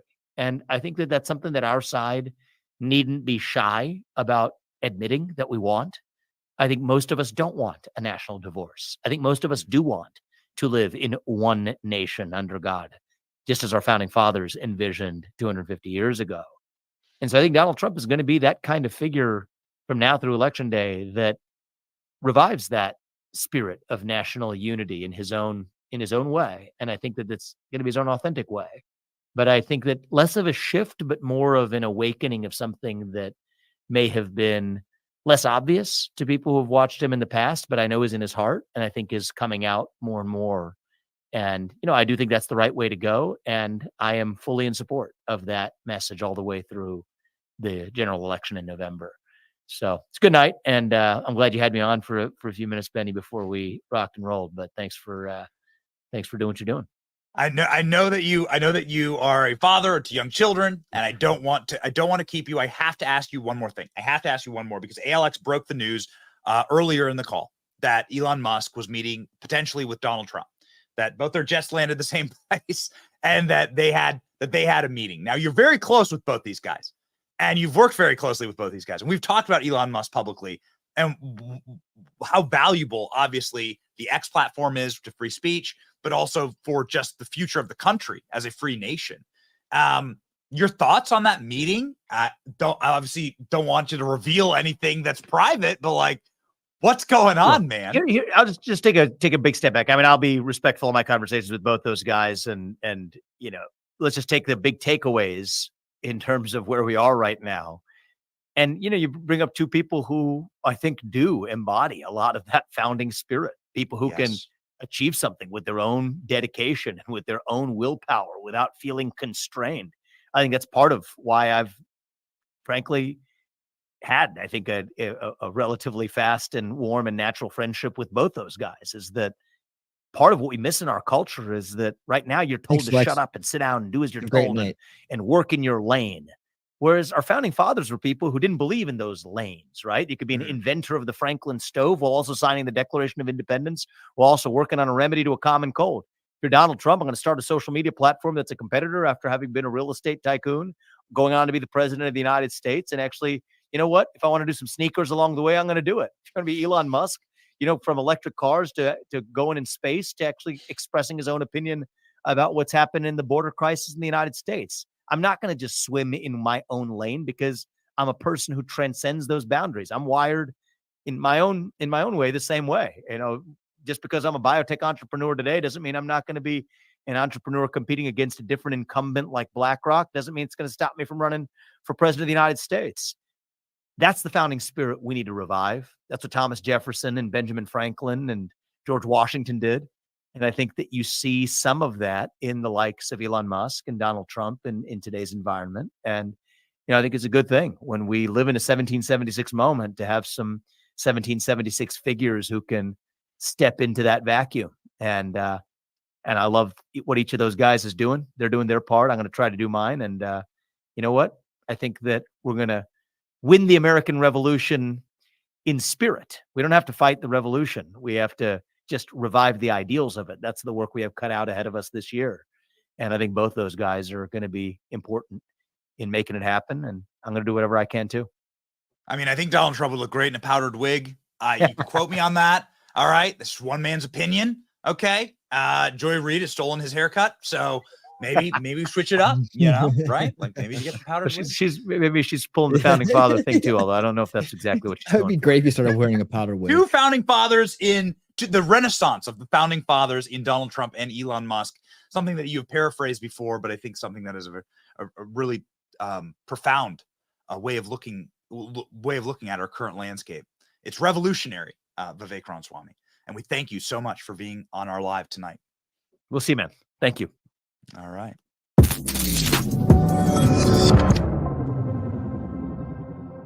All right. Well, they have. Ladies and gentlemen, so they officially awarded it to her. What a live stream tonight! What a wild evening! I guess next time we'll get Elon and Donald Trump on, and then we'll roll.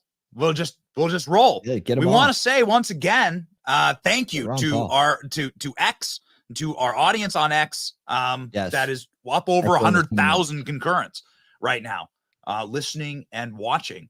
What a platform! What a moment for free speech.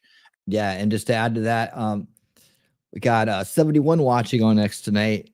Please hit that follow and hit that heart for me, man. I really do appreciate that, like, heart, whatever they call it. Man, I really would love your follow. Thank you again for watching with us tonight on X. Let's continue. Like a little blot. That's what Nikki Haley gets. Okay. All right. Well, there you go. Okay. Nikki Haley gets the gets that color on the official little election map. So Vivek Ramaswamy talking about Trump and Elon Musk and saying that you're looking at founding fathers there. You're looking at a revolutionary moment where this country needs to sort of reject the paradigm of it's just Joe Biden, right?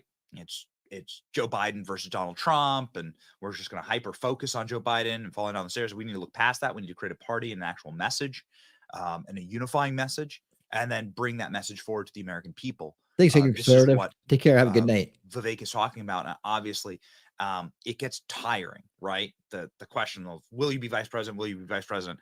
We've asked him that on the record before, so we wanted to save one of the questions in the canisters and move along to some of the greater, larger scale things. I mean, it's been quite public knowledge that Vivek is a potential big time name on the selection process for Donald Trump as it pertains to the vice presidency. He's winning a lot of polls. For instance, the CPAC poll, Vivek Ramaswamy just won. What do you think, ladies and gentlemen, Vice President Well, Vivek? you know what I said. I got to tell you, he's the model for the anti-establishment candidate of the future. So I suppose we will. I think he will have his day in due time. What you're seeing on your screen right now, ladies and gentlemen, is all of the states that Donald Trump won. The one state that is apparently going to Nikki Haley with 93% in Vermont. It looks like by 4 points, Vermont has gone to Nikki Haley, although that's an open primary to my understanding. And so this might be the Democrat, right? Voters siding with Nikki Haley. Plus, it's so close. So we've seen this phenomenon. It's not really a phenomenon. It's just like election rigging. Democrat voters side with Nikki Haley and switch parties, or just like effectively vote for Nikki Haley in order to spoil it for Donald Trump. Yep. So now they do. Washington, D.C. It's called a you strategy can see down here, and D.C. Vermont. the two arguably most liberal regions on planet Earth. Donald Trump, I don't really think there's much of a worry there. Here's where the delegate count stands. This is incredibly important, and particularly germane to the conversation, because Donald Trump, right now, we still have 3 states outstanding tonight: California, Alaska, and Utah. Donald Trump at 772. A full 700 more delegates than Nikki Haley has. Donald Trump needs 1,200 in order to win the nomination. At the end of tonight, Donald Trump may very well be within striking distance. We assume that Donald Trump will win the next 3 states of Alaska, California, and Utah, and will then zip up those delegates, maybe potentially zipping up the Republican nomination as quickly as next Tuesday. So that will be the day. That will be the day where all the fantasies of Nikki Haley and all this, we'll see, all this stuff goes away, right? Where it all just effectively evaporates. Some of the more interesting things that have happened. We'll see. I'm waiting for these other ones to come rolling in. Massive, come on, Utah. Massive meltdowns that have been going on. Colorado got done so easily. I suppose it's worth noting that the meltdowns have been wildly entertaining. The screeching There's got to be sobbing and some the better ones crying out there. and the screaming from MSNBC has been ear-piercing at times, yet Clips. brings us joy. Clips.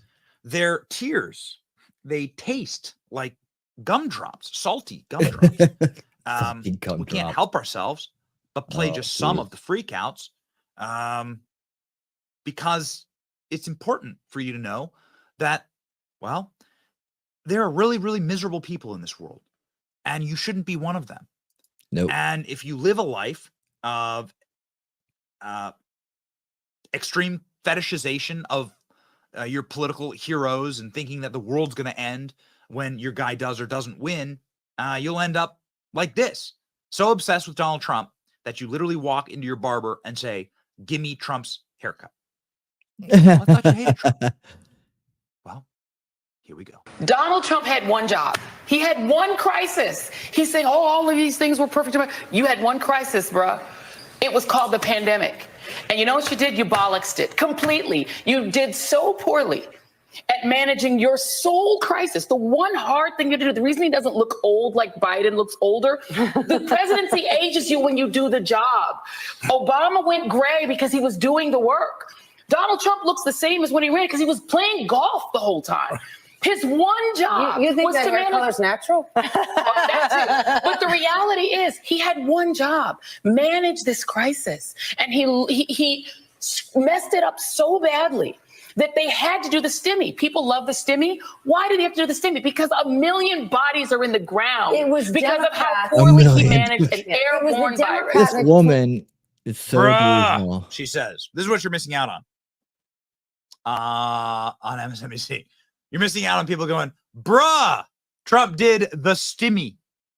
Yes. Stimmy. This is the high layers, the philosophical and sophisticated levels of deep and profound thought and intellectual discourse on MSNBC. Only overtaken by Pee Wee Herman's apoplectic, sociopathic meltdown about Donald Trump and Donald Trump's victory speech. just can't help ourselves. Please, ladies and gentlemen, spare some salt for Rachel Maddow. Not only the man who is likely to be the Republican candidate for president, but this is the way he's running.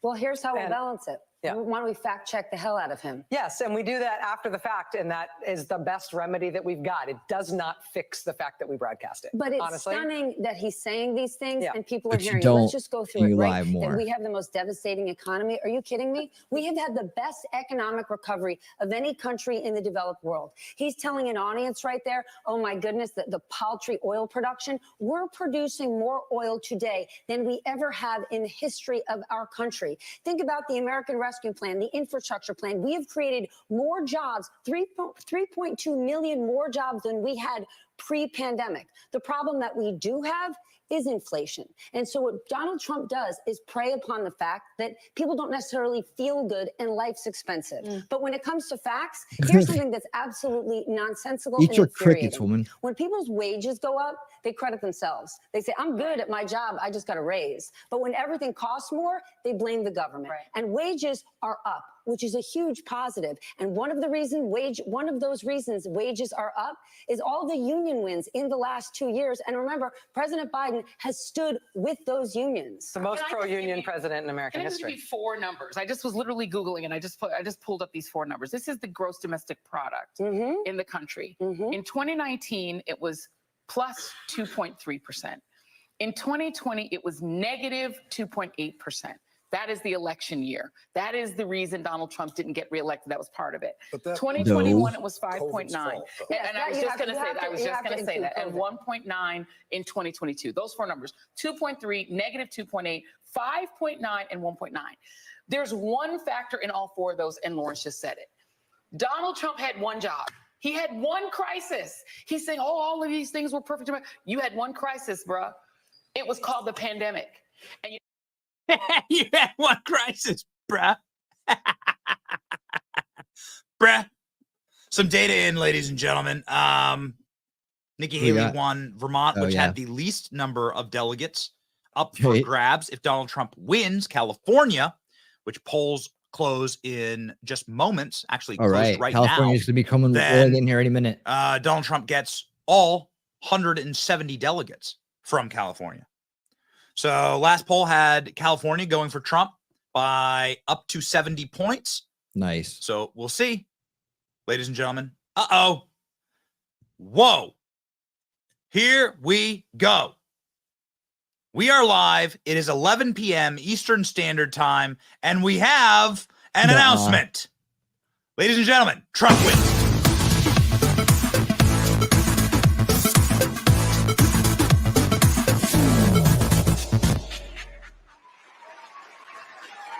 Donald Trump has won California. There it is.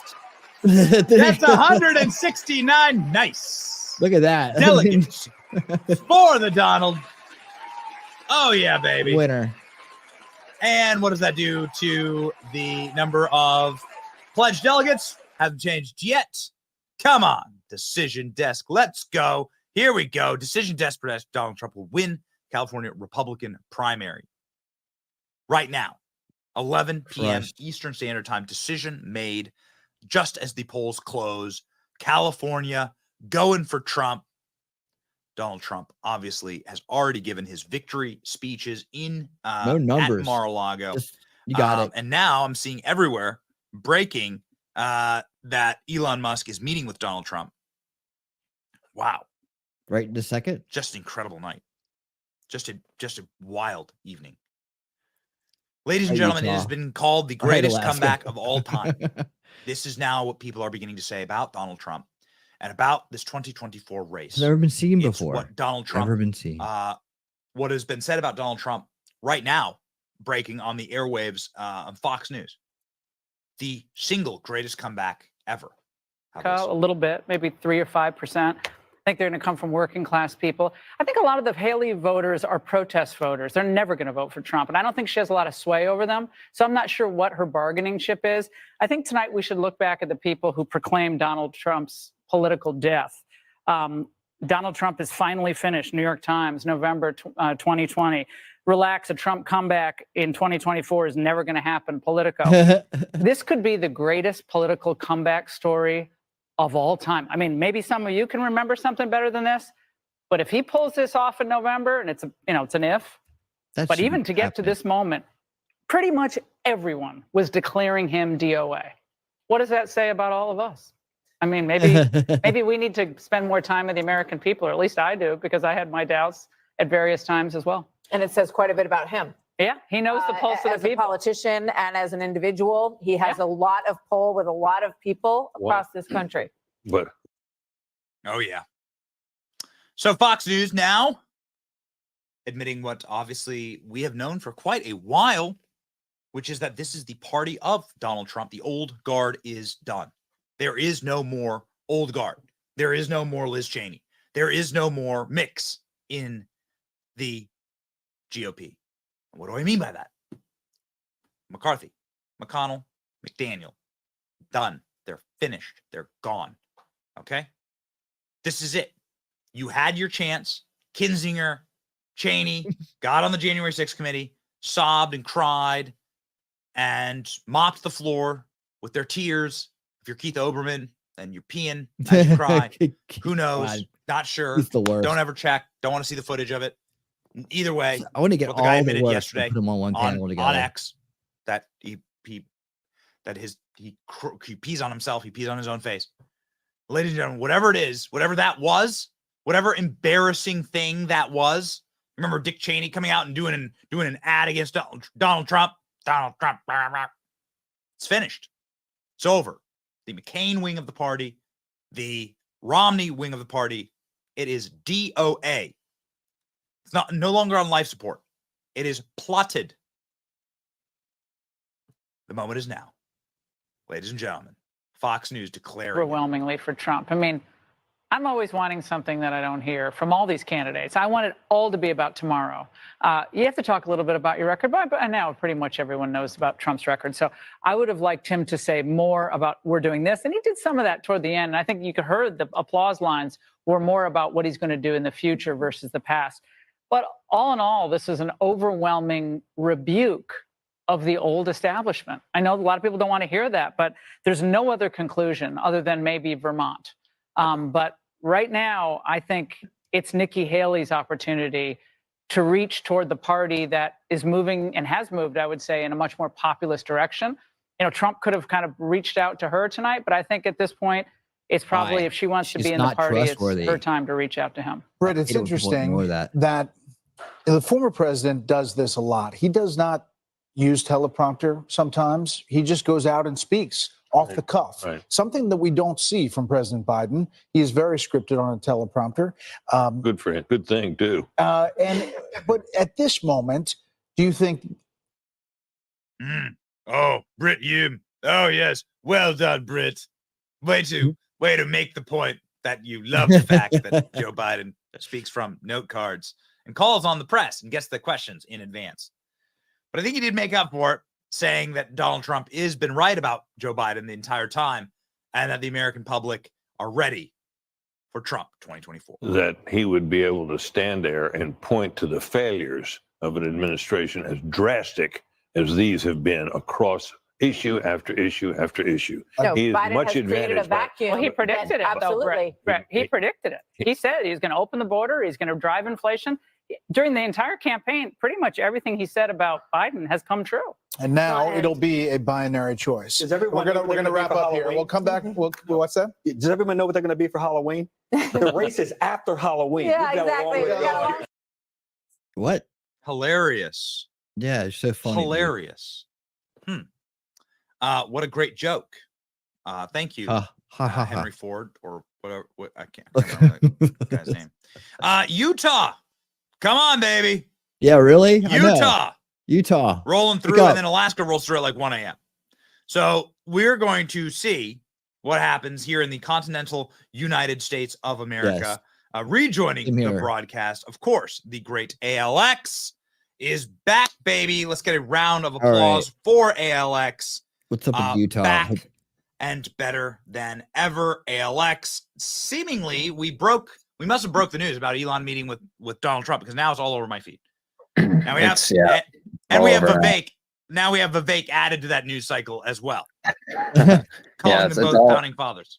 It's all over now. And that would be great if Trump started. Vivek mentioned there's no better trio than the founding father energy of them three: Vivek, Elon, and Trump. They're very unique characters in our universe. I'd say there's no one that is just more interesting than Elon or more interesting than Trump. And now Vivek is a newcomer, and he's joining the stage, the world stage. And if he becomes VP, that will be a power trio right there. Yeah. Yeah. I mean, Elon Musk in the White House, every other day, putting a Tesla charger at the vice president's office. I mean, I know the two of them are close. They're doing spaces all the time. But this is something we didn't expect a couple of weeks ago. Ladies and gentlemen, this is footage of Donald Trump walking into Mar-a-Lago. This was not on the schedule, with Vivek and his wife, whose name is Apoorva, and they have 2 children together, Melania and Donald Trump, appearing together.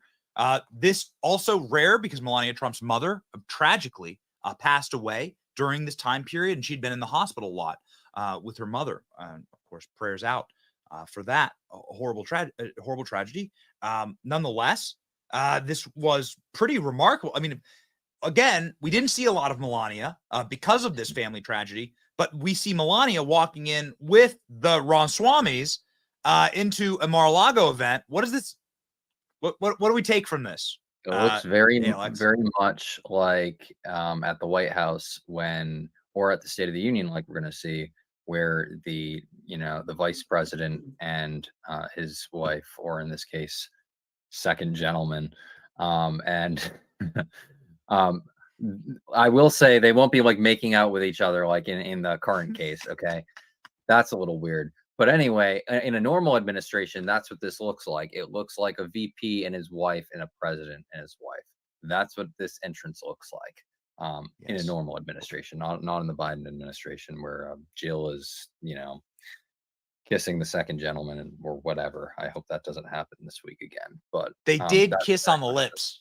Yeah, they kissed on the lips. That was the highlight of the State of the Union, honestly. That's all like anyone even remembers of that. Like, that's pretty sad. But yeah, that's what it looks like. It looks like they're entering as VP and president as the couple. It does. That's what it looks like there. So I think a lot of people would be very, very happy about that. And I don't know, man. I think that would give, like, Elon Musk seems very frustrated. Like, Joe Biden has made Elon Musk enemy number one.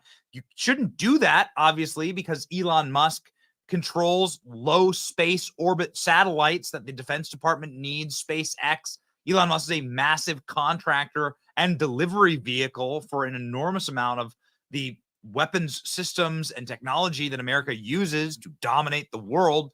Seems like a very stupid enemy to make, but nonetheless, when they do an electric car confab at the White House, they just ignore Tesla, which controls like 90% of the electric cars on Earth, and every charging station is a Tesla charger.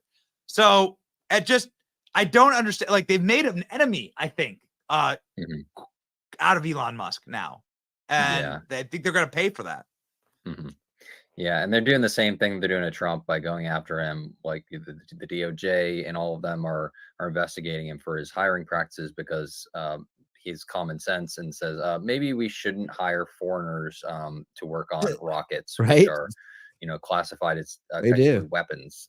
So like you have to make sure that they're here legally and that they can actually work with weapons. It's like a national security risk, and the DOJ is like suing him over it. And then they're going like the FEC or the SEC and all of them are going after him as well. Like, and I think there's 3 or 4 different like ongoing lawsuits. Then they're investigating him over the Twitter X acquisition and all of that. So they're doing the same thing as they're doing to Trump with the lawfare. No matter who Trump chooses as vice president, at the very least, I am absolutely, I believe 100% confident that we will never get a moment like this where Jill Biden and Doug Ramhoff kiss on the lips. So incredibly, there it is. Come on, bro. Cool. Bro, your wife. Oh, That's no. Yuck. Ugh. Ladies and gentlemen. This isn't a normal administration at all. Ladies and gentlemen, for the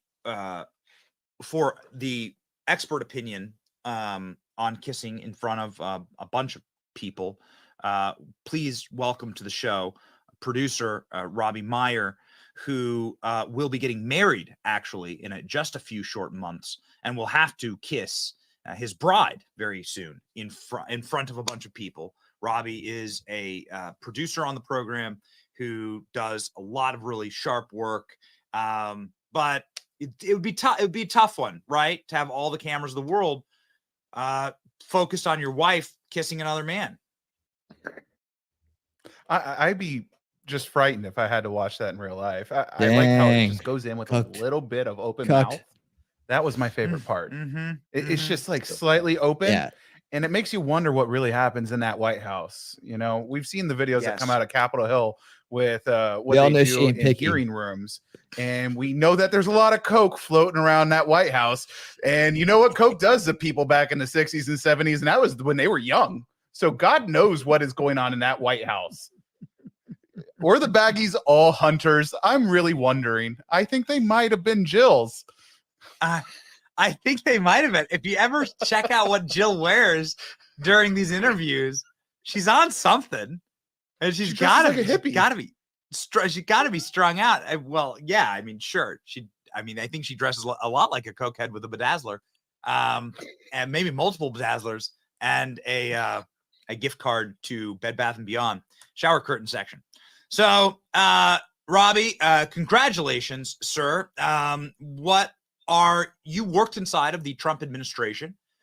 You worked for a Texan actually inside of the Trump administration, the Department of Energy, Rick Perry, who is the governor of Texas. Does the result here in Texas surprise you at all today? It looks like Donald Trump, let's get the final numbers here, or at the very 74% reporting Donald Trump winning by, goodness gracious, I mean, winning by a solid 60 points in Texas. What a dominant victory.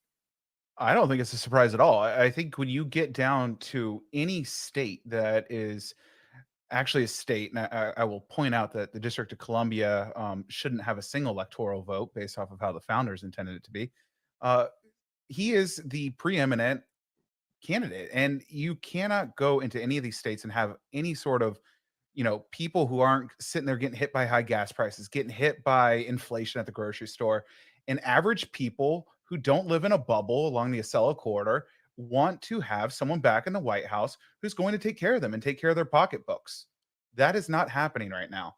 And I think if you jump over to Vermont, I don't think there's a story there. As Danny mentioned earlier, it's an open primary. We know Democrats are voting for Nikki Haley. It's reminiscent of what the Democrats, they're just pulling a playbook, right out of the playbook of Rush Limbaugh. They're just shoving Democrats in where they can to go after Trump. That's it. That's what I think they're doing. They're stealing Rush Limbaugh's playbook of, running over to the other side to vote. It's not real. The candidates, are sitting here going, how can I get more money? Nikki Haley's in a money game right now, and that's all that's left. And the donors are fleeing. So who knows how long she can stay in? What's up, NJ Patriot? Patriot, how you doing, man? Alex, do you agree with Donald Trump's new messaging from the trail? Again, ladies and gentlemen, we are waiting. No green screen. We're going to wait out Utah. Let's go, baby. The continental United States, all of the continental states will have voted. Alaska, that's going to be decided at like 2 a.m. So all the continental states, we are awaiting Utah. Welcome. Donald Trump's new messaging, too big to rig. ALX, your thoughts? Yeah, I think that's really positive messaging, because a lot of people they think that, there's no point in voting or whatever if it's going to be rigged anyway. So that was one of the issues that they ran into with turnout, like in the midterms or whatever. So to really drive that home, that you need to not only play their game with the stupid mail-in ballots and everything, because that really undermined a lot of the turnout where there was bad weather in certain states. But not only that, but not to be a doomer and actually turn out and vote, I think is really important. And then one of the other things I'll say about his speech tonight is he did not mention Nikki Haley. I'm not sure what you mean by that. You can always, I'm happy to help. I think we're right on par with the fact that he's moved on from this. From TikTok. It's a waste of his time to keep 130 on followers. Nikki Haley at this point. 130K followers. Yeah, that's exactly right, Rob. It seems like a wasted energy on TikTok and or here, wasted oxygen, quite frankly, to signal boost Nikki Haley. I mean, the race is over. Oh, okay, I got you. Yeah, the race is finished. There, yeah. And Joe Biden will be the Democrat nominee. And I disagree with Vivek. I think they're actually stuck with him, but maybe I'm wrong. And Donald Trump is the Republican nominee. Schenk, we have a great tweet from Schenk Uygur of the Young Turks. Maybe we can pop that up if we can grab that. Oh, wait, here we go. Got it right here. Now the Republican and Democrat races are completely over. Unless one of them drops out, the two nominees are going to be Trump and Biden. That means there's a 90% chance that Trump is going to be president. Buckle up and brace for impact. Inevitable. Cry more. Robbie, do you agree? And, more importantly, it seems like Donald Trump, you served in his administration. It seems like Donald Trump is actually is bringing a far more sophisticated game to the playing table this time around. Yeah, I think he is. He's put together a great operation, one that has exceeded all expectations. I think that, the biggest hindrance of Nikki staying in, and I agree with ALX, it's a good thing for President Trump not to go after her. He's focusing on uniting the party and going after Democrats. But the biggest thing for us as a Republican Party that's going to be the problem is that there is donor money getting sucked up into her campaign that could be going into the RNC, into races across the country, that could be going into the general election for President Trump. And they're not donating right now. And it's going to be a problem. So hopefully with this new RNC leadership change, we can see some donors come back in and we can get funded, fully funded, so we can take out the Democrats this fall. We're going to have a lot of money to go and secure ballots and make sure that we have poll watchers across the country ready to make sure that this election is not rigged, it is not stolen, and that there's faith and security in our election process.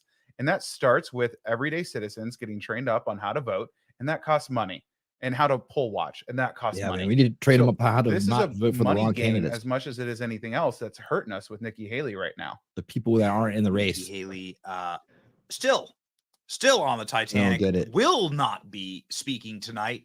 Not a sign of strength that Nikki Haley wouldn't speak this evening and refuses to, make any commentary. She did win a state of Vermont, and I put air quotes around that because I suppose we'll never know how many Democrats actually went to go vote for Nikki Haley in the razor thin contest. It looks like it looks like the deciding votes in Vermont were, looks like there was a 3,000 was the margin. There were 3,000 votes. I mean, so again, like you just get like a neighborhood of libs to go vote for Nikki Haley, and 3,000 votes is the margin there, right? And we have on camera so many Democrats that tell the news reporters, "Hey, I'm a Democrat. I'm voting for Nikki Haley just to mess with Trump."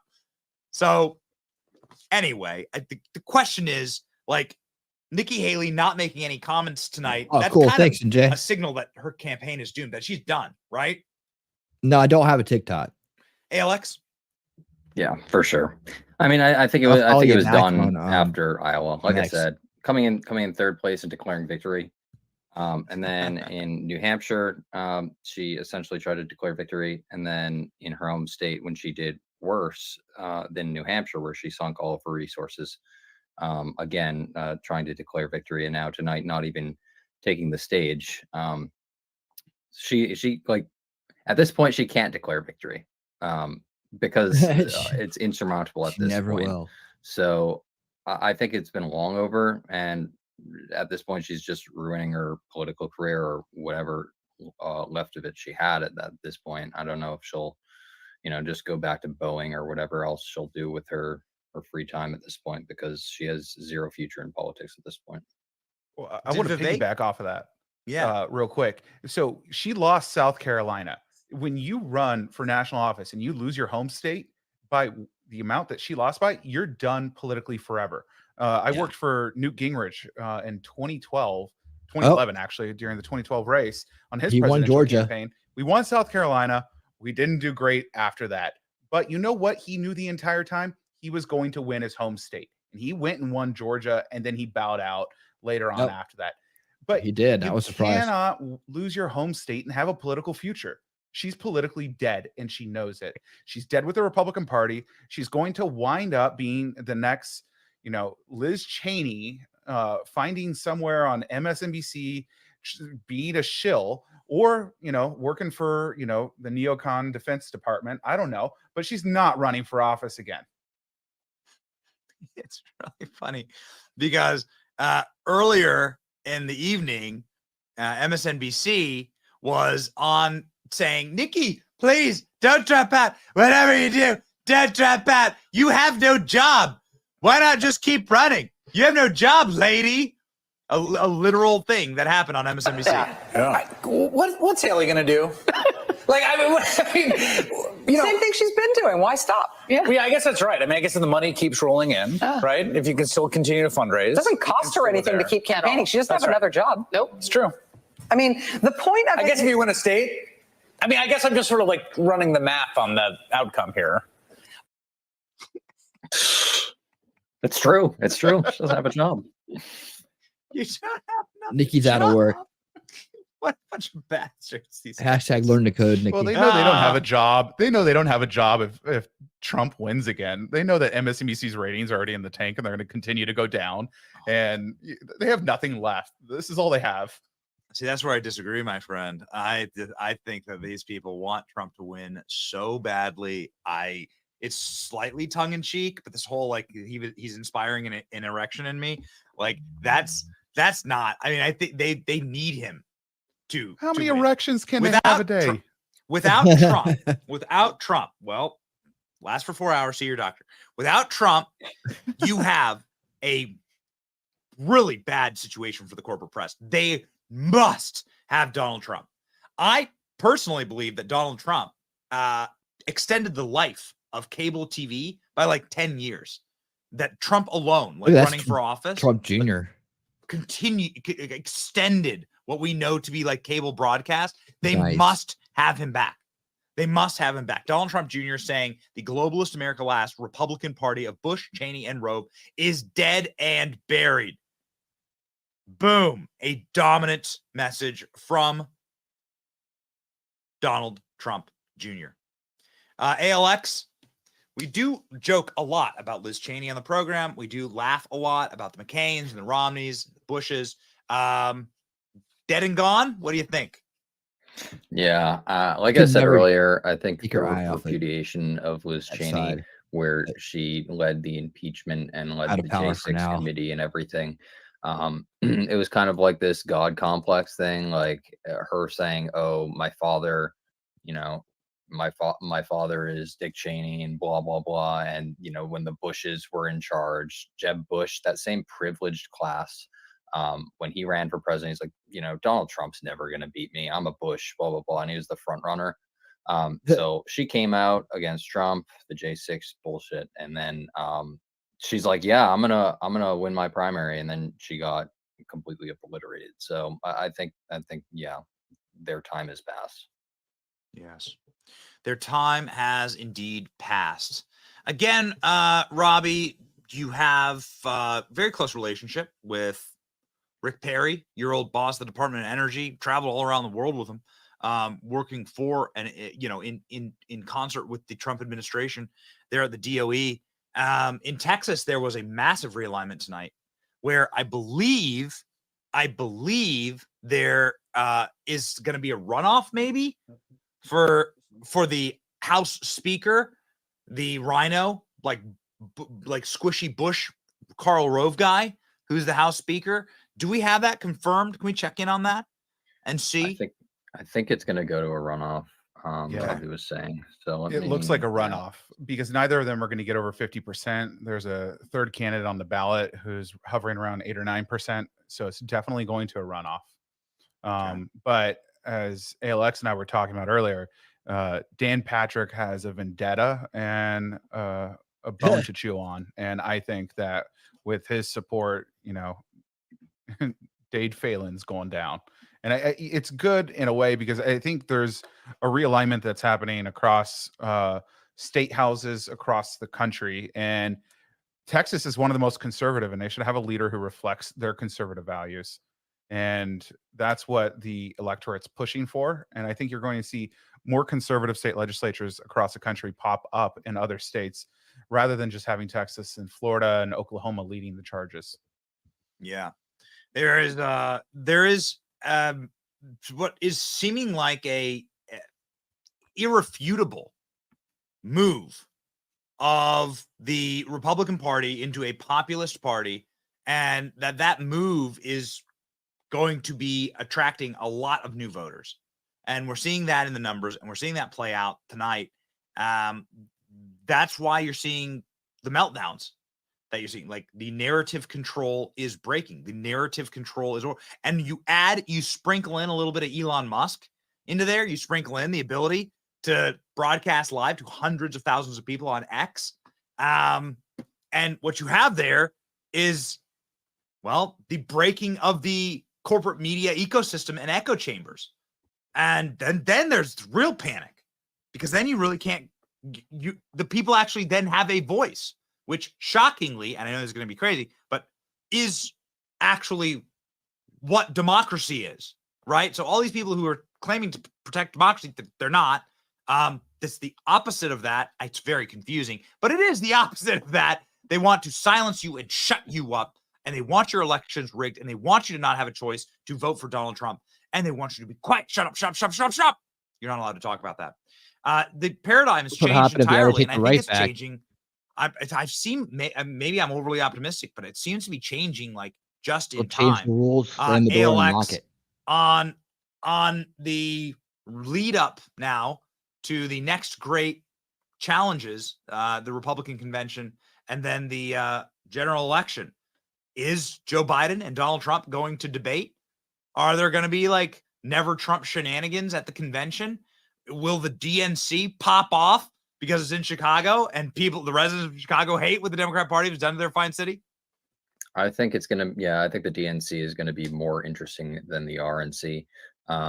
We've already seen protests in Chicago, and this kind of reminds me of back in the 2016 election when the Bernie supporters were upset about what they did to Bernie, and they railroaded him. So there were protesters. I remember they had to build like barriers outside because of the protests were so bad. So I can only imagine with like the migrant crisis and everything what's going to happen in Chicago, because they've already kind of threatened to make it as unruly and give them a hard time.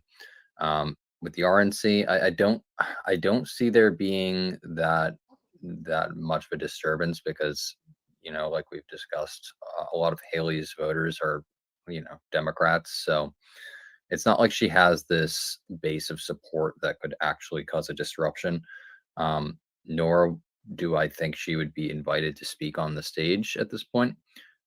Whereas in 2016 there was I guess the biggest slight against Trump was when Ted Cruz said vote your conscience instead of outwardly like endorsing Trump. And that wasn't even that bad. Whereas and like obviously like his scenario wasn't as bad as at this point Haley, because she's gone full on like anti-Republican at this point. So I don't think she'll be invited to speak on the stage. So I don't think there's going to be an opportunity at the RNC convention for there to be any real disruption. I think that will be, pretty calm, and it will go, off without any disruptions or anything. So I think the DNC is more at risk. Just one quick, speaking of at risk inside of the Democrat Party, just one quick little cruise through the events of tonight as it pertains to Democrat voters. Biden is in trouble, uncommitted at 20% in Minnesota. Oh, no. So Joe Biden getting tens of thousands of people in Minnesota to vote effectively against him. That's not good. Is there a way for him to get those voters in the general election? Not looking likely. Robbie, the thoughts on the hundreds of thousands of people in Michigan and in Minnesota that are voting against Joe Biden inside of the Democrat primaries? Well, I think it's simple. I think you look at price of a Big Mac at McDonald's, which I know quite well. I've had to stop eating them in preparation for my wedding, but don't kiss Joe Biden no matter what you do. It is expensive. It is expensive to go to McDonald's. It is expensive to order a pizza. People in big cities know better than anywhere else how expensive it is to live right now. And I don't care if you're Democrat, I don't care if you're Republican or independent. People are fed up. When you can't eat, you get fed up. And if you're not being fed, you're going to go find it somewhere else. And then double on that, they're just giving out money, in these liberal cities to illegals. It's just like you've got just like the perfect recipe for disaster, which is why Black and Hispanics and youth are going toward Trump, and it's over. They know it's over. They are just sitting back waiting for this election to end and collect their paychecks. I mean, honestly, it sounds overly optimistic, but I just don't know how else.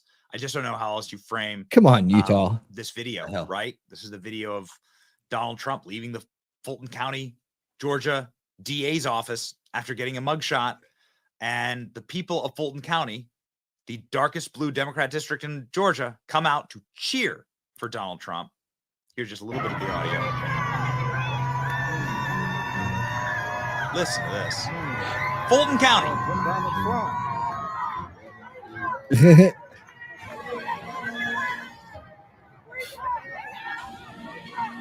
Talking about they got everybody. Turned the man into a gangster. They turned the man. He was already a gangster. They turned the man into an icon. And I don't think they know how to unmake the cake here. ALX. I do have some breaking news. I will let you say final thoughts here, but the breaking news is that there is chaos across the state of Utah, with very long lines and challenges with the election systems. You hate to see it, especially in a state like Utah, right? This is a Utah's having majority issues. state, but they are unable to get their vote count in. And so, ladies and gentlemen, it may be a very long time before we actually get results. All right, Utah, in the state of Utah. I am is being sad. weird. I am very, very sad to report. How many delegates is that? So ALX, we're just going to assume 40 delegates. that Donald Trump's very Up for popular in grabs Utah. there. We're just going to assume that Donald Trump's going to get a pretty 29 in nice Alaska. sweep here tonight on Super Tuesday. Has monstrous support heading into now what is going to transition into the delegates for general Utah. election. Your takeaway thoughts on the evening? 40 he won't get Trump's tonight. speech and all. I think it pretty much went as expected. I again think that it was a smart move not to harp on Nikki Haley during his speech. He didn't mention her once. Nice. And that was a good move. Yeah, I think just the cherry on top was the fact that Nikki Haley didn't even show her face tonight. But I think that's basically waving You the would've. white flag at this point. I wish you would have. And if she doesn't drop out after tonight, I don't know what to tell you. Yeah, it looks like the memes are winning. And the Nikki Haley memes have all been proven correct. Boys, we are going to be back. All right. We're going to be Let's back get ready to sign off tomorrow here. morning. We are so humbled and so just quite frankly floored All right. by the support this evening for the broadcast live. We will end with a Can he get his here's final the words? map as it stands right now. Here you go. There Here's you the go. Donald Trump. Here's the Donald Trump. Donald Trump just winning in massive fashion. Obviously, the first win in Iowa, and then the wins getting look, North Dakota. Look at how lopsided that is. I mean, you're talking an 80-point win, right? And a 50-point win. You're looking at another 60-point win here in Texas tonight. How about an 80-point win in Oklahoma? I mean, these are dominant, obviously dominant wins. The race is over. Another 65-point win in Arkansas, and on and on and on. Very, very lopsided here in Alabama. Donald Trump with 83% of the vote.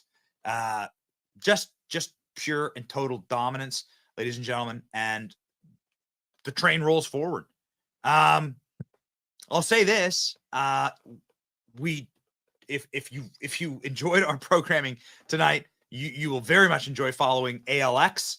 ALX, shout yourself out, sir. ALX on X, Truth, ALX the Lord on Instagram, but I mean I'm mainly on X, so follow me there. There you go. There's your boy, 677,000 followers. Come on. Let's get up to 700 tonight. ALX is inevitable. And ALX obviously has the ear of, well, two guys that were meeting with Donald Trump pretty regularly, Elon Musk and Vivek Ramaswamy. Robbie, shout yourself out. At Robbie V. Myers. There you go. There we go. Robbie Myers. I don't post Look often at enough. this. Oh, Yeah. man. Look. A younger look at man it. Look there. at sharp. We All right. are, well, the Benny Show. It's Benny. And we will be here for you. We consider it a deep and profound honor to be able to show up every single day for you. somebody who hasn't joined the show, but is the Rolls Royce. You often hear me talk about Rolls Royce. All right. Is definitely getting his political punditry chops under him. But Rolls Royce also obviously part of our production team. You've met about a Utah in shambles. Members of our team tonight in some way or another. We just want to say thank you. There's the craziness. It's an honor to be able to create for you and to be here. Rolls Royce, did you want to say anything to the sweet people out there? Well, yeah, I always get the surprise pop-ins, which is hilarious. I'm always just thrown into the live stream, like thrown into the fire. But no, it's fun. Tonight's definitely been record shattering for us, and it's always a lot of fun for me being behind the scenes and just seeing how all this works and running the show. And it's incredibly humbling, and I'm honored to be a part of it and to have all you guys watching what we do here and enjoying what we do. And I like traveling with Benny, which we'll be doing a lot of. We'll be in Miami, Trump Doral this next week, filming some more content, so be sure to watch that. But that's what we do here. That's what we're up to. We want to work. We are going to outwork. We're not going to miss this moment. Guys. So we're profoundly grateful and thankful. I'll say this in closing. 2023 was the year of people betraying their audiences and spitting in the faces of their audience, whether it's Bud Light or Target or Disney. The list is so long. Many others. The NFL, the NBA, people are just spitting in the faces of their audience and disrespecting their audiences, taking their audience for granted. We would never do that, but this is the time actually to appreciate. This is 2024 is the year of appreciating the audience, building the audience, and listening and respecting the audience and the fellowship and the brigade. And that's what we're here to do. And so, again, from the bottom of our hearts, we say thank you. Please subscribe to our channels. Yes, for mine more. too. And let's go win this thing. Damn it, boys. Let's do it. I'm energized. I'm ready to roll. There's the map right there. We got it. Stupid Utah. Stupid Utah. Come on, Utah. Utah. We gotta say thank you. Come on, Utah. Thank you to the Can we make our own prediction though? Like, why are we waiting on Decision Desk? Can we just make our own prediction? Cody would have gotten to 980. He would have been over 1,000. We called it. I've seen Alaska. Alex has called it. He's seen it up. The brigade decision is what we'll call it. Donald Trump. Here it is. Donald Trump at nearly 1,000 delegates. Yeah. Only 1,200. He would have gotten over 1,000 tonight. And so there is our number as it stands right now. A very, very, very good sign. I'm guessing Utah. We always forget to point out. They used to do this. He actually has 9 delegates from DeSantis and 3 from Vivek. They both endorsed him. That's true. Those pledged delegates go toward him, and no one's been reporting that. So that's a really great point. To close us out, ladies and gentlemen, I think we will play a meme as we often do. We say thank you. We are profoundly grateful, and also uplifted. May God bless you. Have an excellent night, no matter where you are watching this from. Thank you for your support. And we out here. Let's go win. Here is a Nikki Haley Trump catapult meme.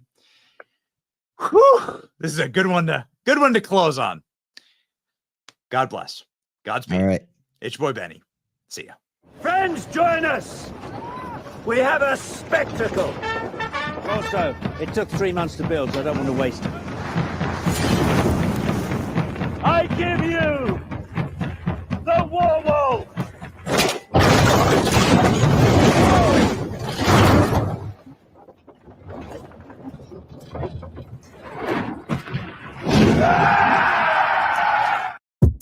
There you go. Awesome. Oops. Let me do that. Okay, cool. All right, there you have it. So no Utah tonight. Hey, Jacob, what's up? Everybody's back here.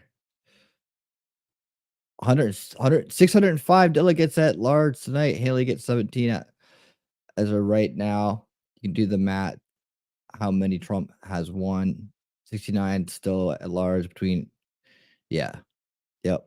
There you have it. Hey, Libs, we treat yourself details with glee. Woo! Yes, indeed. Hey, so many people joining us tonight on X, man. I really appreciate so much viewership over there. Please, right now, just do it. Just right now, just hit that follow. Hit that follow, hit a like. I really would appreciate it. It would help out. That way we can stay in touch. You can see more of the streams I put out every week, including the one I'm doing tomorrow night at 8 p.m. Eastern, Unveiling Reality. That's like one of the flagship shows of the channel, from which many other shows have spawned.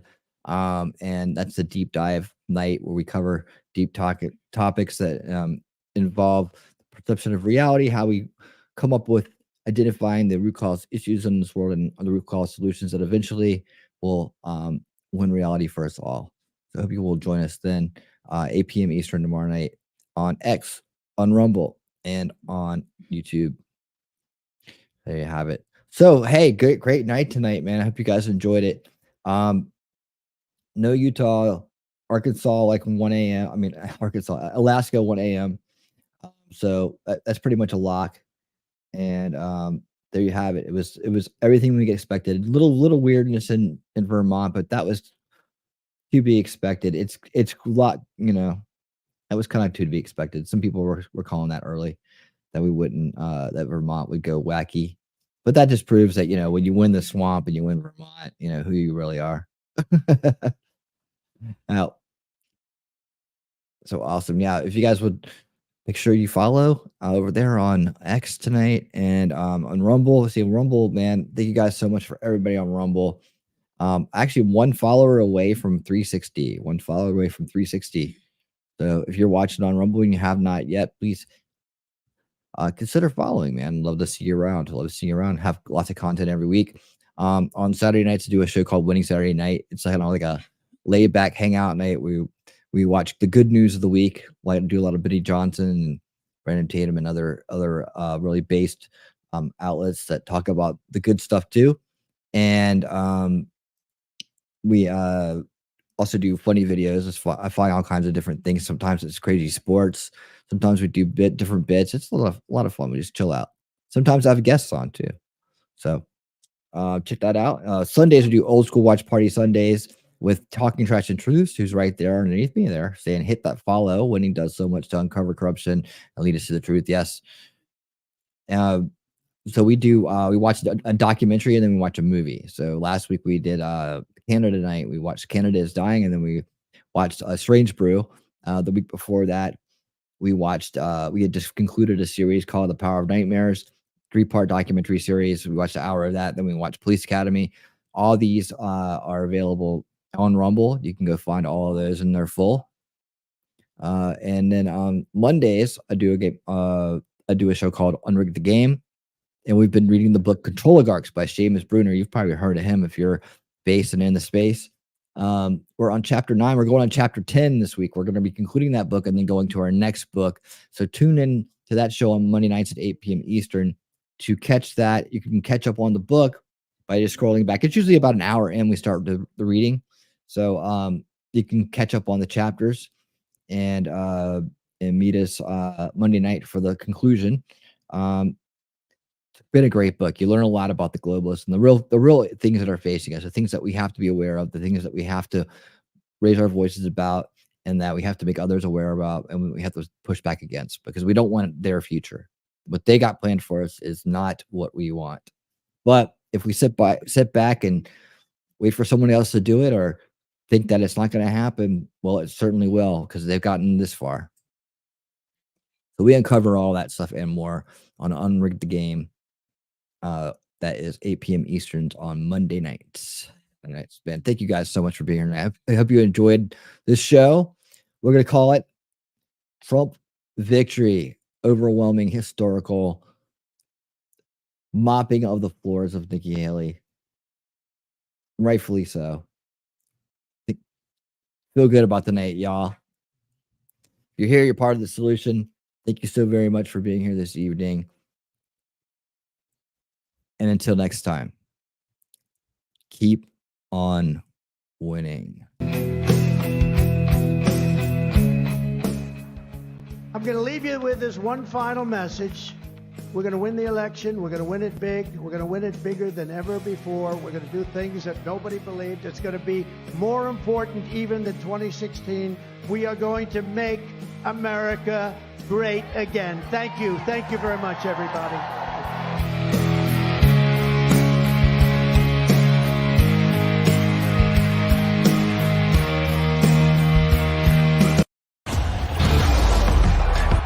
This